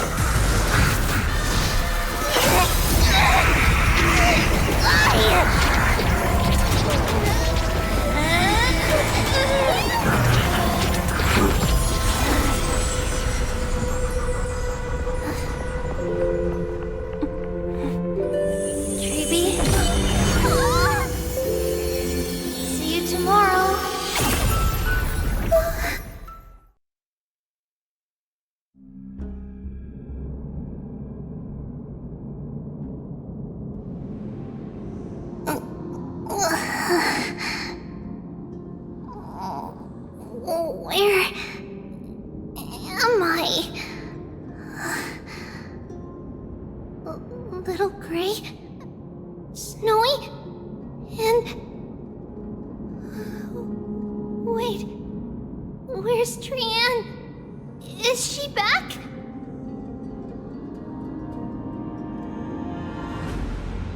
We only saw the 2 of you collapsed on the side of the road when we arrived.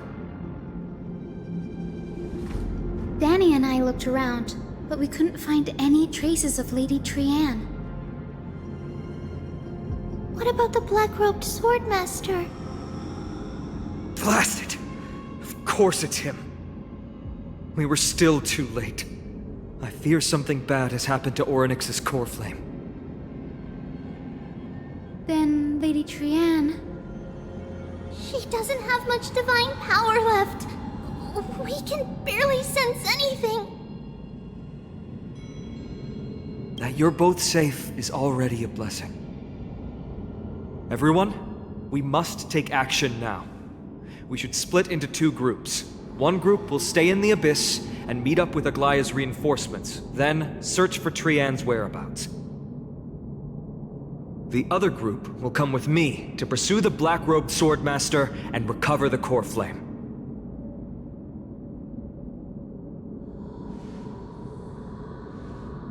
I didn't get to tell you this before, but Anaxa and I already have our misgivings about the Black Tide, so we've made preparations. I'll tell you the details as we move. Opportunities are fleeting on the battlefield. We should hurry.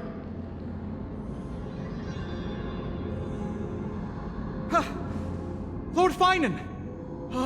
Lady Trevi and Lady Treenan. I'm glad you're all right. Did Aglaya's people get here? Yes. Lady Aglaya already knows about the situation and sent along a message. Finan, I understand that Swordmaster is of great importance to you. But if you charge in without a plan, I fear that you won't be the only one who dies in vain. I understand. Hatred is a hero's deadliest poison. I have no intention of fighting alone. If that Swordmaster really is related to the Black Tide, the Chrysos heirs must not take them lightly. I have indeed planned to return to the Holy City and discuss the strategy with Aglaya. We'll need all the help we can get for this encirclement.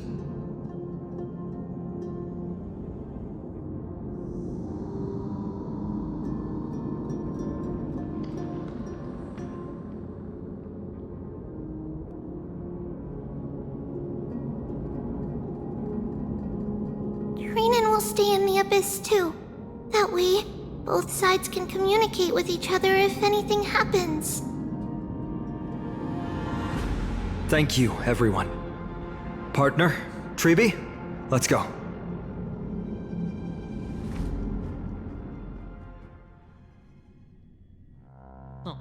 We're back, Aglaya. You should have come to me first, Finan. Aggie, there's no need to scold Snowy. Akuma is currently in grave danger. I know. It's beyond my imagination that the only two titans humankind can still rely on fell in such quick succession. I've never seen the golden thread pulled this taut, as if it could snap at any moment. Finan, tell us your plan. Time is of the essence.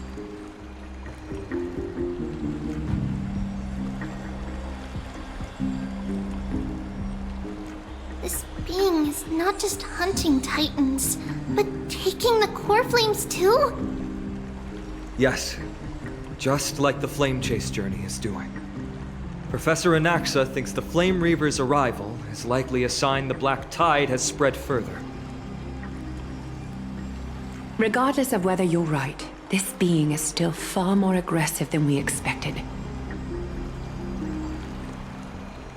But its madness is also an opportunity for us. If its goal is the core flame, then that means us humans can lure it into a trap.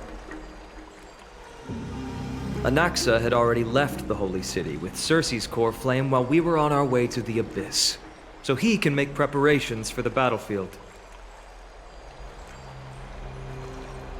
Tell me, what makes you think this won't end with us losing another core flame? Because this time, the power from beyond the sky is also at our side. She is the key.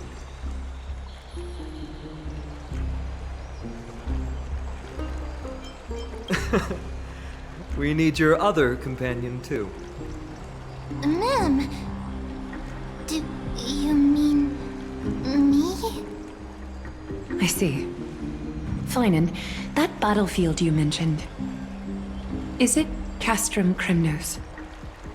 Yes. I'm sure everyone remembers the astonishing miracle our partner here performed with her companion during the battle with Nikador, and how they awakened Castrum Kremnos' past. That will be the key to our victory. We will use Orynyx's power to once again open a passage to the past and lure our enemy inside. Then, we'll seal the Flame Reaver in the maze of time. Impressive. Orynyx has fallen, and Yanis's divine power already belongs to Akuma. Once we take back the core flame, the Swordmaster will have no means of escape. It's very clever, using the element of surprise instead of brute strength. Can you do it, little one?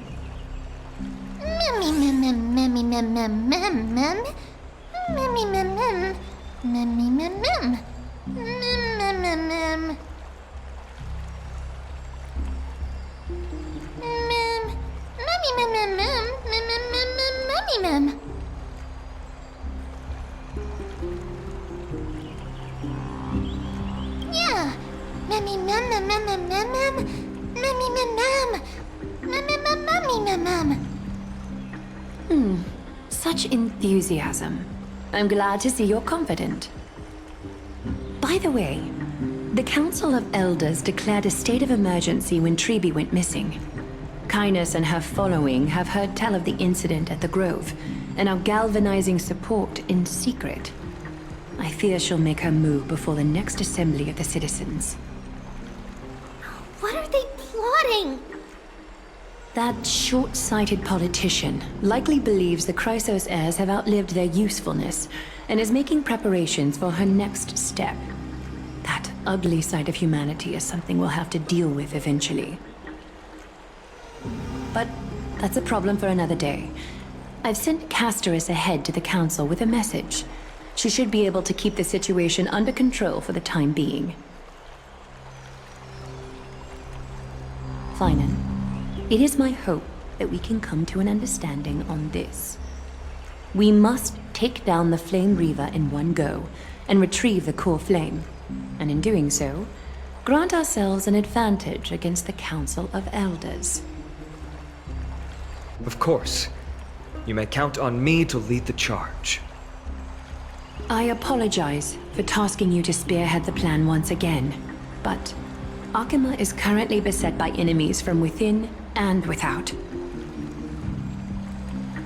The situation brooks no delay, and we have precious little time to confer and discuss the plan with you. That being said, you are the key to our success, and I shall respect any decision you make.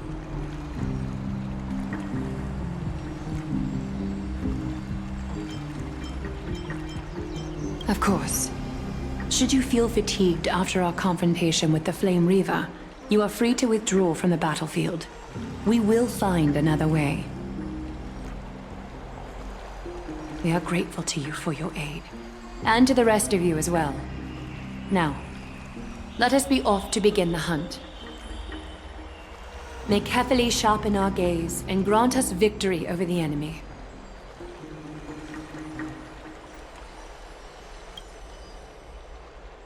You mean Mighty? He's dealing with a different problem. Don't worry, that man would never miss out on this fight.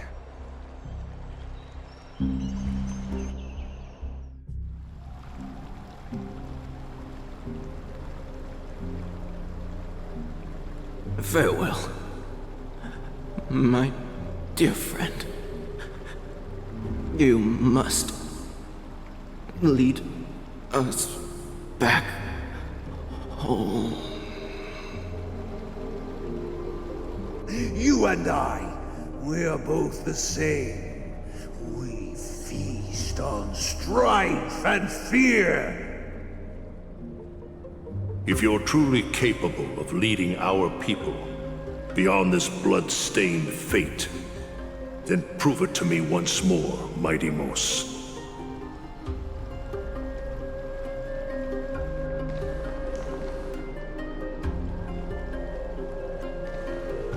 I knew you'd be here. I heard you're about to set off on an expedition. That's right. It's going to be a tough battle, and our destination is... turns out to be Castrum Kremnos. Is that why you're here? To pray to the dead Nikador? No, just the opposite. I'm here to tell you, you can entrust the front lines to us this time. You can't afford to lose your upcoming battle either.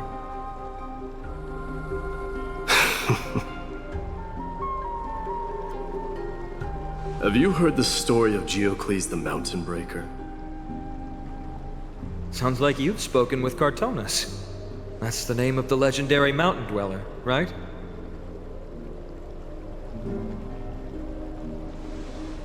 Let's have a chat before we go our separate ways. Cartonus told me that back in ancient times, the mountain dwellers lived in seclusion. They spent their days quarrying and gathering, living a simple and peaceful life away from strife. But Geocles was different. He resisted their traditional way of life, yearning for the world beyond the mountain. They're safe, but humdrum culture was like fetters around him.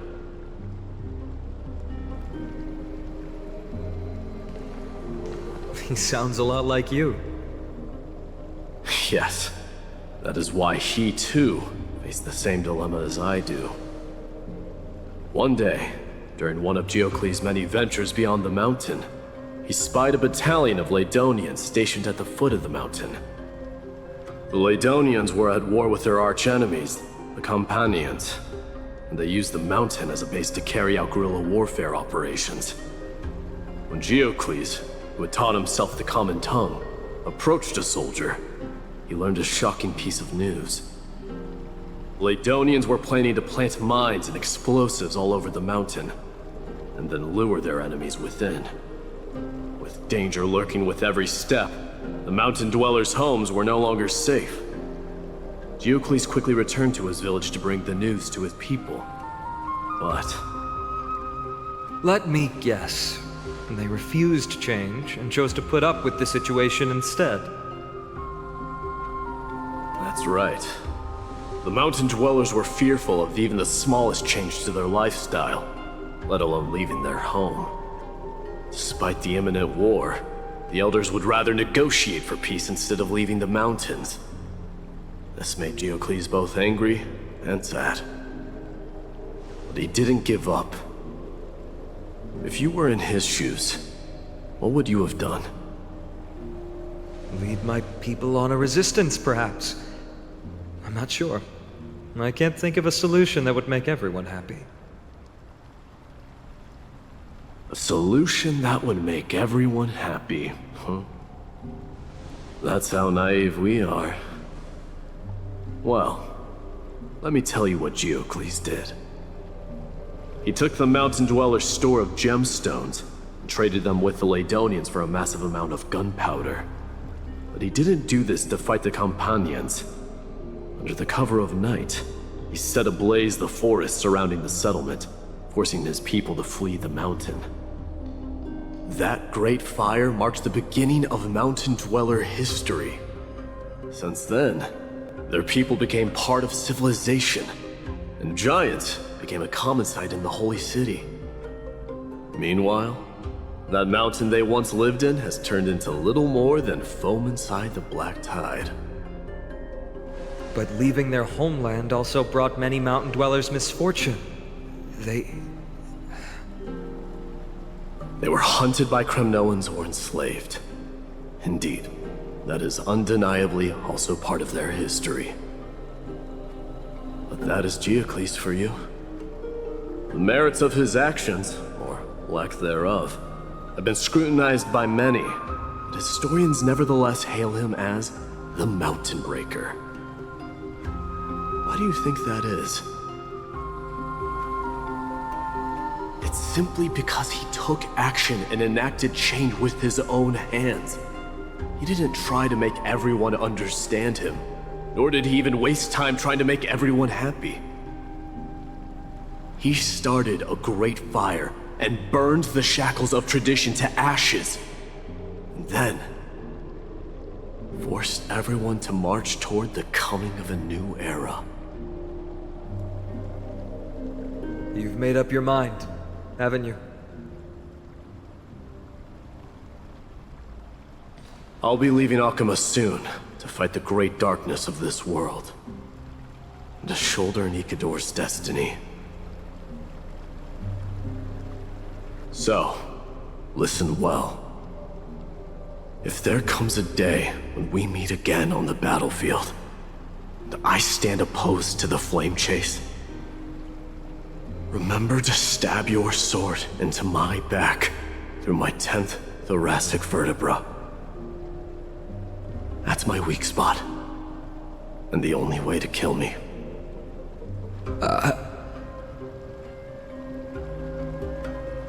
You have my word.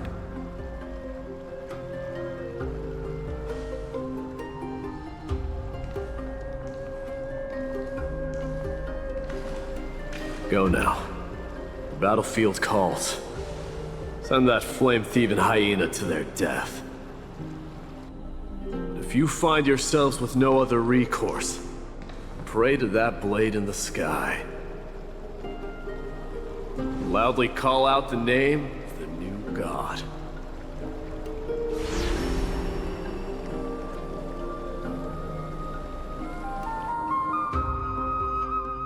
That's the sound of an all-out war. Not the kind of ruckus Professor Anaxa can raise on his own. Let's hurry. The battlefield is just ahead.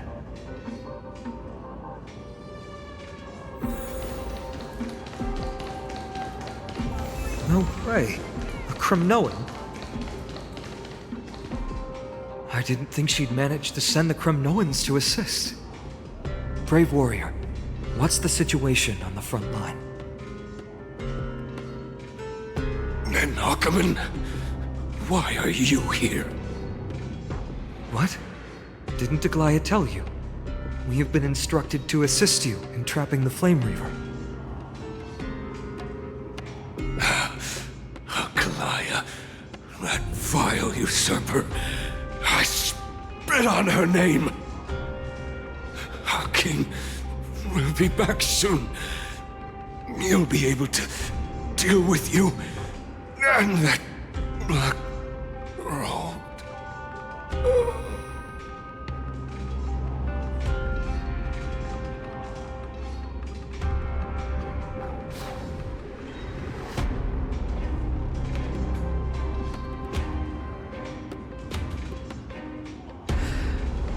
The Kremnoans really are just like their king. Rest in peace. May your glory last forever. Did they come to fight on their own accord? Or... feeling lucky? I can still. You must become king. We're almost there.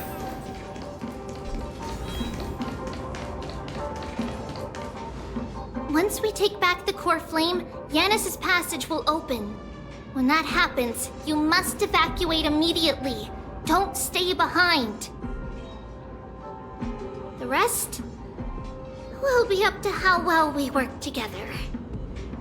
But remember what Mighty said before? Cast aside all distractions once you're on the battlefield. Let's go, partner. Today, destiny shall stand with us!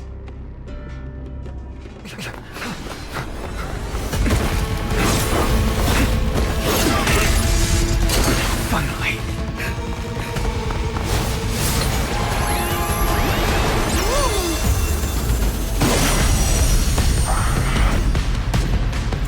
Pent in the memories of the dead! Executioner! You sure know how to keep a man waiting. Any later, and I fear the Titan would have sacrificed me. Frail child of humanity, 'tis more effort keeping you hale and whole against that blade than it is in seeking the truth of the world. Nothing but a void.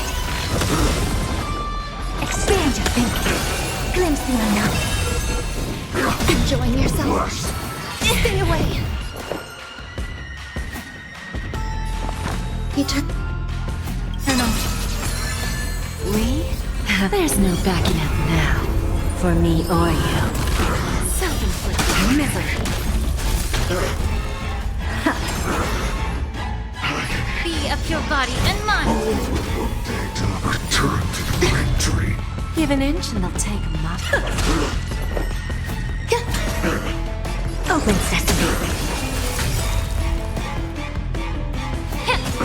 Return to the victory. Bad. They're trying to overwhelm us with numbers. Split up and take them out! Oh, what a spirited display, Deliverer.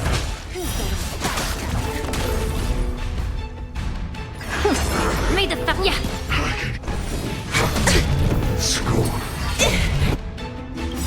The truth burns clear. Everything in this world is bleeding. Every petal, all will be swept away by the wind.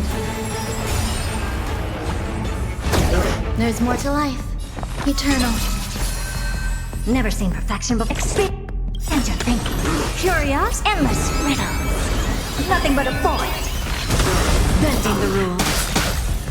Helpless as ever. There's no backing out now. For me or you. Get ready, Prof. I can't hold out much longer. Quiet! I know what I'm doing!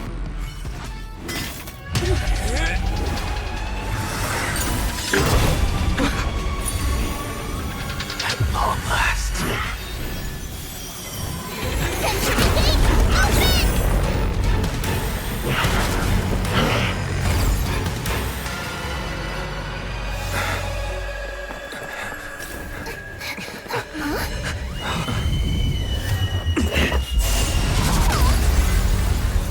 How embarrassing.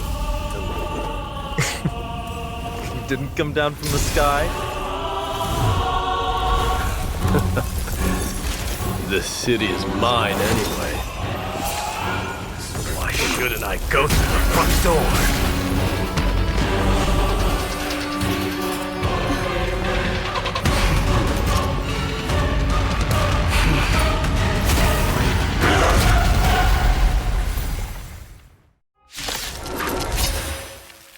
Minion of the Black Tide. I, King of the Kremnoan Legion, will be your opponent today. Long time no see, Mikador.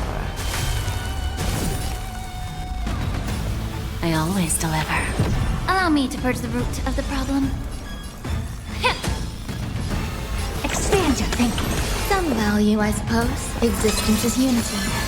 I don't have time for the open sesame. Time for a lesson.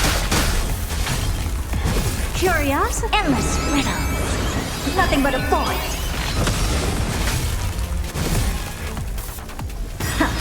Bending the rules. Such petty tricks. May the foul stench dissipate quickly. Yeah.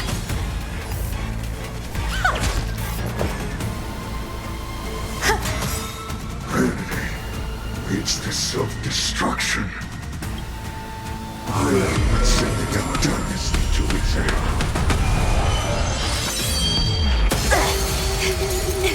Never seen perfection before. Well fought.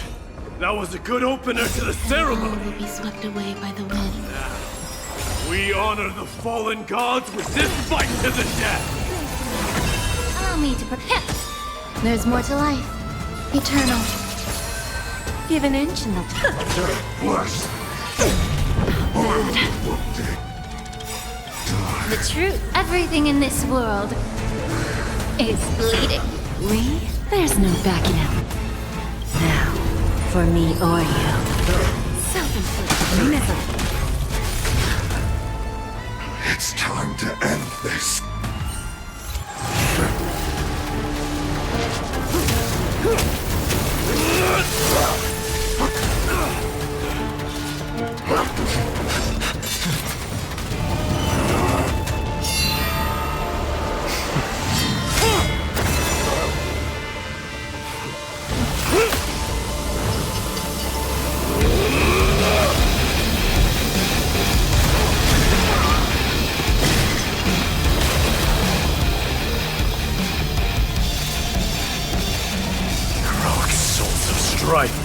Heed my call! I am the Lance of Fury. The agony this world needs!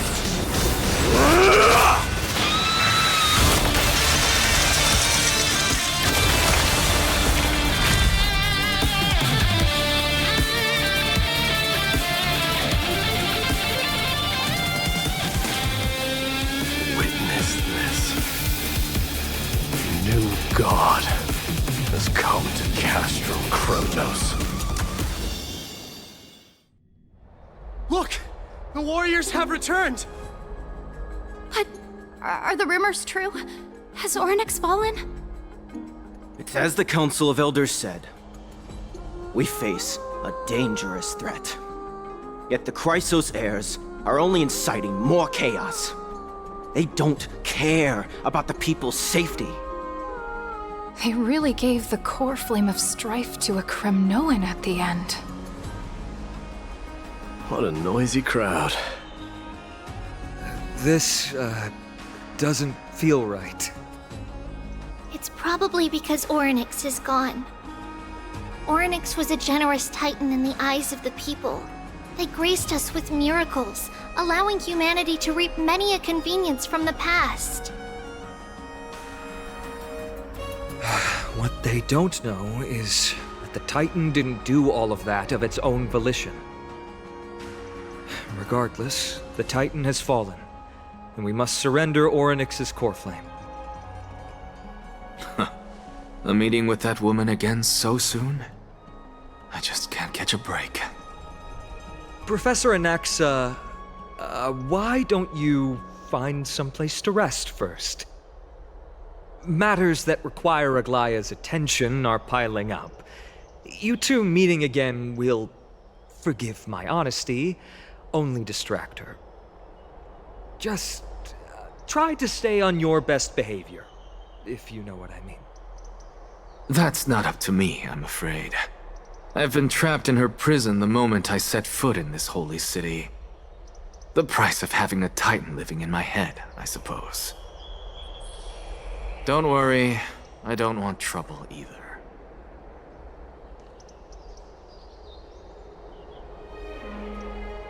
They have differences in ideology. All right, I suppose that's putting it lightly. Don't worry, you'll figure out the intricacies of these relationships sooner or later. I'm sure you don't need my help handling Orynyx's core flame. So I'll be off.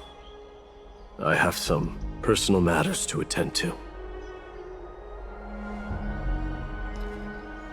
It somehow feels like D has closed himself off even more after he completed his trial. Yeah, a lot has happened in the past few days. You've been lost in thought for a while now too, Treeby. Did Trinon bring news? Yes. She has found Trian. She was at the bottom of the valley outside the temple, but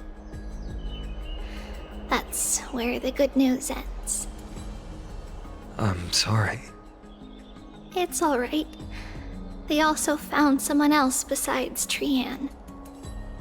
He was no better than a corpse when Trinan and Hyacinth arrived. He had suffered more cuts than could be counted and leaped off a cliff from a great height, all to free Trian's body from the clutches of the black-robed swordmaster. What a brave soul. Do we know who he is? Yes. It's Krateros.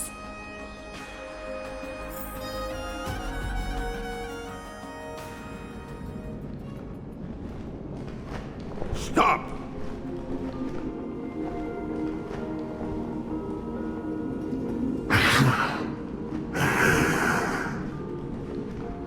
If you want this girl dead, you'll have to kill me first. How ludicrous. Your body made of flesh and blood as it is will not survive more than a single strike from me. Better to die in battle than return even in glory. As a Kremnoan, I know not the fear of death. She's lost her divinity. I have no interest in an empty shell. But answer me this, child of strife. Why do you raise your shield for her? As the leader of the God Shield Brigade's elite, I protected the king against the Black Tide with this very shield. And I've done this over and over, hundreds and thousands of times. A pathetic killer like you could never understand the weight it bears. Pity. And crumble like rusted iron. Good. Supreme glory shall be mine, as I indulge in the libations and incense offered by my descendants. Come! Let us fight! For Kremnos! For my king! For Amphoreus!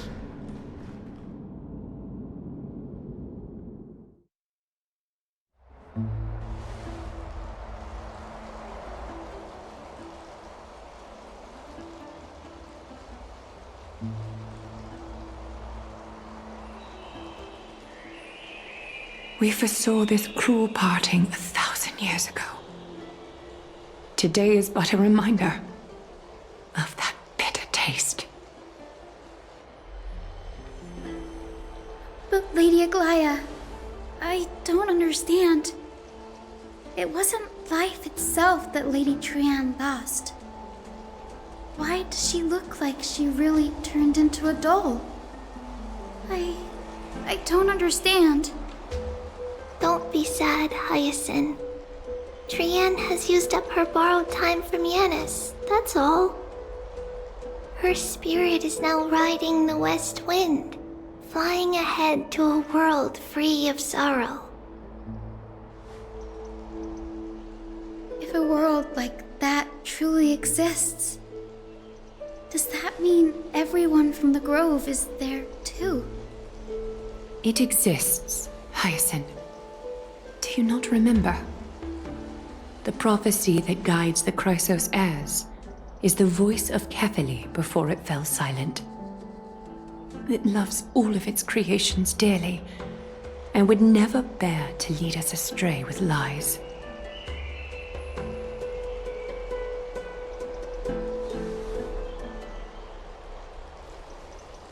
What about the Kremnoan veteran? How is he doing? The Twilight Courtyard has done all we can. Even so, we've only managed to keep him from breathing his last. I had to use the Sky Priest's techniques to help him to walk again. But if light ever disappears from Akama for good... No. Let's hope that never happens.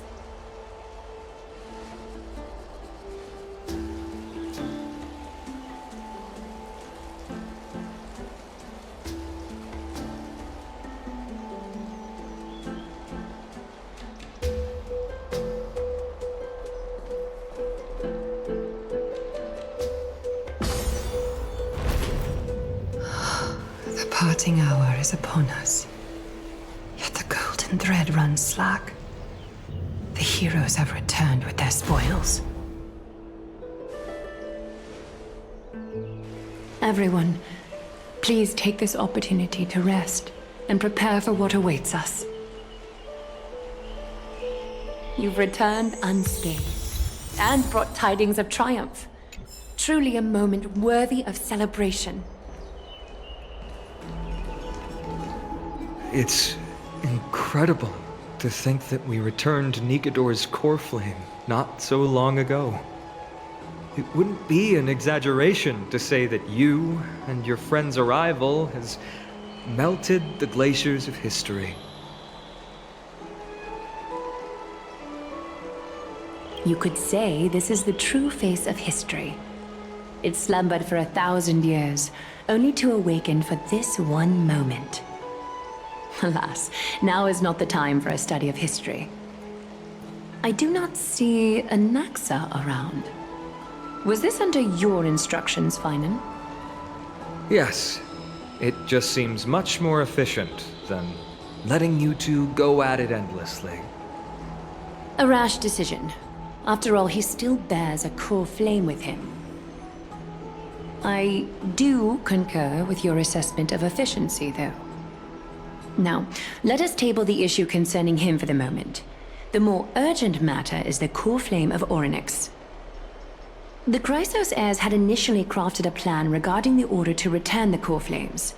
For titans like Orynyx and Circes, who harbor no intentions of harming humanity, our strategy entailed assuming their divinity only at the very end. But this unforeseen turn of events has thrown everything into disarray.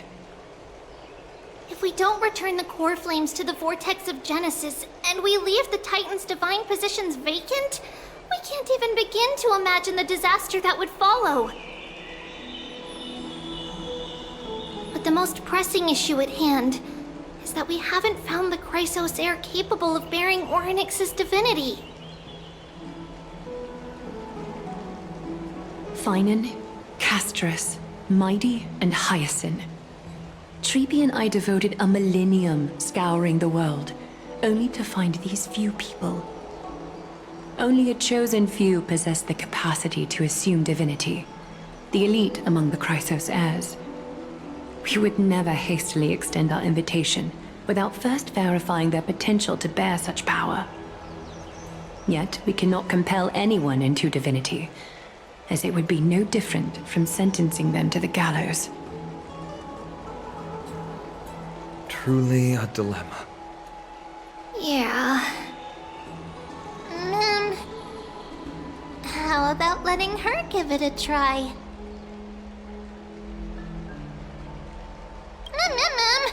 Mem special mem.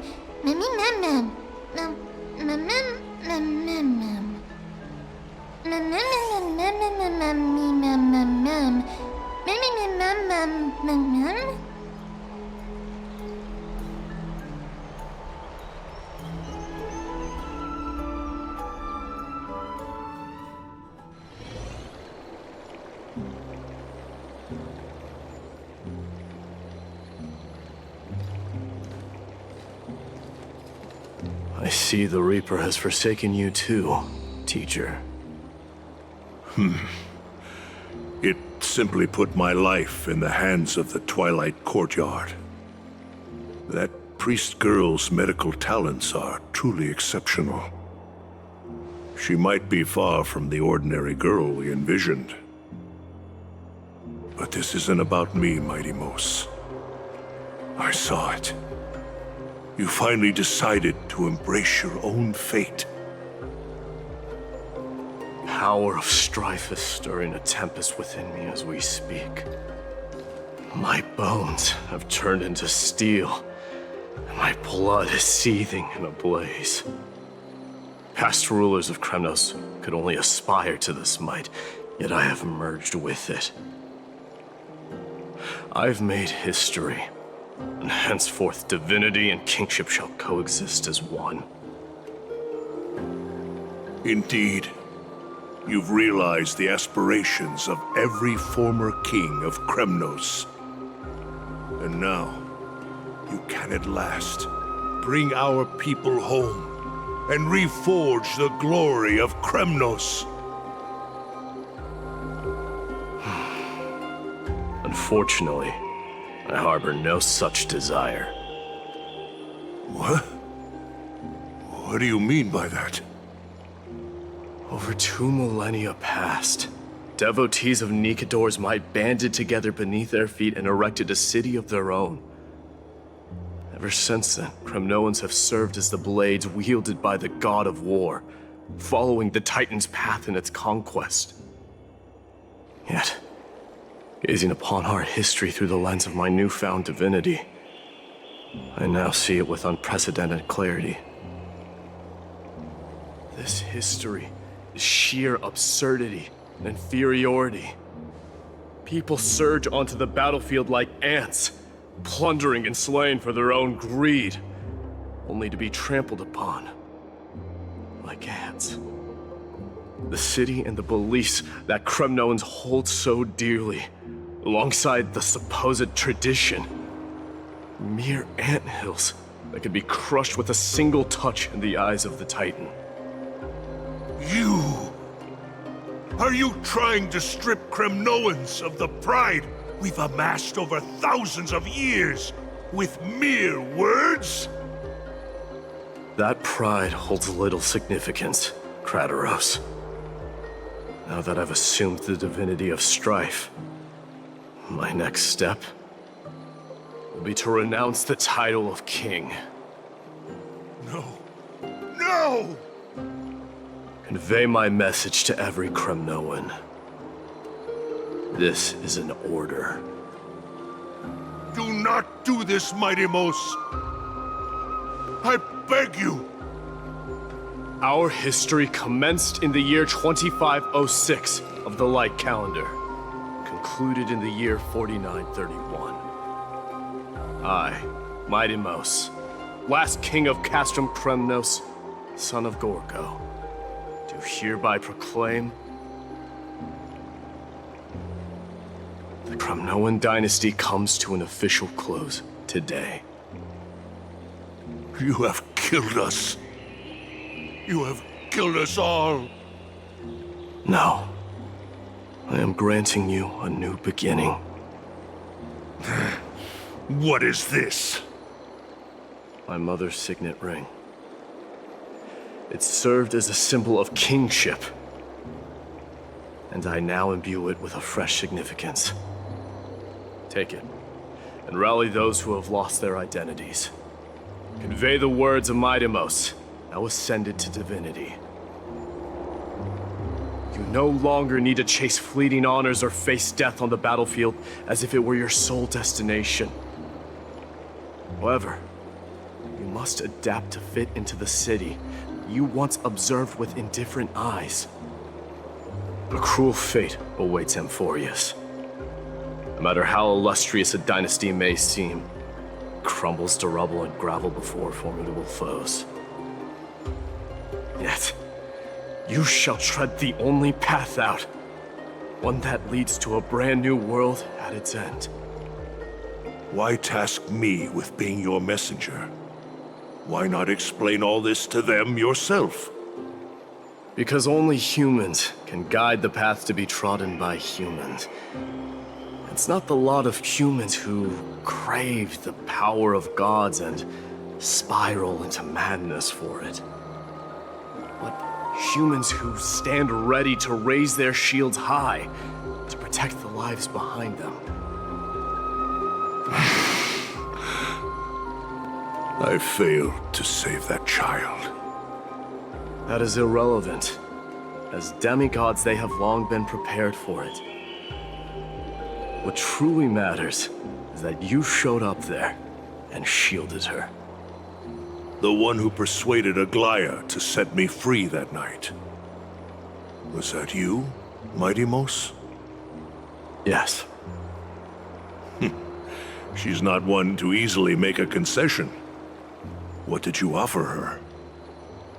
I staked my mother's name to guarantee the integrity of your soul to her. And I promised her that I would dedicate all I have to the Flame Chase journey. And what is next, Mighty Mos? Where will you be headed now? To the place where I belong, to fulfill my promise. The madness that has plagued Nikador and the darkness that has consumed Amphoreus. It's now my turn to fight against it. There are some people to meet with before I leave. Let's go.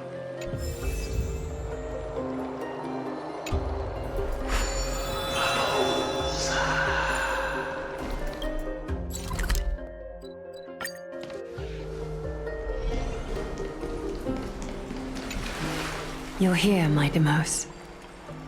It seems that you are prepared. Yes. You aided Akima through yet another trying ordeal, and my gratitude knows no bounds. Isn't that exactly what you wanted? Not everything unfolds according to my plan.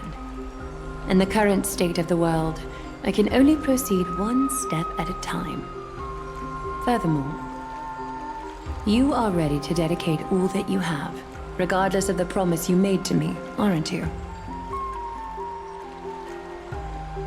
Throughout my time in the Holy City, I've gleaned valuable lessons from you. Strategy, leadership, and adaptability to change. Yet, it's only recently that I've come to realize the truly remarkable quality you possess. And what is it? It's the magnetic allure in your presence. It draws people to gather around you willingly, to seek your guidance. They strive not to disappoint you, not due to fear of repercussions, but out of sincere alignment with your ideals. That is precisely what every ruler of Castrum Kremnos has been missing. I am truly honored to hear that.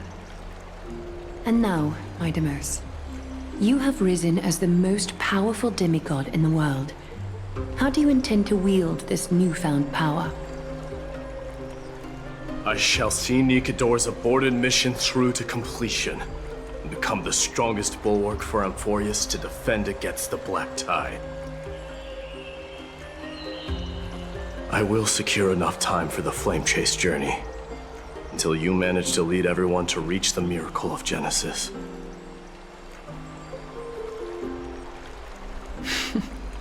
My Deimos, a new chapter awaits Amphoreus. Yet, the one who guides the people to the destination need not be you and I. Huh. What did you see after assuming Nestia's divinity? Despite the passage of 1,000 years, every word of that prophecy remains as vivid as ever. You shall have your final bath in warm and radiant gold. Just as cryptic as all the other prophecies. What's the reason for the laughter? I was just thinking, if an ordinary person encountered these words, they would probably stay away from the baths for the rest of their life. But I cannot forgo the delightful experience a bath offers. So, I assume you also glimpsed yours, my Deimos? One day, you shall die with a wound in your back. Well, that is a rather straightforward scenario.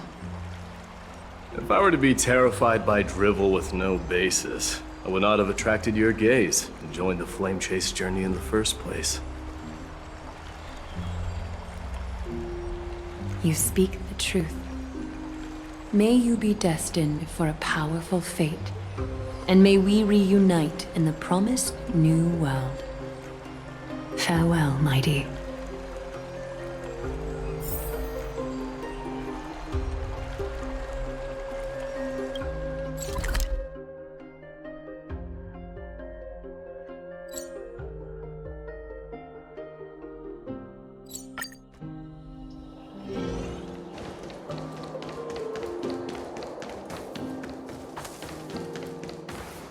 Is Lady Trebios not here? Lord Mighty! Hyacinth. So you are the physician Krateros spoke of. It's no wonder then that he was pulled back from the brink of death. You have my gratitude. I can take that as a compliment, right? I've heard about what happened at the Grove. I'm deeply sorry for your loss. I've heard far too much about death and grief recently. To quote Lady Treeby, we should all focus on tomorrow, shouldn't we? That's a valid point. You've always been the most optimistic one among us. Well, I must say, it feels quite incredible to see a new demigod standing right before me. You should prepare yourself as well. Humanity has already taken hold of strife, and one day it will also reach the sky. Do you really believe I can do it? Even my ancestor, that hero of legends, couldn't conquer the core flame of Aquila. Given your good rapport with the demigods, you should know that the path to assuming divinity is never limited to swords and spears.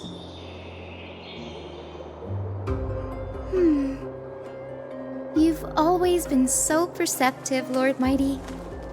Rest assured, if fate has truly selected me, I'll be ready. Right.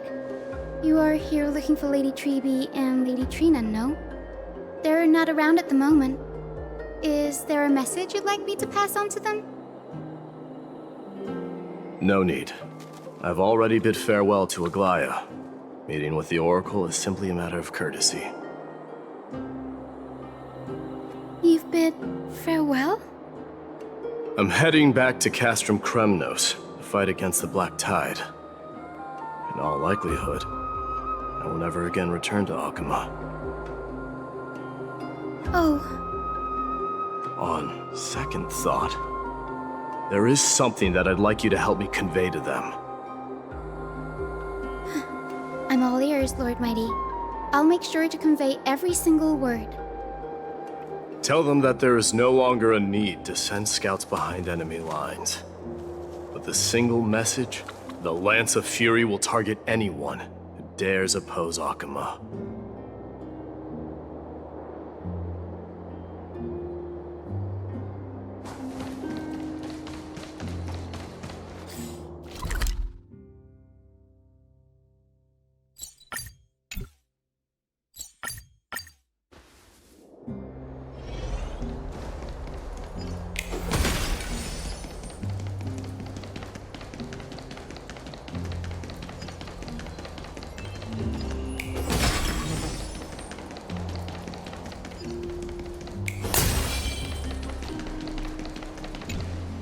Lord Mighty. I'll be embracing my destiny before you do, Castorus. Can you feel Thanatos right now? I don't feel them at all, regrettably. You have been painstakingly seeking that Titan for so long. But have you ever considered reaching out to me for help? You mean... Death refused to ferry me. If you were to send me to the Netherrealm, I may uncover clues along the way back. I would never do that, Lord Mighty. Death is not a game. You're right. That may very well be the reason why my people have struggled for millennia. They underestimated the significance of death. So, are you returning home alone, Lord Mighty? Returning home, you say? Maybe. At this moment, Castrum Kremnos is not just my birthplace, but also my fated destination. Work harder, Castorus. Go and do what you have to do, so that the trials we have endured may have meaning. I will, Lord Mighty. May we reunite on the other side, where the warm west wind blows.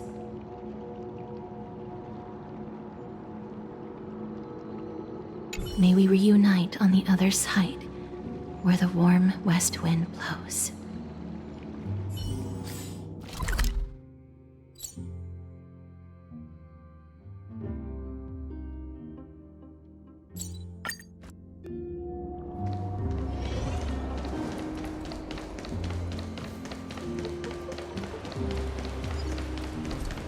The King of Kremnos, without the signet ring, but looking more like a king now. I'm no longer the king, Grand Craftsman. Matters not the title. Surpassed all former kings your achievements have. I will honor your trust and liberate the world from the clutches of fear. Nevertheless, I must request that you continue to watch over Phainon, Cartonis. I have a feeling that his fate will weigh heavier than all of ours combined. Keep Phainon in mind, I will. Return to your home, brave king. Together with everyone, I shall remain here. That thunder from Castrum Kremnos we wait to hear.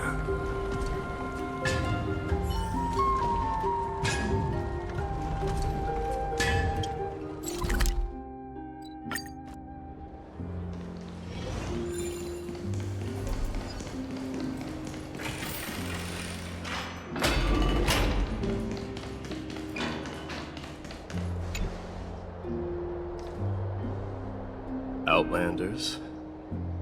No. Trailblazers. I will soon make my way to Castrum Kremnos.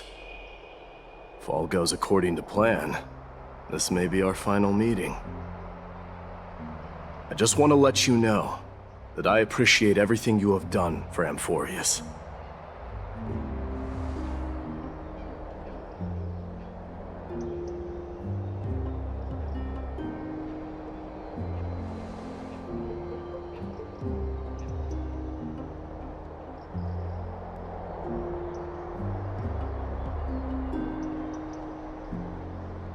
That means a lot to me. May success accompany your trailblazing wherever it leads. How about you let me guess what's on your mind?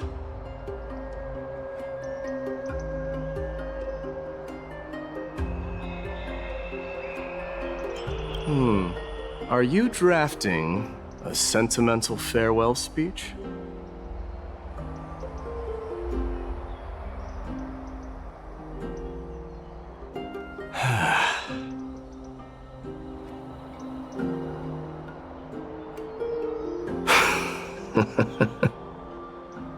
Now that I bear the divine within me, I can get the vague feeling that you have a great significance for the future of Amphoreus.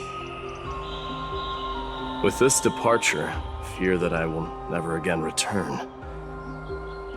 Can I entrust you both to watch my back and to continue supporting the Flame Chase journey in my absence?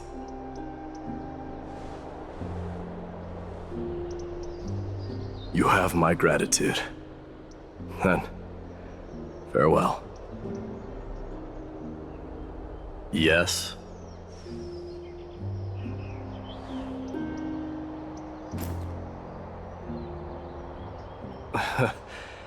Sure, let's do it.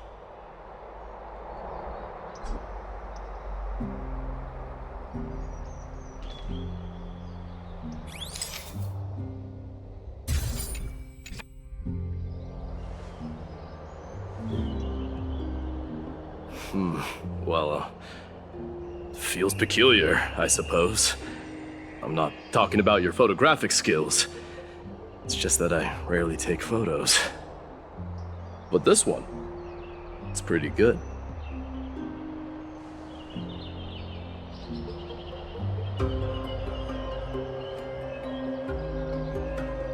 I wish the same for you during your time in Amphoreus.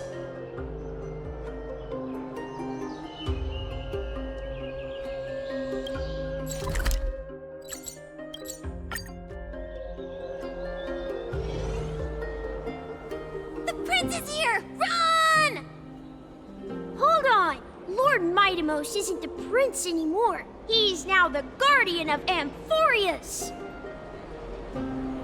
What's going on?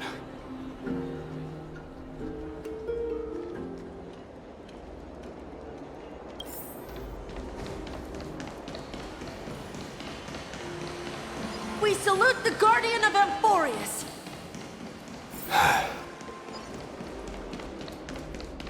We salute you. Farewell. It's been a... I should have known you were the mastermind behind this. Hey, don't go pointing fingers without cause. I swear I'm innocent this time. See those kids over there? They're the ones who brought everyone together. I admit, that took me by surprise. Were you seriously just going to sneak off without a word with me? Well, I was actually on my way to bid farewell to you, but ended up running into this. Oh, that's quite an honor, I suppose. We better not leave them waiting too long, don't you think? The road to Castrum Kremnos from here is long. Perhaps it wouldn't be a bad idea to take a moment and etch their faces in my memory one last time.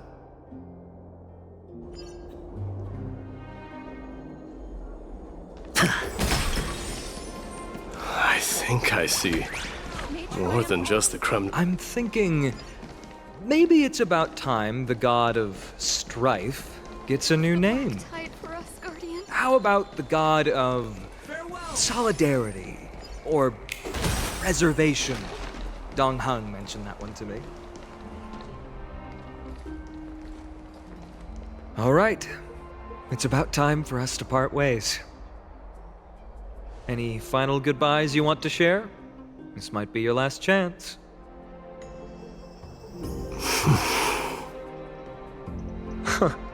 Why so quiet? I thought divinity would wash away some of your sentiments. Do you truly feel as carefree as you seem? Or is this just a facade you wear? You know what? You sound just like a Gly at this moment. But you're not off the mark. I just thought that putting on a nonchalant front for this occasion might help us preserve some dignity. I can see through your deception, even without the power of mind reading. Am I really that terrible at controlling my facial expressions? Well, with that said, thank you for aiding me in defeating my archenemy, Mightimos. No need to thank me. This triumph brings no delight, nor does it signify closure. You understand that more than me. Indeed. In the end, I still haven't unraveled the mystery behind that black-robed swordmaster. And I can't even ascertain their demise. Maybe I've never managed to cut off my destiny. But that matters not. Pain may be cured, but scars remain. This should not be effaced. Even with the divine might of Ornyx, you cannot stop the past from leaving its marks in our blind spots. Can you genuinely let go of everything as soon as that swordmaster is dead? That's impossible. Revenge is merely an obligation that must be carried out, and no one can find mental fulfillment through it. You're right. Look forward. Chew up and swallow your past. And make sure emptiness and bitterness are not the only flavors you know. Remember that there is a whole world behind you waiting to be saved.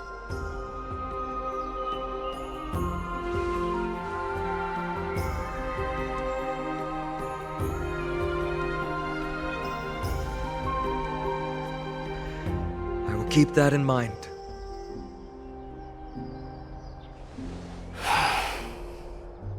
I have a final favor to ask. Please look after the Kremnoan warriors in my absence. They will undoubtedly face challenges while assimilating into Akama. It is my sole regret that I cannot stand by them during this time. Do not worry. Leave it to me.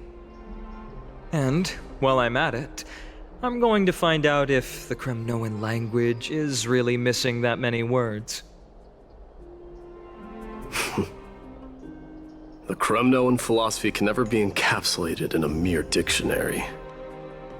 But if there's a chance in the next life, you should come visit my library.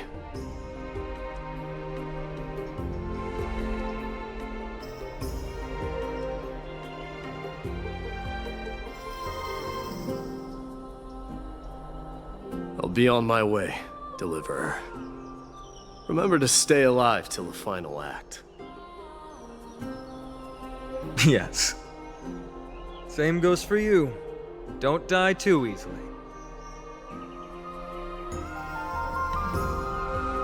May triumph always be yours, Mightimos.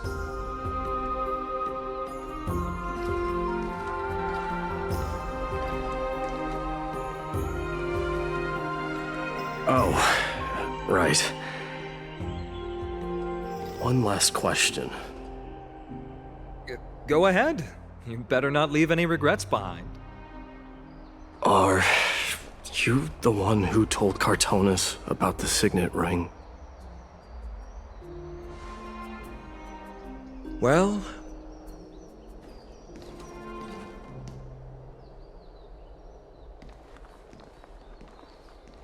who knows?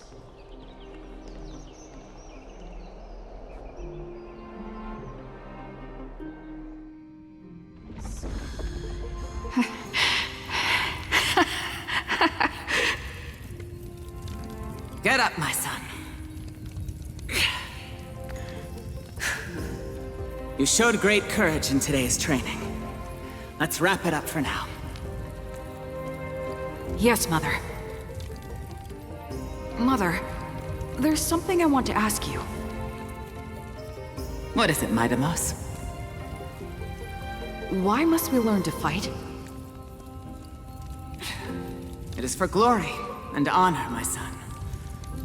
For Kremnoans, mastery of swords and spears is ingrained from birth.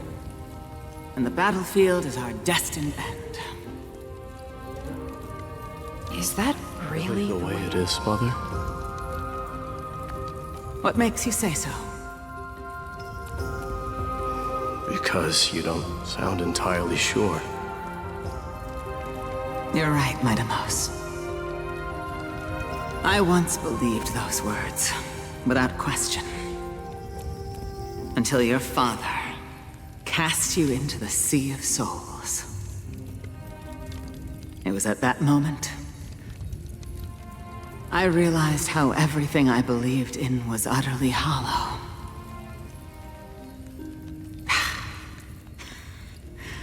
Perhaps the spirit of Kremnos had once existed. But as greed bloomed in the hearts of humanity over the years, such spirit had long faded alongside our glory. I no longer put my faith in any oath or doctrine. Now I have just one role. That of your mother, Midamos.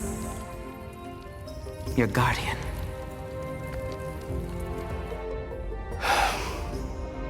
That dream always ends there. The journey back to Castrum Kremnos is proving to be longer than expected.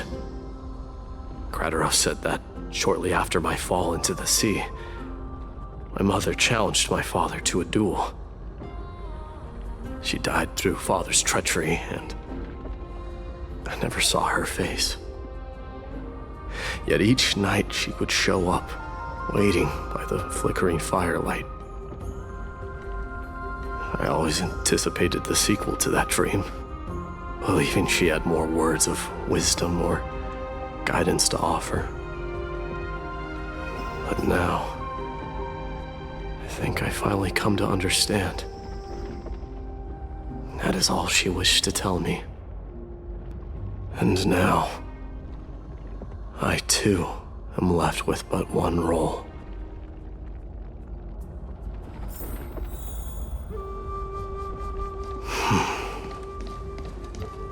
It is time for this journey to reach its end. Look! Midamos is back!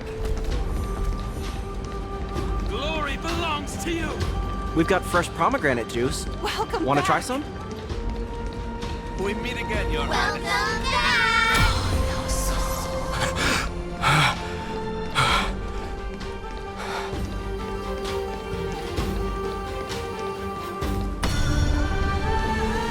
Ooh, say, come and check out what I just wrote.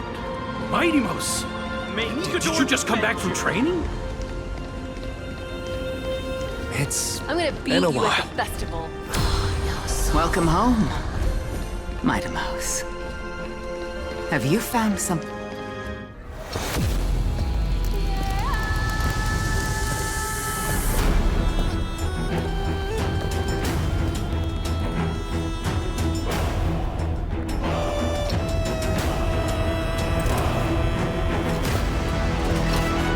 The son of Gorgo will be crowned in blood! The son of Gorgo will be crowned in blood!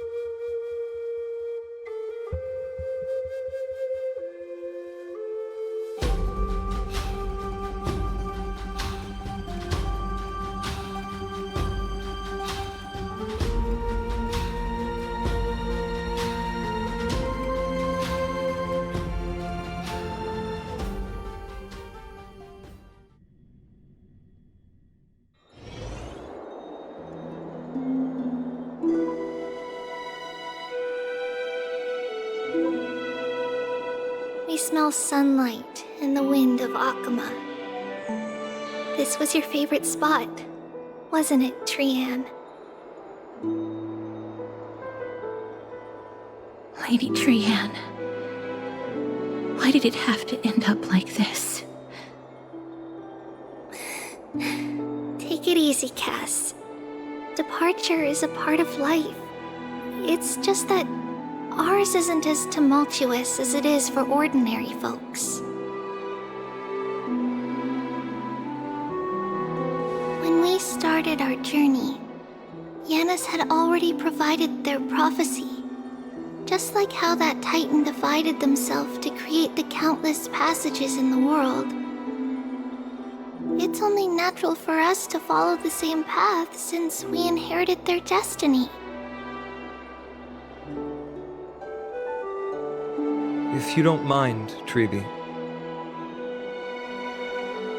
are you still willing to unveil that past for us? The past regarding the prophecy?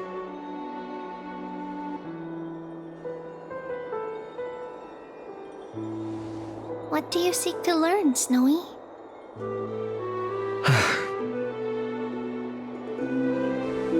Mightimos has left the city to face his own fate. That is, the fate of every demigod. We will all eventually let go of our past to follow the same path as his. So, what I want to know is, as Amphoreus' first demigod, what compelled you to take the first step on this journey? And what has sustained you to make it this far without looking back? Despite the fracturing of your body and the numerous departures you have endured.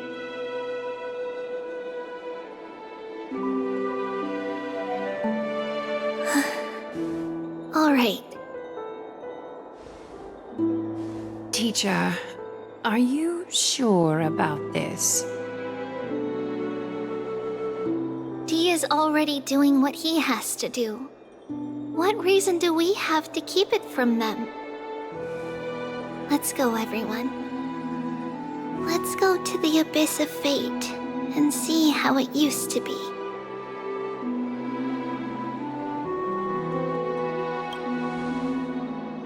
That's great. Thank you. Trinan, would you mind? Treeby, are you not coming with us? I want to stay here with Trian for a bit longer. I see. We'll be off then. Take care. Since you have made your decision, then let's proceed as you wish. See you later, teacher. Cass, are you not going with them? No. I'd prefer to remain here to accompany Lady Trian. She hated being alone. What's this? A little gift that I had hoped to deliver to her personally, though fate had other plans. Oh. So you saw us arguing that day? Yes. I figured Lady Trian would like it a lot, so I bought it. I see. Cass, you know, I recognized it immediately that day. It truly is an authentic piece from Yanisopolis. Then why? It's just that Trian had forgotten far more things than I. For example, she forgot that this glass object meant something unfortunate according to the traditions of our homeland.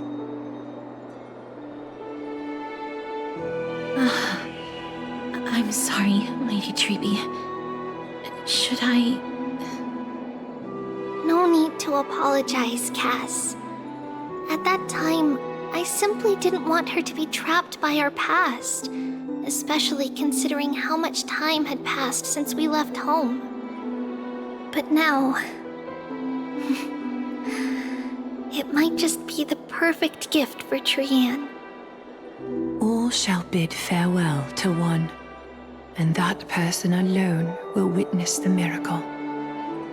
While you and I have long accepted this absurd fate, they remain fresh and inexperienced. Teacher, don't let the weight of that cruel prophecy crush their spines. But it would be even more cruel if we allow them to ignorantly fall before the gates of the new world. They will eventually need to know the truth. We just need the right opportunity.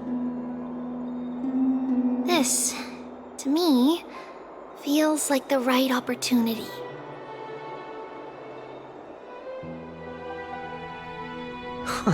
So, this is how the Temple of the Three Fates looked back in the day. At this point, Yannisopolis still resides under Aquila's protection, yet it is already fated for decline, and only contains a beautiful facade. Is it because Amphoreus has entered Arabellica? Yes, strife remains distant from this part of Amphoreus right now. But in 5 years' time, at the same entry hour, this temple will become the source of another war. Then, where are you at this time? Right over there. Why does she look somewhat different? It's because we don't quite recall how we used to look. Oh, my apologies. Please don't. We should be the ones apologizing. Come, everyone. It's time to witness our last conversation with Orynyx.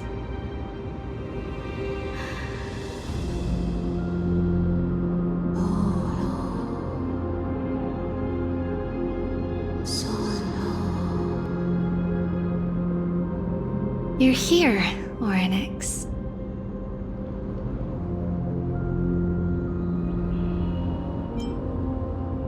This is our memory, so your senses are also aligned with the Trebios of that moment.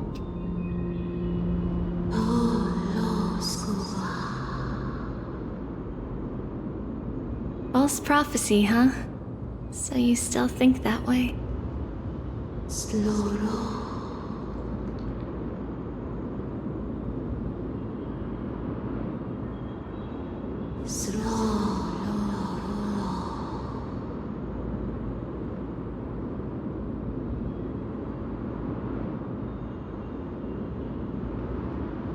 But the Black Tide has already arrived, and Yanis remains in slumber.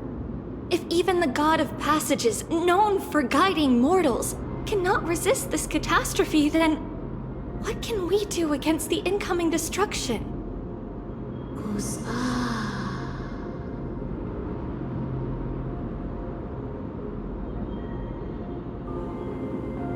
Those chosen by fate would never have their family taken from them.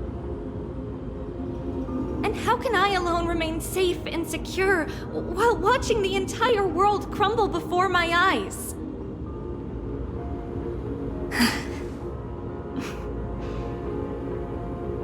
This might be our last conversation, Orynyx. I will do everything I can to protect you from the Black Tide. The family she just mentioned. It's our mother. She fell from the spot into the valley a long time ago. It was during a grand ceremony held to seek Yanis's guidance. But things took an unexpected turn. It was Kefali who responded instead. Did something go wrong with the ceremony? Yes, but those two occurrences were in fact unrelated. Kefali's response was simply a coincidence. On that frosty night with treachery abound, as the Holy Maiden of Yanisopolis met her demise, the world-bearing Titan also fell in another corner of the world. Let's keep up with her. This story... she should be the one to tell it. That thing ahead. It's the altar of Talantin. But that's not our destination. We're heading to the left. This place used to be passable.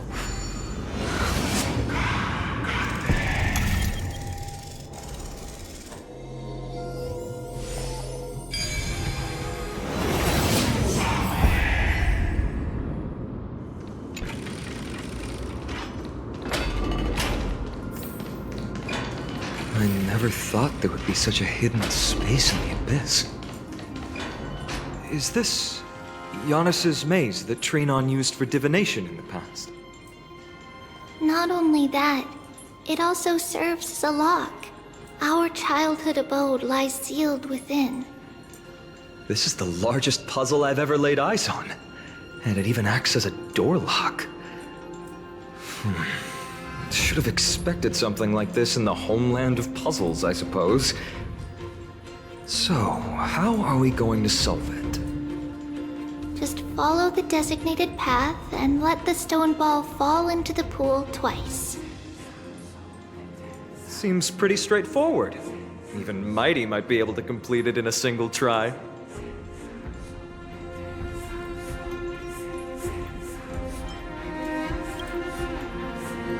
You still don't know him well enough, then. He might not even need a first try. He just punched the door open. Mighty. If he were still here, we'd probably take a lot fewer detours to solve our issues. Enough with the talking. Let's just get started.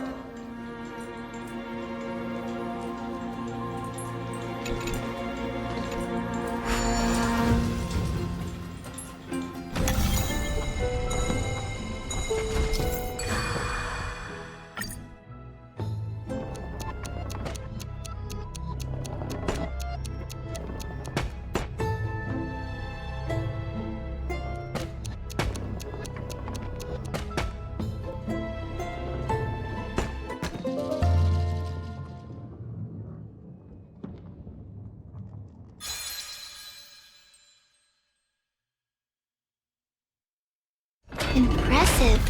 You too have the makings of a high priest now.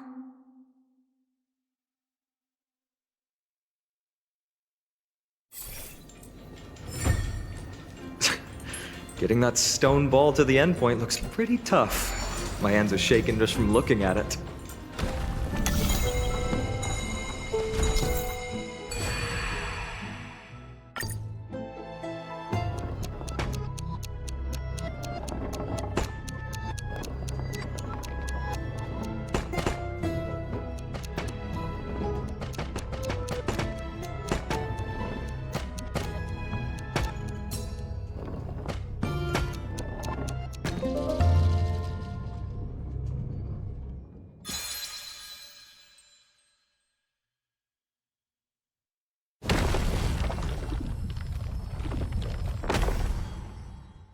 The secret door is open. Go inside, and you'll see the place where we grew up.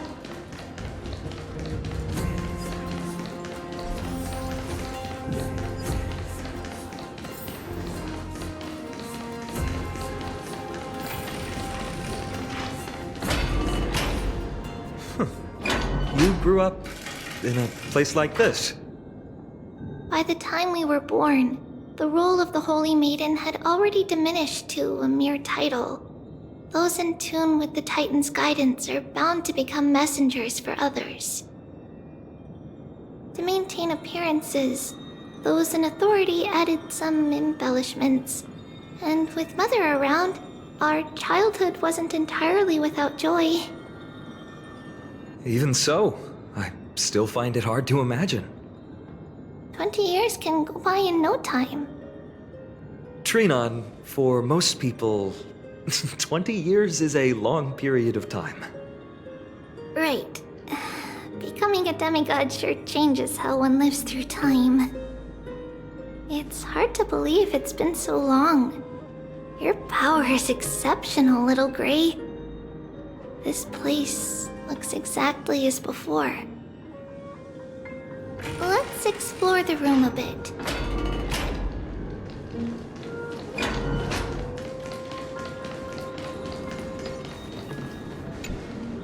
There's so many boxes here. These should be our belongings. What's this? A red glass fragment? We were still very young the first time we saw it.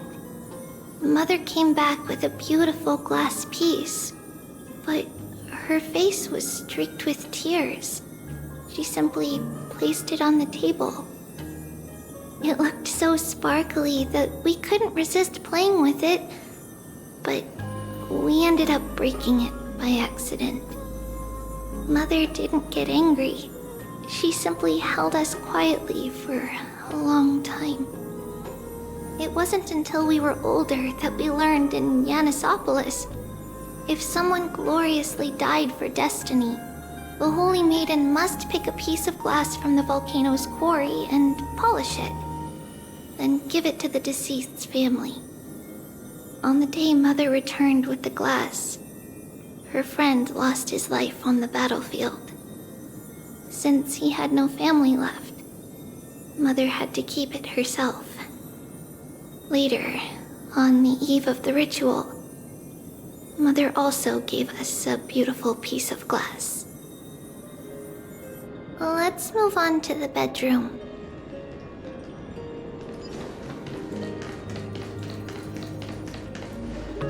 It's Trebios. Just as expected. It's time to get going after all. Mama, are you going to that ritual tomorrow?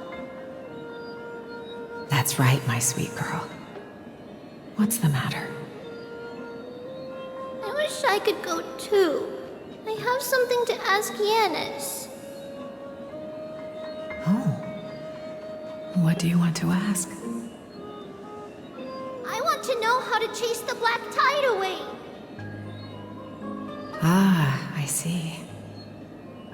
Unfortunately, it's a secret ritual, and only I can preside over it.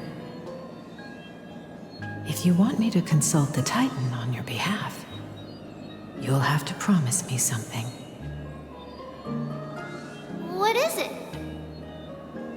Be a good girl and go to sleep now. And whatever you dream of, don't be afraid.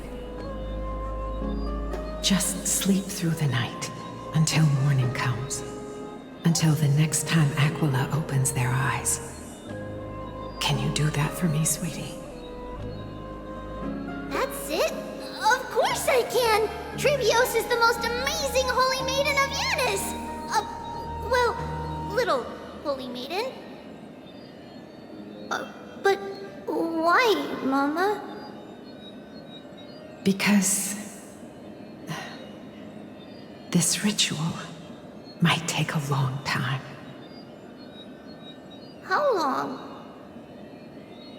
Tomorrow, my sweet child. I'll be back tomorrow. If not tomorrow, then the next tomorrow. If not, the tomorrow after that. But if I still haven't returned for a very long time, that means the ritual has succeeded. It means I found a way to chase away the black tide and reach the new world on the other side. But for various reasons, I can't return to bring my sweet girl with me. But I'll be waiting for you there. As long as you stay brave and kind, we'll meet again in that new world. It's the end of the west wind, the black tide's other shore. A radiant sea of flowers, blessed and protected by the gods. In the rosy horizon, you'll see a silver-white shoal. It marks the end of your voyage. The haven, free from storms, cold, and heavy rains. No sorrow can linger there. That is where I'll be, waiting for you. Wow, that sounds just like the island from my dream. Oh, I know. I'll turn the moon into a ship and the stars into sails to go find Mama. Pinky promise? Pinky promise. As long as you sail toward tomorrow. As long as the sun will rise for the next day. Our wishes will come true together. If the final murmurs of the Titan are true, if such a place really exists on the shore beyond the Black Tide at the end of Genesis, then our promise still stands. Please, wait for me, Mother.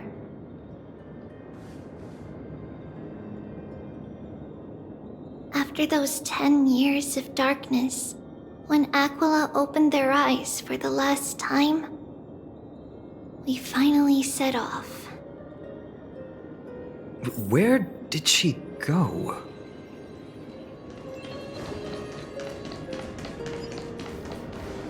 This way. Now, we'll go through this shelf. But how? With Yanis's power?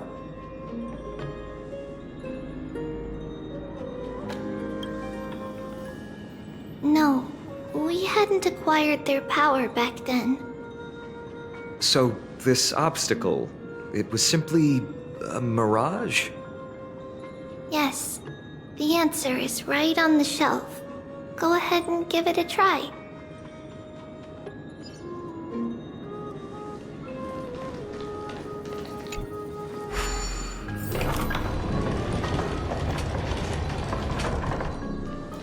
It's a secret passage.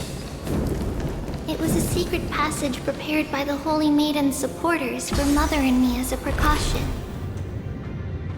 And now, it is turned into our passage to escape, just as anticipated.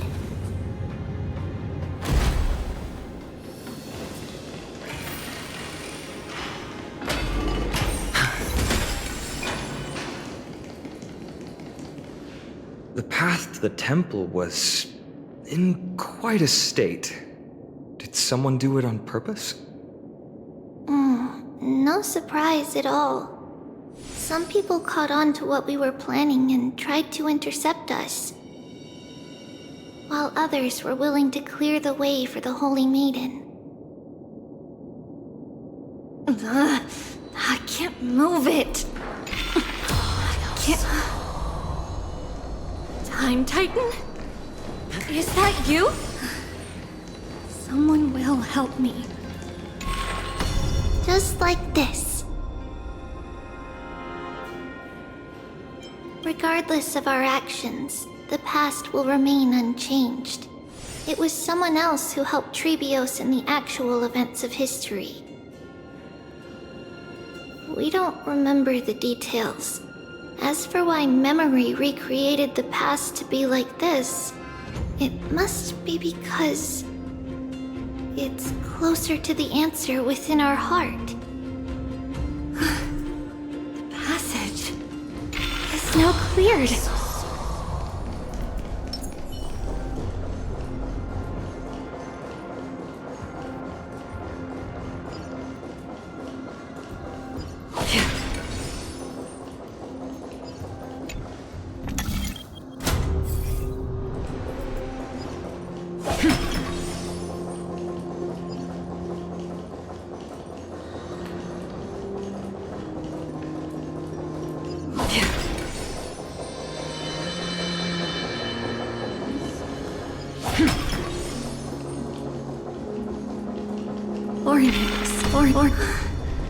Thank you, nameless god.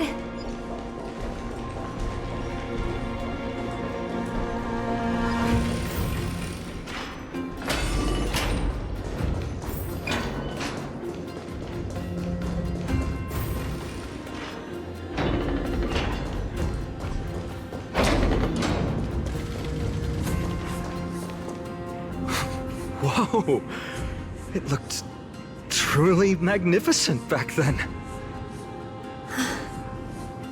Relax. Take it easy. All these people, they're just civilians, not enemies, correct? Mostly, but it might not be the case later on.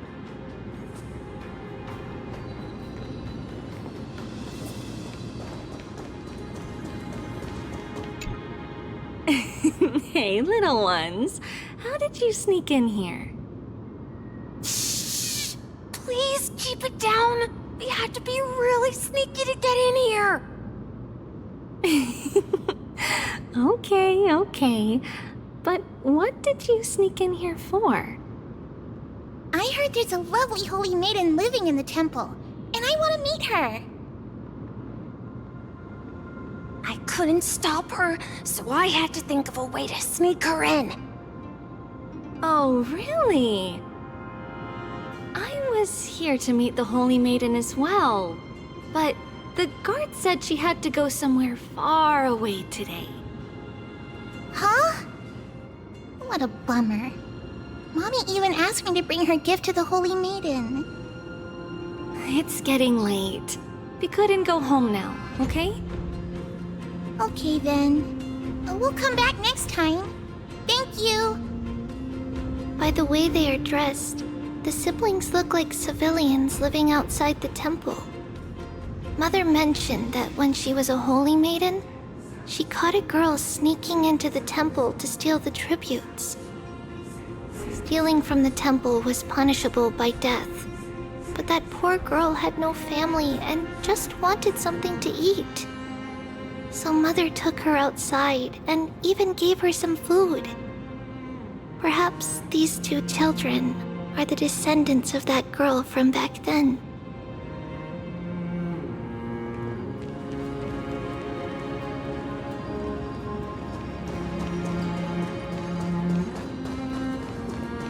Ah, Lady Maiden.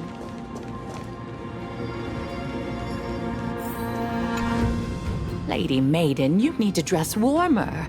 It's pretty cold out. Let me get you a blanket.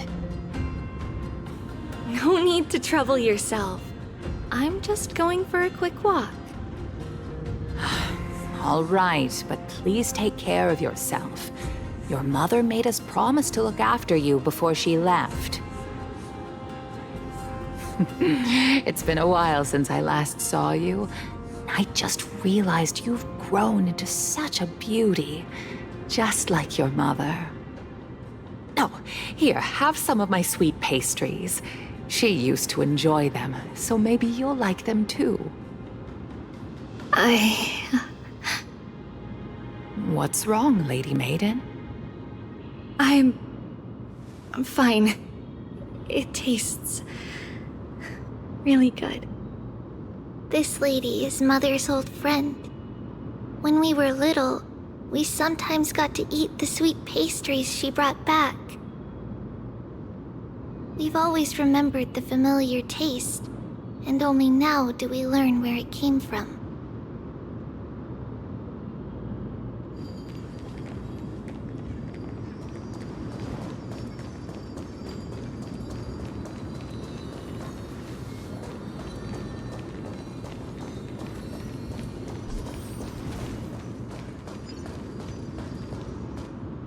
Apologies, Lady Maiden, but the Yanis vault is under maintenance today. Perfect. That way, no one will disturb me while I'm talking to Mother. All right then. May Yanis guide your path. The Yanis vault? It's where Yanis's heart lies and the core flame is kept.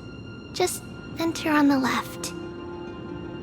It's also the place where Trailblaze was born.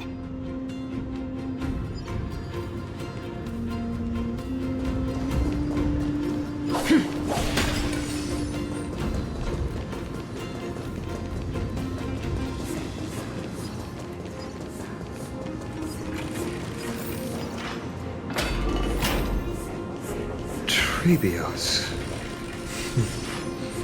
What does that name actually mean? one with 3 lives. Mother believed our birth was blessed by the 3 titans of fate. She named us thus to express her gratitude. Looking at how things have unfolded, fate might have had a role in it. Finally, the Yanis Vault is right ahead.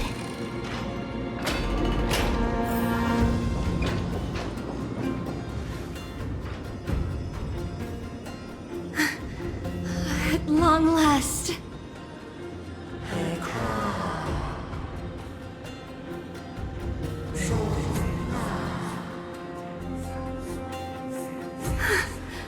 I knew there was some sanity left in you, Yanis.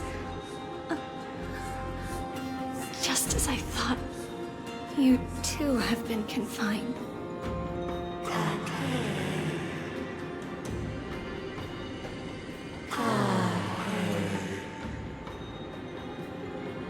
No, Yanis. I've come here to take on your fate.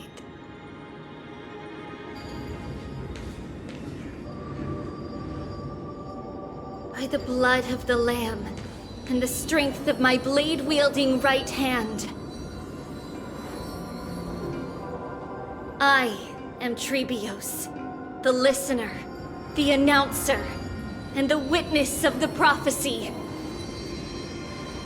I, the Holy Maiden of Yanisopolis, the Walker of the Infinite Paths, have come forth to assume your duty.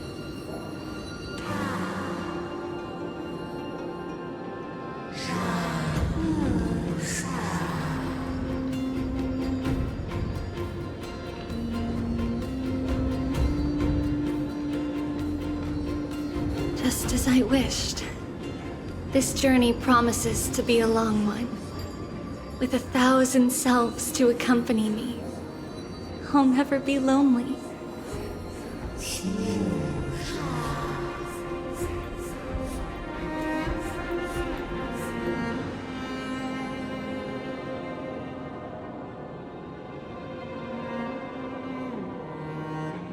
No matter.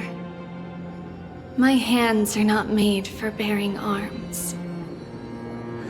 But my feet are destined to embark on a journey for the benefit of all.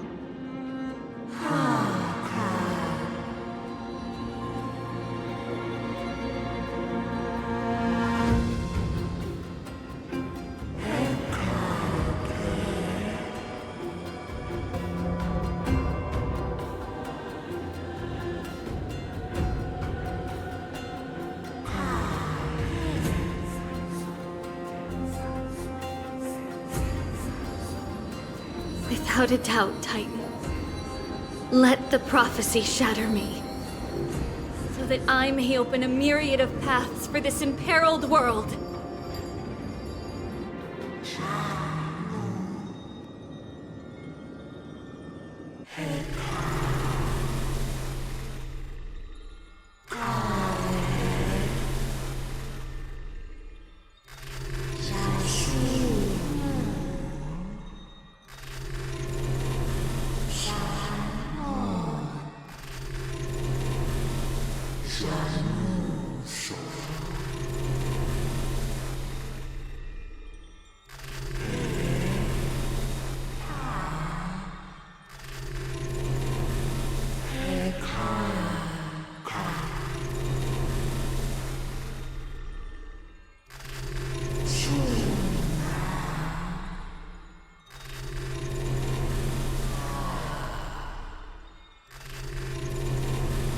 I understand, Yanis.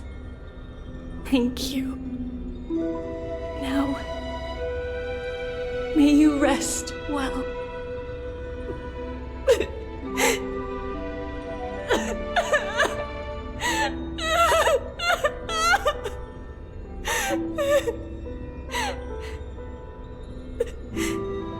Mother, did you see that? I have assumed my duty and stand ready to set out. we will step over the gods' corpses and wander among humanity. And thus, we shall sweep apart Amphoreus' pitch-dark fog. May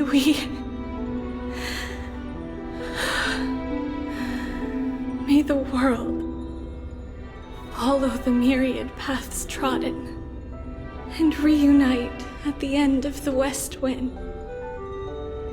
where flowers bloom in spring. Mother, I shall see you tomorrow. Who dares lay hands on the core flame? Drop your weapon and surrender at once! I knew this would come. It's opening up! Move aside and get ready! The Holy Maiden?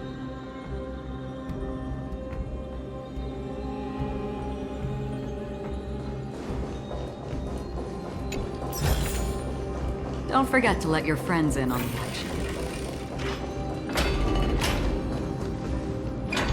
What's happening here?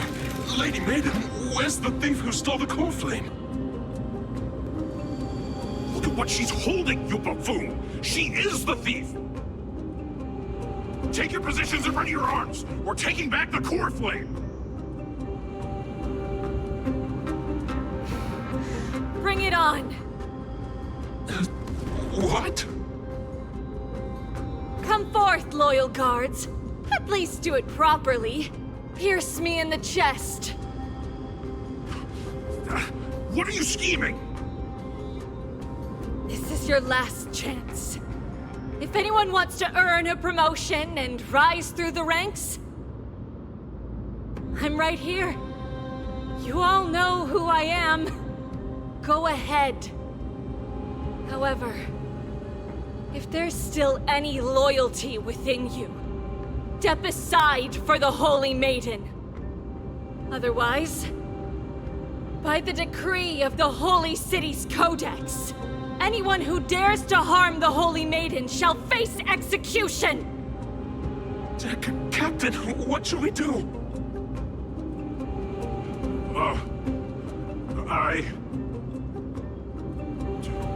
Do it! Kill her! If any of you want to get rich, then come with me! Take this traitor's head and wealth will be ours! We can't just stand by and do nothing. Let's move, partner.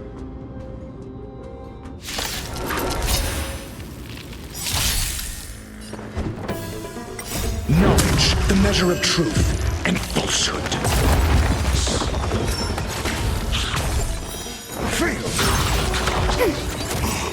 Net markers activated. Time for a good old counterattack. Destined for oblivion.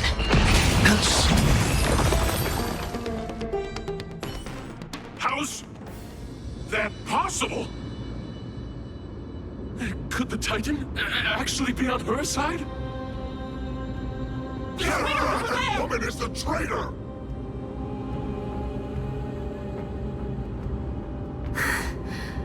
I should go. Let's keep up.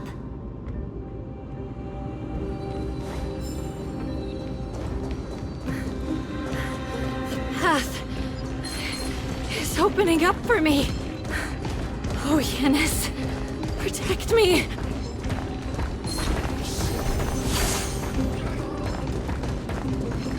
Stream 4.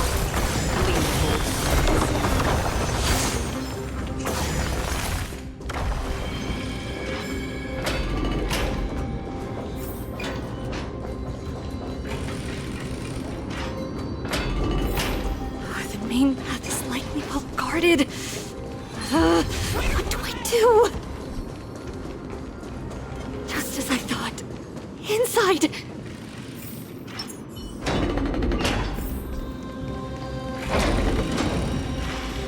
There are guards here too. Don't alert them.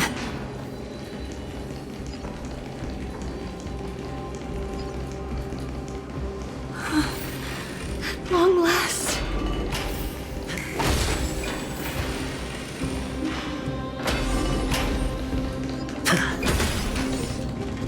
A creature of the Holy City Guards! But I'm already so close! This should be the last fight. We have to help her get through. But I don't get it. This has been puzzling me for a while now. Who has been aiding Trebios in her escape?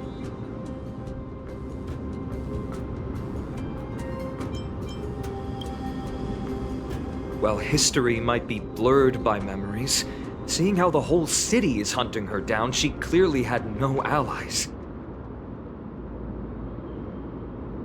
If she pulled it off alone, were we too involved in this process? Trebios had been on her own since she entered the vault. But what did we truly mean to her? You'll find that answer at the end of this memory. In that case, let's focus on the mission at hand now. Let's do this, everyone!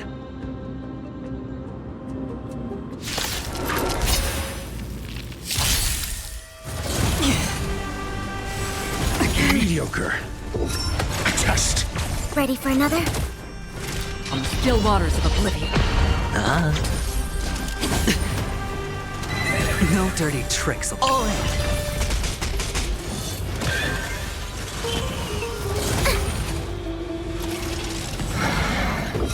Answer me.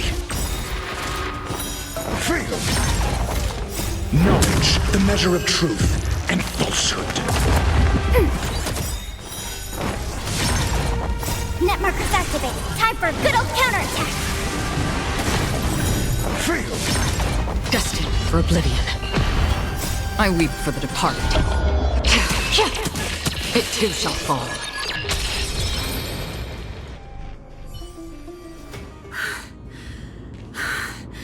Finally, beyond this gate awaits a boundless world. This is where my journey begins. God of Passages, can you see me? I will complete the path that you started. No response after all. Yanis, may you have a good dream. I can't stay here much longer. It's time to leave. Well, looks like this is the end of the memory. Not yet. The question that has been puzzling you. She's about to reveal the answer. But nothing happened.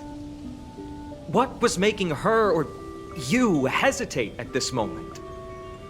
If she had known this flame-chased journey would proceed as the Titan foretold, bringing about great suffering and fatalities, including her own, would she still have chosen to walk through the gate and start her journey? I think the answer is already within you. And you've made your own decision. What? You can hear us? Not really. She can neither see nor hear us. Yet she knew that one day, someone would return to unveil this dust-covered memory. We can never know for sure who helped us back then. But that kindness was forever engraved in our hearts, motivating us to move forward. Time has modified this memory into a special letter, so that we do not forget our original intent. It's a letter written by Trebios of the past and sent to her future self. In this memory, it is Trebios of the future who overcomes all difficulties for her and sends her on a long journey toward the tomorrow where we are. Yes, you'll remember it all. And then find your way back to the gate where everything began. Here, I will set sail toward the distant horizon. Here, you have traveled far on your way home. Such is the maxim that unveils Trebios' fate. You shall shatter into 1,000 fragments and wither on the soil of foreign lands. So, if you ever feel lost, return to this place. I'll keep this memory here for you. Or for me, to embrace it again. Worry not. The loss is something we've grown used to. Our resolve and our pledge are what Trebios will never forget. Each one of us has never failed to remember. Losses are a constant on the flame chase journey, among which even life itself holds little value. The hot blood of the sacrificial lamb will not be spilled in vain, like my mother and I. The libations poured are guaranteed to bear fruit, just as my blade-wielding right hand is not a hollow formality. Surmount the myriad passages of Yanis, and we will once again ride the west wind and let the wings carry us far away. So, this is your answer? That's right. In the name of the three fates, I stand by my answer with no regrets. Now, with or without the gods' blessing, I run towards the world's agony. If I can truly pierce through the utter darkness, we will meet again at the end of the west wind, where flowers bloom in spring.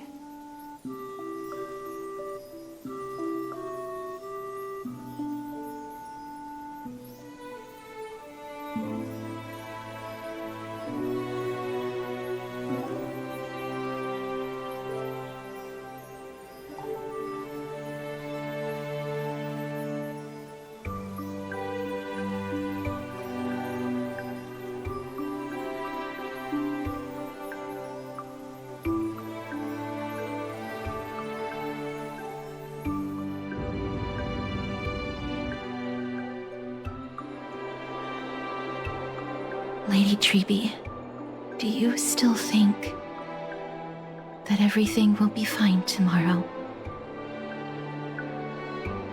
Yeah, that's what Trianne would say as well. With all due respect, Lady Trebi, you know perfectly well that see you tomorrow is nothing but a white lie. I hope your toughness is not a mask hiding a lonely heart. Cass, that's not a lie.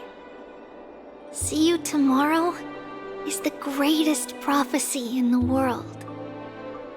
Prophecy? Listen, in every corner of this land, every heartbeat carries a prayer for that prophecy to come true. It may be that only a few heroes will bring tomorrow to the new world, but the prophecy of leading everyone to tomorrow belongs to all in Amphoreus. But not everyone has the chance to see tomorrow. How can such words be called a prophecy? Because people believe it will come true, and they are trying hard to hold on to that belief. Even as the world teeters on the brink of collapse, everyone is pressing forward, longing to reach farther and move toward tomorrow. And that is why a holy maiden exists to lead the world toward tomorrow, and why Yanisopolis' prophecy unfolds as passages. Fate is not about the outcome, but the journey. It's not the flowers that bloom at the end of the road, but rather the paths that lead beyond the gate, where people tread toward the sea of flowers.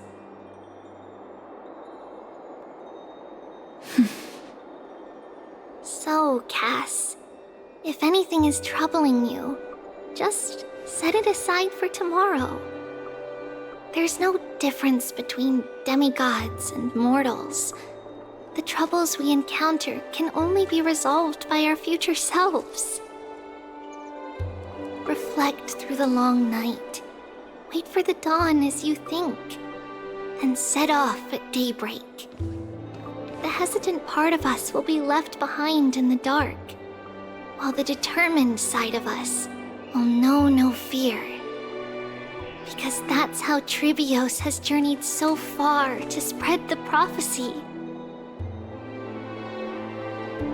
Beckoning the morning sun, and the tomorrow it promises to bring.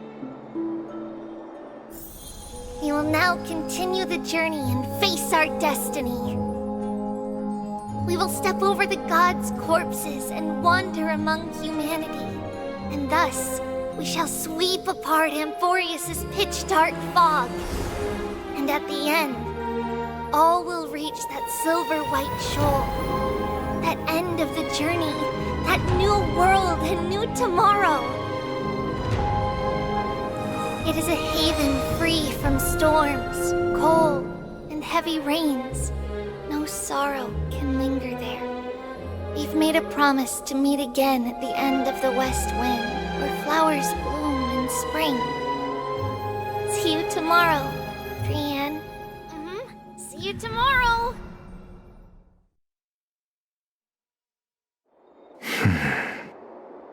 Child of humanity, surely you are not waiting for the arrival of night. Nights do not fall upon Akama. That's why it's futile for you to wait here. Honestly, I didn't expect the renowned Reason Titan to behave like this. And that's all thanks to you. If your soul weren't as prickly as a hedgehog, I wouldn't have to act this way. If you were more accommodating, you wouldn't be opposing me all the time, and I could teach you more freely instead. It was you who insisted on implanting the core flame in me. Forget it. Cut the sarcasm and just say what you need to say. Fine, fine. All I want is to remind you.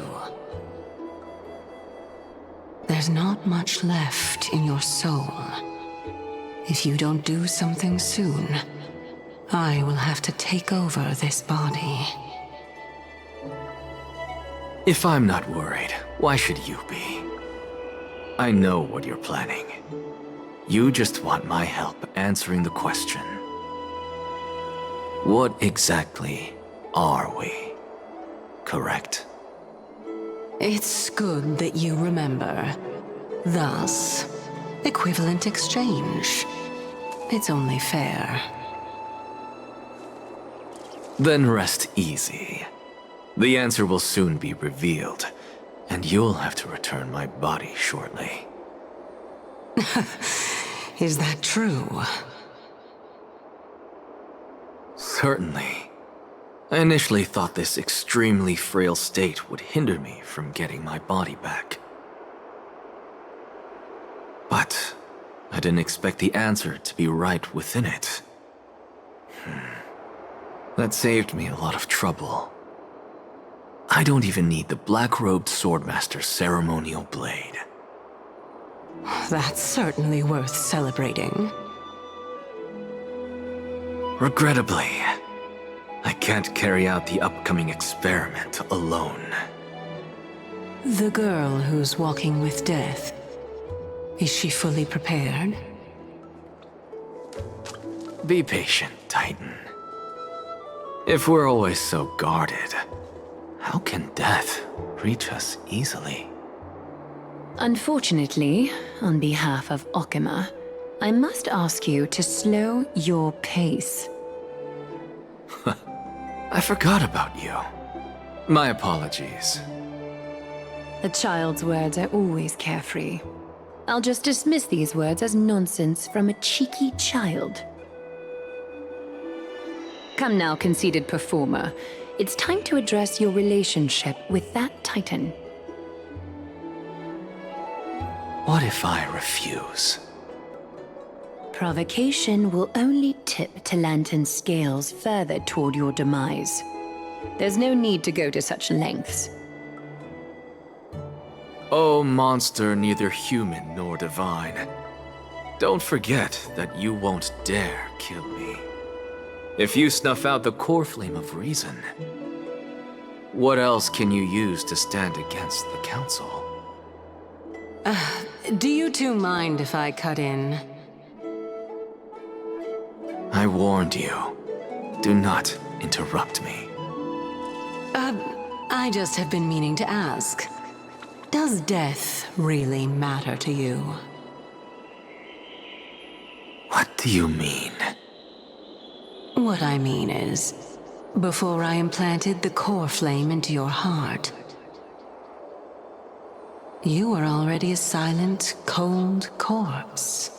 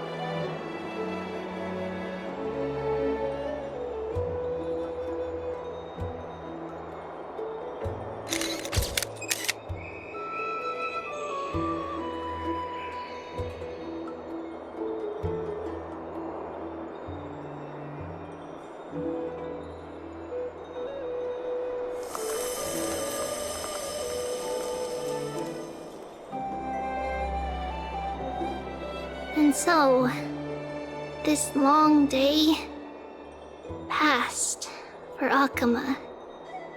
Some people arrived, and some left forever. Just like every other day of this journey, where we, stumbling, move forward. We have long been prepared. If we are to chase the flames, then we must grow used to farewells. And yet, no one back then could foresee death. Its arrival would always be so sudden and so momentous. Even little Gray, coming from beyond the sky, could not escape the Reaper's two hands. And what people gained and lost in that trial of death was far heavier than life itself. Just like the destiny that the prophecy revealed for Cass. At the end of the Sea of Flowers, the souls of the living shall warm thy fingertips. And after an embrace, there shall be eternal separation.